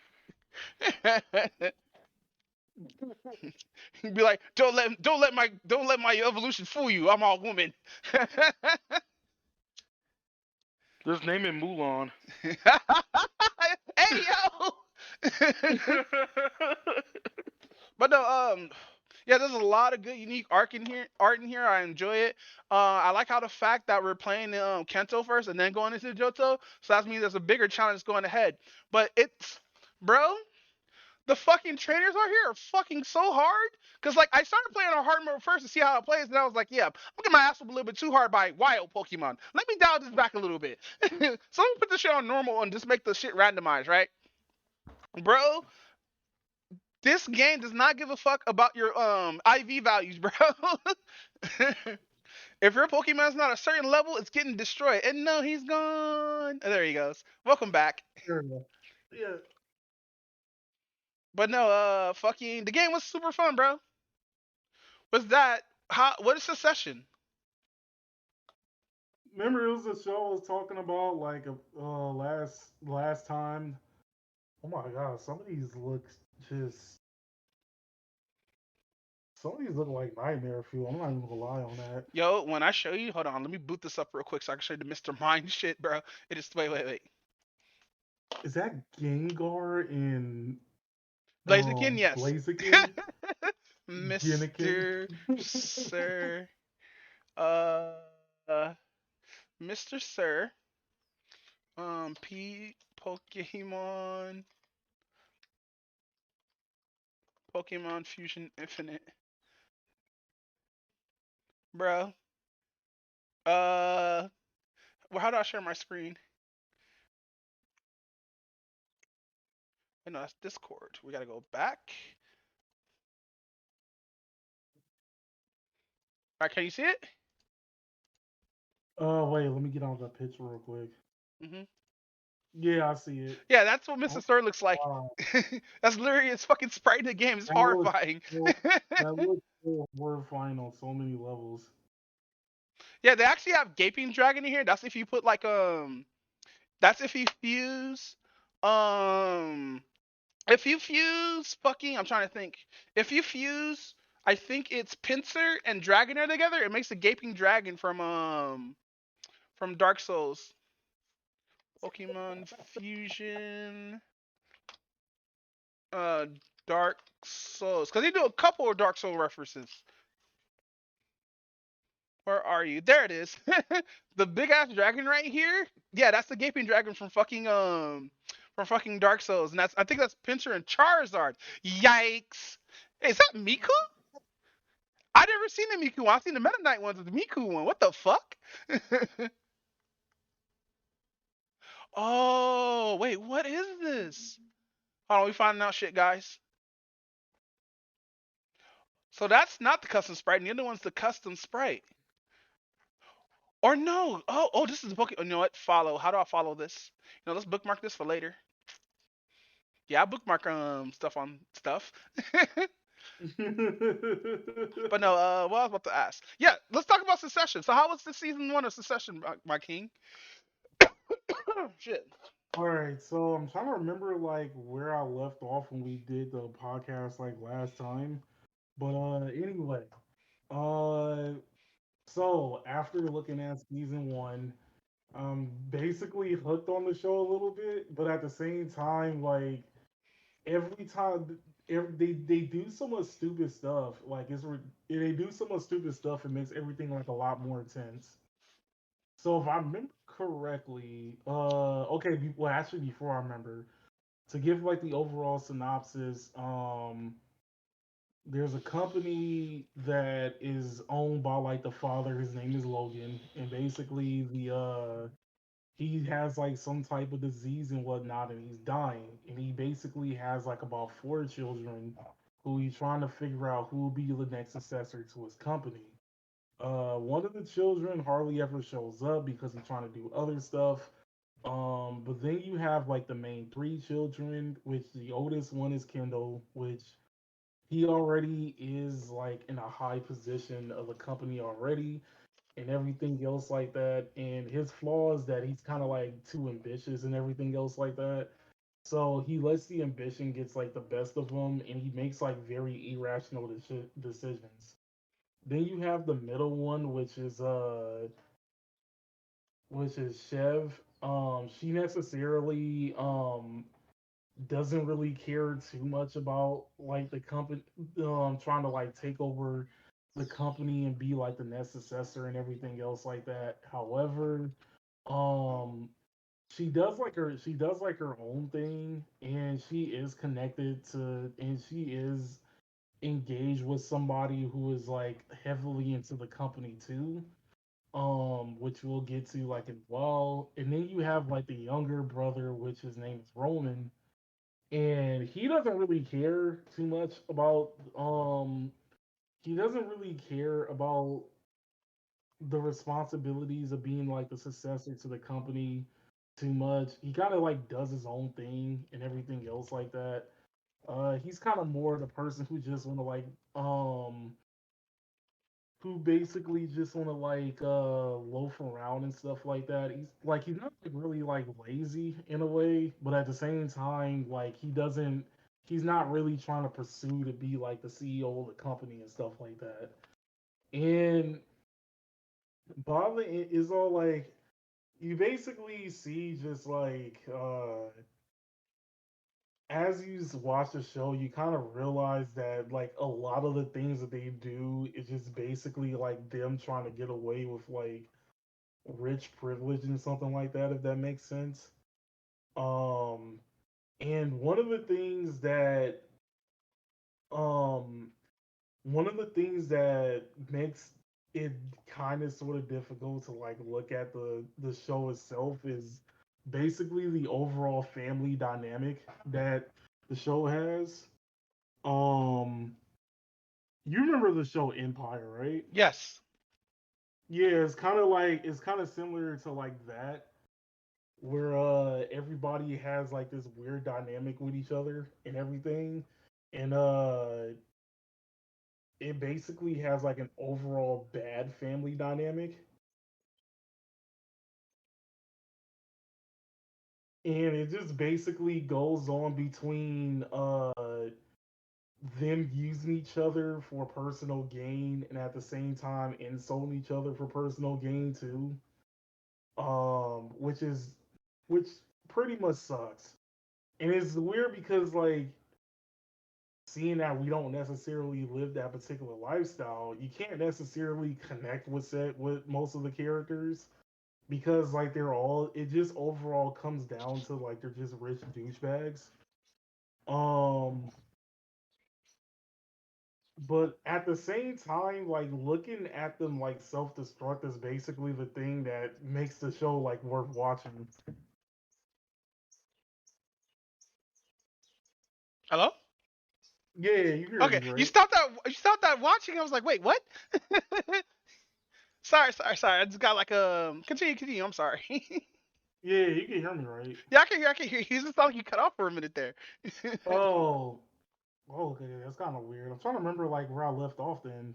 You said, oh fuck. You said something about wording, and then you got cut off. Word. Was it that long ago? What the hell? Um. Hmm. No, I think my headset died a little bit. I think it's on my end, but continue. Go ahead. Okay. So, where was I? Oh no, we got thrown off.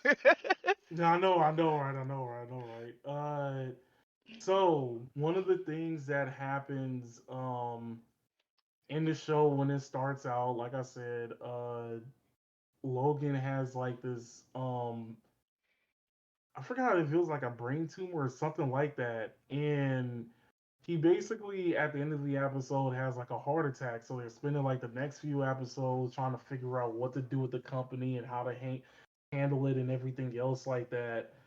Because like he had like a brain aneurysm and stuff, hmm and um, there's like actually a few things that I'm leaving out. Take your Cause time, like King. there's another side. There's like a side character that comes in named Greg. It turns out that Greg is like a distant is supposed to be like a distant relative. Like he's supposed to be like the like Logan is isn't his father. It's like his grandfather. I mean, not grandfather, but it's supposed to be like his uncle and whatnot. So they're kind of like close, but like not really. But it turns out that like Greg is a screw up and stuff like that because he got kicked out of the amusement park that he was working for that Logan actually owns. So he decided to go up to New York and actually like work for Logan. But he's actually they basically torture that boy a lot. I'm gonna just be real with you on that. They torture him a Jeez. lot. Like basically they just use him to do like errands and then like talk down on him and everything else like that. And he doesn't really like fight back either, so like he's just getting punked around 90% of the time. But outside of that, some of the things that kind of sort of happens in the show is eventually Logan is no longer sick, and part of that is because he was originally supposed to be killed off of the show, but they liked his performance so much that they had to rewrite the script so he's no longer. So like out of nowhere, it just seems like one episode the dude is like barely moving or anything else like that, and then the next episode like he just looked like he's back to normal, which is like kind of weird on their part, but they kind of like piece it together enough so it's Is not it like like one of out of the those? blue. Is it like one of those series where like the it's out of order or something like that? Well, no, they didn't purposely like make it out of order or anything else like that. Hmm. Mic off. Mic on. Go ahead. Oh, yeah. So, So they didn't purposely any like notable make it out of actors in order. this? I apologize. Was there any notable actors in this? Um, yes and no-ish. The younger brother is played by one of the where is he? The Culkin brothers. Mm-hmm. The dude who plays Logan is Brian Cox, Mm. which is the home dude from Super Troopers. Wait, which home dude? Uh, let me think. Because it's been like a while since I've seen Super I Troopers. know, bro. I didn't think I would hear that. Oh, he was the captain. Oh shit, he's still acting. I don't think he ever Yeah. stopped. I take that back. I don't think he ever fucking stopped. Nah, he hasn't. Some of the other ones he's been in a mass majority of the Bourne movies. Okay. The Jason Bourne movies.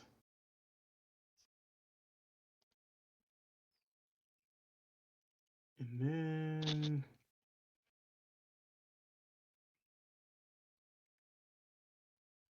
oh, he's in the Blade Runner show. That's interesting. There's a Blade Runner show.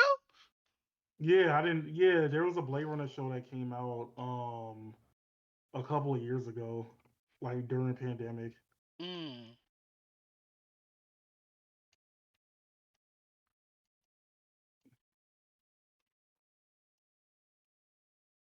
So basically, part one of the show of like season one is basically uh what is it? The older brother, which is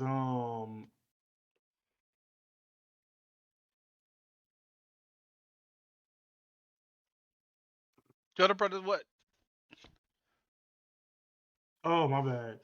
Older brother, which is named Kendo, he basically tries to become the CEO of the company because Logan wants to stay as the CEO of the company, and he's all like, well, he's been like slurring his like words and making irrational decisions, and he's gonna basically bring down the company because he's no longer competent of like running it. Yeah. So he tries to get everybody on board to try to convince him convince everybody to vote him out as CEO and vote him in as CEO. And a mass majority of people was actually up for it because like there was some people who either hated him or hated Logan or didn't like how he was acting in like the last few weeks after coming back from like the brain aneurysm and stuff like that.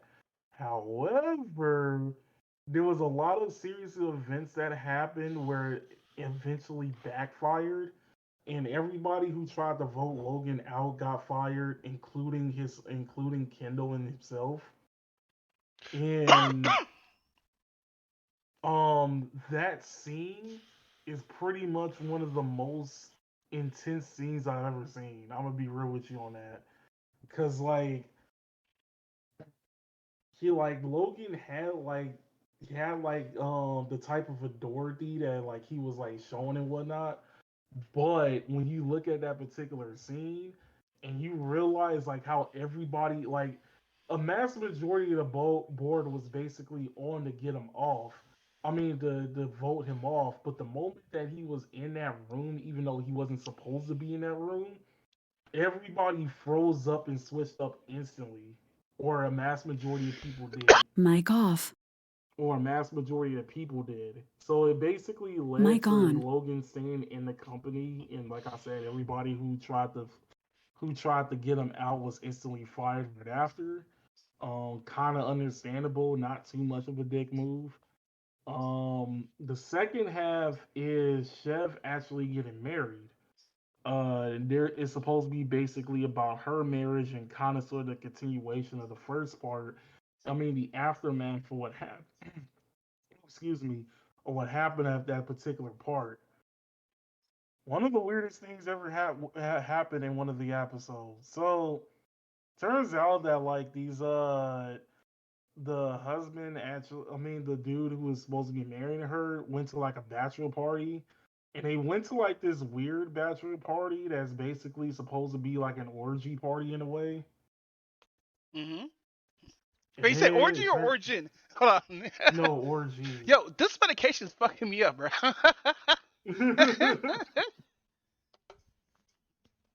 But go ahead. You said orgy party. Yeah, so the way it happened is because it's supposed to be like a secret party. So for some reason, they go to like an abandoned what is it? They go to like an abandoned tunnel Ew, that's that unsanitary. was like in there, and then like there's like an elevator that takes you down to like the place where they're doing like all the things and whatnot. Wait, is it like This is supposed to be the dudes. is it like dead ass like refurbished? Not refurbished. What's that word I'm looking for? When something gets rebuilt? Like the outside of it looks like ass, but when you get inside, it's like fucking looks all up to date and Yeah, shit. yeah, basically that's what it is That's because crazy. like They got an underground fuck bunker. pretty much. They went damn. I want to go to one of those parties. Imagine like you go to that abandoned ass fucking bar that's that club that's over here or whatnot. You walk in, you take an elevator, and it's like fucking all refurbished and shit, looking all nice and shit. People fucking everywhere. You're like, what the fuck? No wonder Bruh. why nobody comes here. Like the top part just covered in fucking graffiti until you hit this one closet. Then it leads to like a basement or some weird shit. Oh my god. That's And then crazy. But it's like kind of cool. I like those. I like that kind of thing where like something looks deceiving on the outside, but on the inside is like fucking amazing. It's like one yeah, of those, it's like because that they know laundromat that goes into a club or think. yeah, basically like one of those in a way. But no, continue. All right, we're at the underground love tunnel. Basically that's supposed to be like the whole bachelor party where you see like a bunch of conversations happen. And then like one of the messed up lines was somebody said that like if you can figure out if you want to figure out like how young a girl is, ask her where she was during 9/11. I love that joke. I love that fucking joke so much. Oh, It it was Now, So I was like, mind you, it's only a joke. We don't really say that unless we're joking. yeah, We don't really ask exactly. ages like that. That's gross, but it's still funny as fuck. Go ahead. But outside of it's all like, so outside of that particular joke, the Bachelor actually comes to like to one of like the people who's at the party, which is Greg, which is the one that he's basically bullying around. He was all like, "I tried something for the first time." He was like, "And I didn't think I'll actually like it." Dude basically said that there was one of the prostitutes that like basically blew him off, but not only she did that, she actually took in his splooge and put it right back in his mouth, kissing him. Ew. I'm sorry that I said ew, but ew. Don't kiss me. Yeah, pretty much that actually happened. Did he like give consent? Well, yeah, of course. Like Okay. the whole point of I yeah, thought he didn't give but consent. still, I was about to be like, ew, don't kiss me. But go I ahead. just stood there. I was just stood. I was like, no, why? Like, no, not my boy. But no, He wasn't even my favorite character. I was just all like, why would you say that to somebody, and why would you agree to it? hey, he might want to kiss a dude. Shit. No. Did he say Paul? No, I'm kidding. I'm kidding, y'all.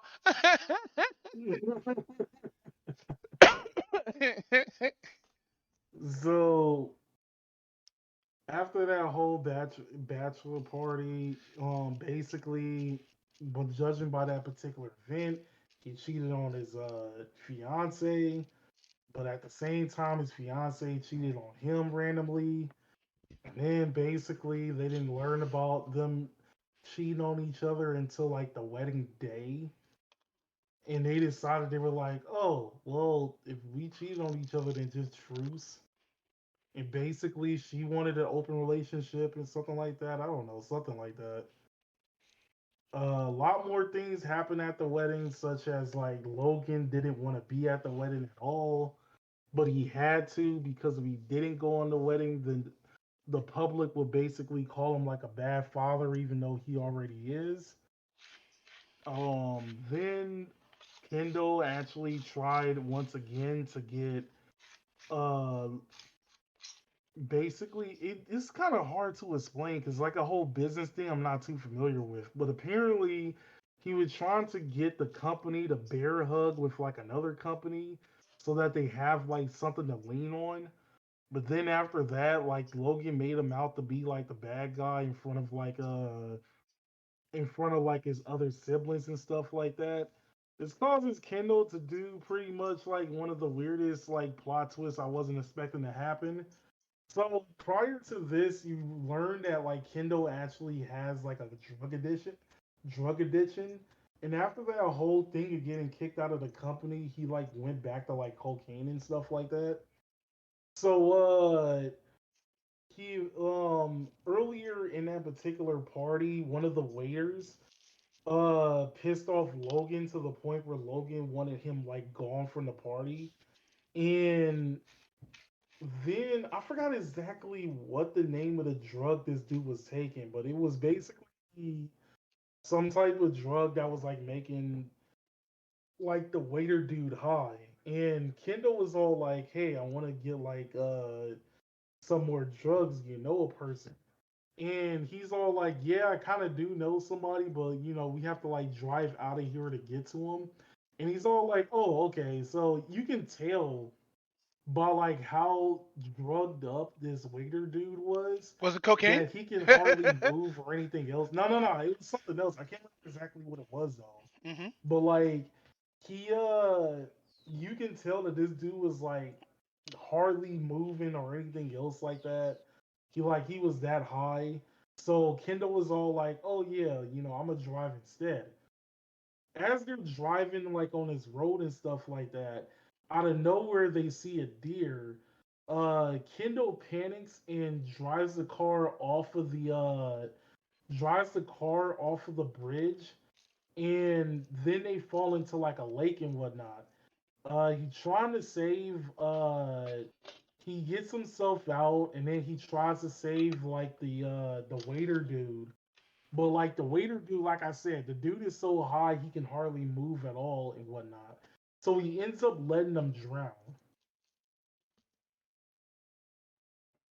Yikes! So Fucking yeah, yikes! so So is this like a suspense type show?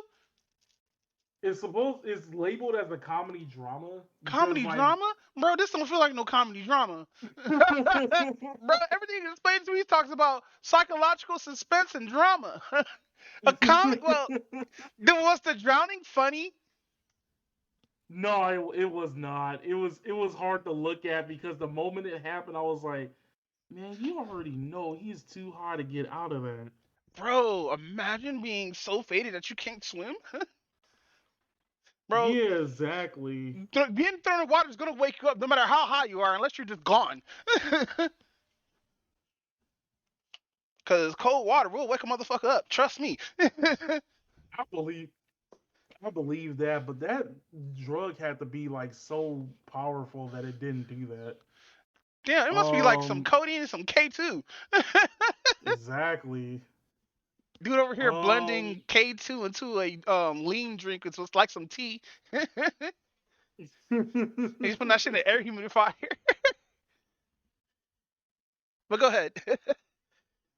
wait, actually, let me look. Let me look it up. They probably have what the name of the drugs is. Oh, ketamine. Oh, oh yeah, no, that's ketamine, bro. You're done. Oh shit. Ketamine? You didn't tell it was ketamine. I thought it was a made up drug. Ketamine's real. No, I understand why he drowned. Ooh, no. Uh, Ketamine? Are you sure? yeah, that's exactly what it says on here. They, Woo! Oh shit. which I Dude didn't forgot that dive in that and was a say that drug. he was on ketamine. Dude was like, nah, ketamine ain't no joke. But go ahead.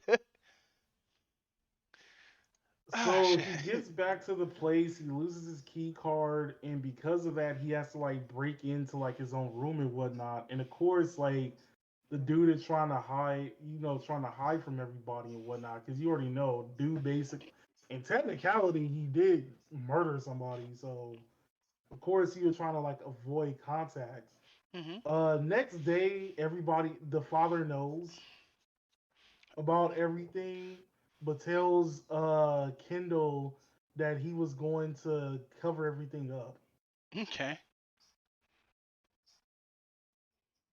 So yeah, that was Jeez. like the whole season 1 and everything. So, do you have any like any gripes about the show, like or anything? Like, how did you enjoy like the whole season as a whole, bro? Because it sounds like you really enjoyed Um, it. man, it's the show has like a lot of things that I like about it because like they're out of the like everyone's practically out of pocket, which is pretty much one of the interesting things about the show.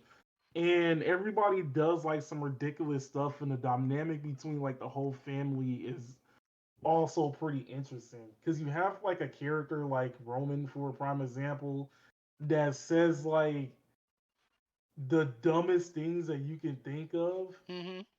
and the one person that can shut him down completely is like his middle sister Shiv, because like Wait, her name is Shiv was Shiv. a it HIV. is H I no HIV. Sorry. yeah, it's supposed to be it's supposed to be like an acronym for somebody. I Mm. mean, it's supposed to be an acronym for something. But I'm trying to think of like what the full name is. Wait, where is it? Wait, how come it's not showing the name? Unless if I passed it. Why are all the curse Mm. fusions for Mutang is so gross? I'll show you a picture in a sec. Shivoban or something like that. Shivon, that's how you say it. It's supposed to be a it's supposed to be ooh, my bad. It's supposed to be an Irish name meaning God is gracious. Oh, that's cool. Hey, so is this a black show or is this like this multiracial show? Oh no, most of it is like white people. Oh, it's white people drama. Okay, no wonder why. I'm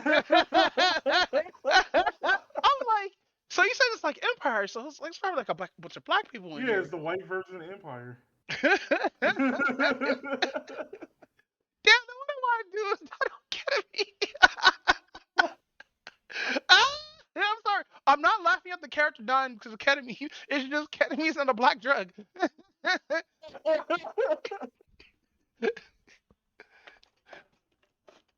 Oh shit. But no, fucking. Other than that, you want to move to the next topic? Yeah, we can move to the next topic. All right, bro. How do you feel about people calling you outside of your race? uh, Like calling you like a, let's say a. How do you feel about being called a color person, bro? a colored person. No, seriously. No, but for real, like it's kind of a mixed message thing because it legit has to be like it has to be it has to be a context thing if that makes sense. Mm. Like let's say how do you feel about people of color or person of color though? Because like the whole reason why I bought this up is because last week, no, I think last a couple of weeks ago and this week, fucking I've been talking to people, like a lot of people, about using person of color and stuff like that. And personally, I feel that like the term is kind of racist because how the history and terminologies and those who use it for us and label us as those people and grouping us as one, just not yeah just ignoring the each person's struggle or whatnot, just like how each person has their struggles. Not everybody has the same struggle, you know what I mean? Bro, I think I said that kind of wrong. I'm not high enough, I think. But no, each person has a different struggle, but lumping us together ignores each of those struggles, if that makes any sense. But I feel that the yeah, term is racist because where it came from and the history that it has behind it. It's like white people use the soft A. But the thing is, do you call yourself a person of color? nah, I just say Do you black call in general. do you call other people who are minorities a person of color? Nah, So why is it that people are so dead set of using person of color to identify one race? um, that's like actually a good question because I want to say like part of that is just overall ignorance, which would definitely make sense in this situation. Because like let's But say if it's a white dude and he sees a bunch of Hispanics over there, even though a lot of them don't identify as Hispanic, they identify as like probably Cuban, Mexican, or Latinx. That other person still call them a people of color, right? The same thing with black people. The right, same thing with Asians. You call them people of color because people don't know what race they are or what they identify, right? Even though they would identify as their race, like being black, being Latinx, being Asian, being Indian, being Native American stuff. Um, a lot of people, and just a lot of people I've talked to, there's a lot of people that think what I say is stupid, and there's a lot of people that say that makes sense. So I'm on the fringe with this in the middle because I still feel the word is racist, but there's a lot of people that don't call people in their own race a person of color. You know what I mean? Like I'm not gonna go bro. to a Mexican guy and be like, "Oh, those are people of color over there." No, I get slapped. Well, it's weird because like for a prime example, you have like we sort of do the same too. Because like for prime example, most people call like white people, but like on the classification thing, they're considered Caucasian. Yeah, And we're considered what, African Americans or African descent? We're considered African Americans, but some people still rather call us like people of color or whatnot. And like German people don't fuck with like when I talked about this, it would talk about just a lot of people with overseas and stuff like that. People in Germany don't use person of color, or people in Germany don't identify as white, or people in Polish don't identify as white, but since they have fair colored skin, they're seen as white. Even though they're True. Polish, German, Scottish, Irish, European, the Queen's white. But the whole people of color thing is excluding people who are white from, because since white in America is the majority, people of color are the minority, even though there's more people minorities than there are white people. Not saying as in white people as in, oh, they're a small group of white people. No, there's still a lot of white people, but there are other races that are there's still more races than just Caucasians in America. Sadly, there are different percentages, but like, yeah, bro.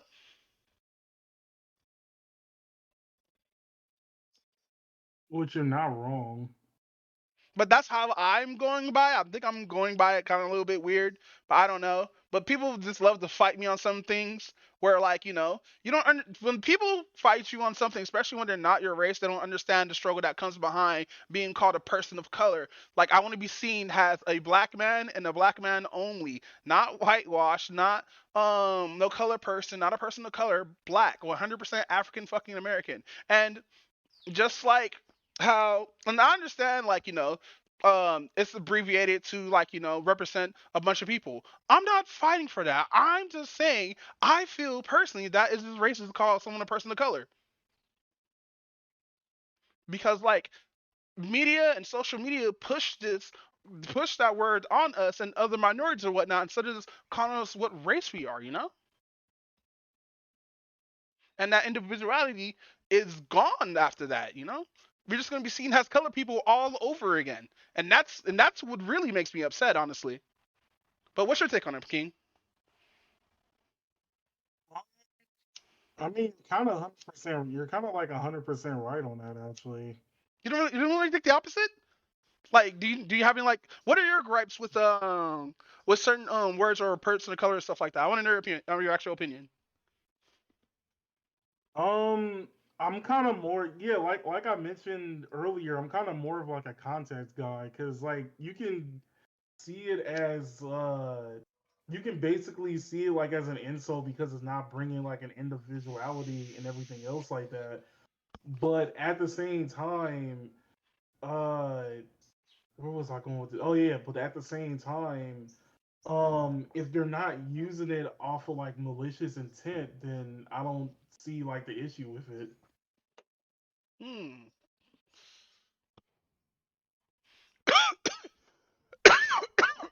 Well, I feel issue with it. Even like, I understand context. I know what context is there for. But like as I said, personally, I just don't enjoy being called a person of color when I'm African American or when I'm black. It just feels like just dissing. It seems like only white people use it. Even though it's not exclusive to white people, even though the word POC is not exclusive to white people, it's only white people that use it, and I find that weird. And now there are young people who do use it, and there are people in other communities that do use it who are a person of color, but I rarely don't see those, because like I talk to a lot of people, even outside, offline and shit like that, and some of them say like, oh, the word's fine, and a lot of them, especially those who are black, say the word is like, I don't like the word. Don't homage me like that. And I'm on that side, but I guess I'm terrible at explaining myself sometimes, and I apologize for that. But fucking, I don't like the word because, like, what history? And you know what pissed me off too? When people try to throw Dr. King into the argument. Okay, I definitely do hate when people do the Well, Dr. Dr. King King said argument. this. I'm like, the fuck? First of all, Dr. King is the most fucking misquoted person on fucking earth. And there's always white people misquoting them. Exactly. Because back then, when he was saying all this shit, we were referred to only as color people. and Negroes and hard R's. Now I love how we took black back, but we're still seen as Negroes on. They still say it like online and stuff like that, and in the news media. So yeah, but yeah, that's what grind my gears. People labeling us as one thing that we didn't co-sign for, because we didn't co-sign for this. Nobody in the black community hey, or nobody in each community was like, hey, call us a person of color, unless that shit was indoctrinated into them through social media or the means. Like we don't like it doesn't say person of color on my fucking birth certificate.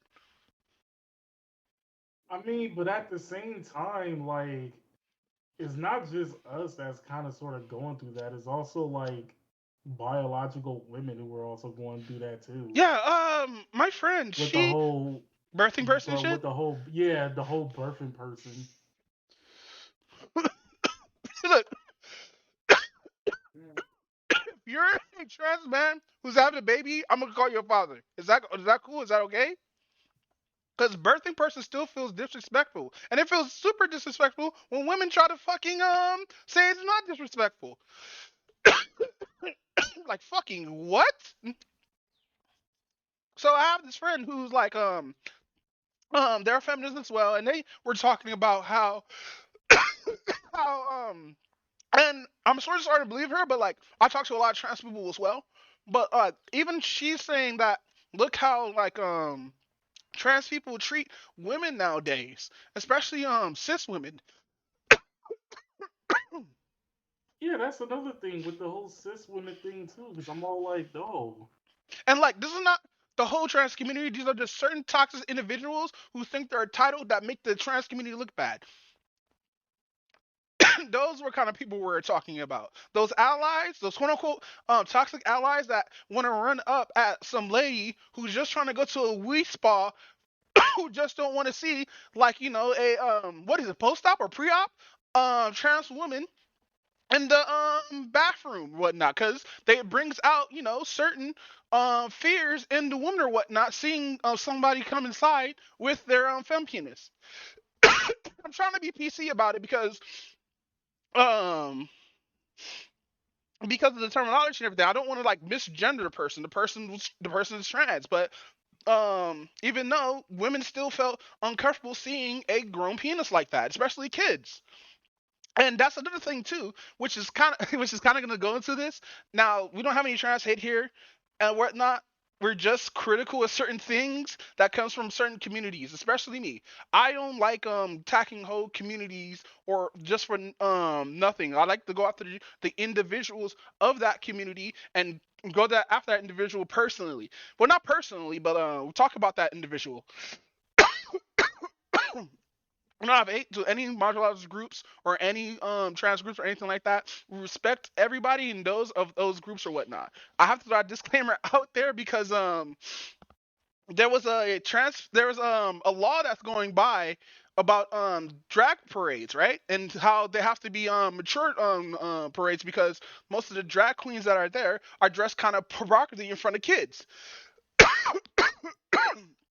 And I feel it's kind of messed up because like it's only a few videos I've seen about this, but it is concerning watching those who are of the drag community and doing this in front of kids and stuff like that. And there's a lot of people from the community who's not up with that as well. But they're saying it's like it's an attack on their lifestyle, even though they're doing it in front of school grade kids. But here's my thing though. Here's my thing I know though. this is so side chatted, but like, yeah, let's continue. No. I get it. I get it. But like, my thing is this. Why are we showing this to kids? First off, why are we showing this to kids? And two, why can't we just have kids be kids? Yeah, 100%, because like We don't have to have them learn about being like uh being part of the LGBTQ community and everything else like that. Why can't they just decide that on their own and figure it out on their own. Why we got to introduce it to kids? I don't understand that. Why do you have to introduce the adult things to kids? You can introduce LGBT plus stuff to kids, but in a better way by having like teachers that are there that can teach you how to respect and how to be tolerant of those who are trans and trans and minorities. Yeah, I said minorities. Fight me. Now, I know there's this Twitter that I've been following called Clown World. They made a post recently showing a trans person in front of a flag, and the caption says, "Would you let this person teach your kids?" Now, I did post under there like, if they're a good teacher, yeah, then it's fine. If they're teaching my kid or taking care of my kid, yeah, it's fine. Now, if they're toxic, yeah, I'm gonna remove my kid. But if they're a teacher, they're a fucking teacher. It doesn't matter what their biases are, as long as they're teaching kids how to do their education correctly and how to fucking be respectful people, then I'm fine with that. This anti-trans agenda needs to kind of stop, but also there's people in the community that's not helping right now. Please understand what you're doing might end up hurting the community, probably like really bad. But that's just me on the outside looking in. I have my own community I got to worry about because I'm not part of that other community or whatever. So I have to worry about my own black community, because I'm black, not the person of color black. Black. But no, we all just need to get along, dead ass. Pretty much. But with that said, bro. So the question of the day, what is it, King? Oh yeah. So the question of the day is, if there was a heated argument between Alfred from Batman and Joffrey from Fresh Prince of Bel Air, who would win that argument? Ooh, shit, they're both British.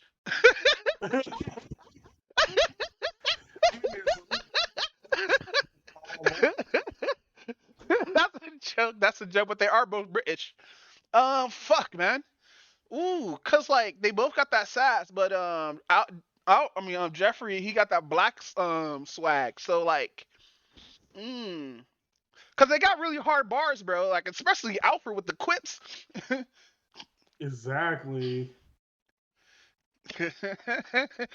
I don't know. Do you think British sarcasm grew on us with like shows like Who Lions Did It Anyway and Monty Python? I actually kind of believe that because I think like a mass majority of the humor that I like in a lot of the English humor that I like comes from both of those. And um what was home dude from a Hot Fuzz? I'm trying to think of like what his name is. The main character or his friend? Because I know you're talking about The dude from main Zombieland, right? character. Yeah, I think it was like Simon. Yeah, Simon Pegg. That's what it is.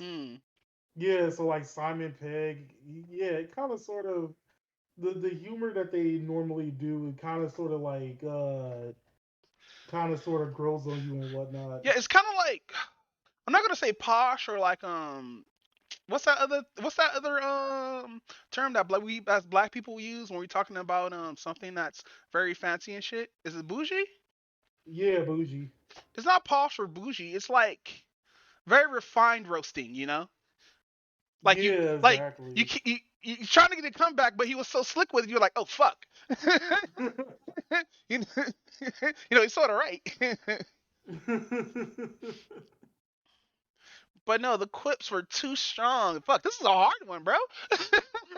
Cause like Bruce Wayne has to deal with Alfred, and we hear quips every single fucking time. But like, I don't know because a lot of Alfred's quips come from the heart, where fucking out of love and stuff like that. Where Joffrey, it does come out of love, but it's more of sass. Yeah. Because like Alfred would be like, "Oh, how about that Bruce? I don't think you'd be able to like clap her cheeks with that bruised rib, Master Bruce or Master Wayne." Well, are you sure you're gonna go up there with a busted lip, Master Wayne? You're looking busted. But but Jeffrey, he'd be like, "Ah, you want some fries with that too?" Oh yeah, he got that. He got that tough love type thing going. Yeah, bro. Like, I don't know. Maybe because my bias goes to Jeffrey because, like, he's Jeffrey, and we all grew up with that side. So, like, yeah, I'm about to say Jeffrey. How about you, King? I might actually kind of sort of have to go with Jeffrey too, because I think like looking at both of them like doing art. You know what? Actually, technically Jeffrey, Okay. because Alfred is kind of more of Alfred's wits don't he doesn't start doing like wits like that until you say something. Yeah, Alfred will just Like come out like with it. Alfred's more is reaction. Yeah, Alfred's is more reactionary. And what's funny too? In Fresh Prince of Bel Air, nobody talked back to Jeffrey. Yeah, that's At actually least true. Batman would Nobody come. At did. least Batman would come back with a little to no resistance. Nobody fucking fucked the Jeffrey when he roasted them. Everybody just get humiliated, but like, fuck, he's right. Like dead ass. That's way too strong of a roasting power. Imagine you being roasted by a British old man and you can't do shit about it. You can just give him that dirty look, but you have to pay this dude. he cleans your fucking bathroom. With Bruce, at least he's a That's little, at least probably he's a little why brat with too. it. But no, Alfred goes off on Damian Wayne though. Like the quips are coming, bro. He was like, I changed your father's diapers too. But no, I mean, no, not Alfred. Jeffrey's way too strong. Cause you He can't, is. nobody can have comebacks for him. Like I think Jazzy Fresh had to come back for him or something like that, but I think he still got destroyed. Yeah, that sounds about right. Damn, man. Jeffrey over here soloing Alfred, but like, yeah, that was a tough one, bro. Maybe we should throw that as actual like, maybe I should ask that question in like one of the groups that I'm in right now.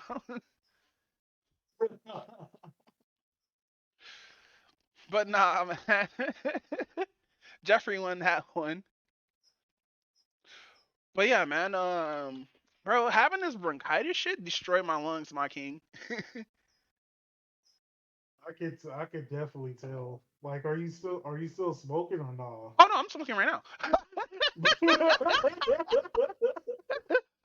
No, cause I figured out it was the papers that was fucking my lungs up because I've been smoking like the whole time and I haven't been like or none of that, but I'm still gonna take my medication and stuff because that's what I'm supposed to use to get rid of like the asthma and like see whatever bacteria infection because it is antibiotics and it is cough medicine that they gave me, but they gave me cough medicine and gel tabs. I'm like fuck.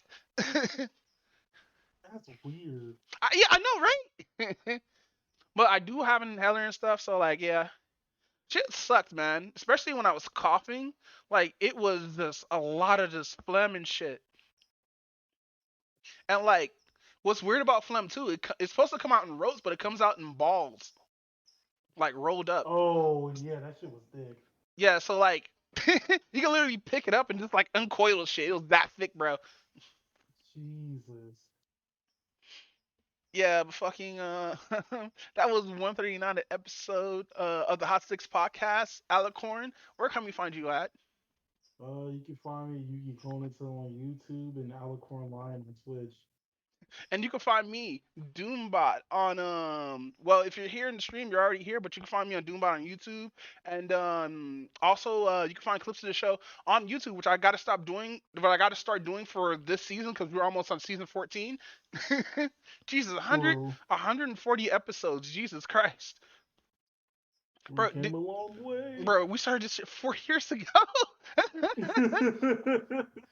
And we're still going.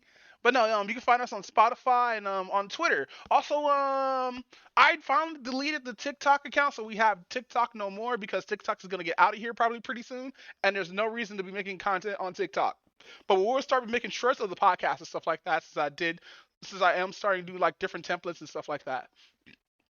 But Fucking with that said, let's get out of here. Thanks for coming to the podcast, King. No problem, bro.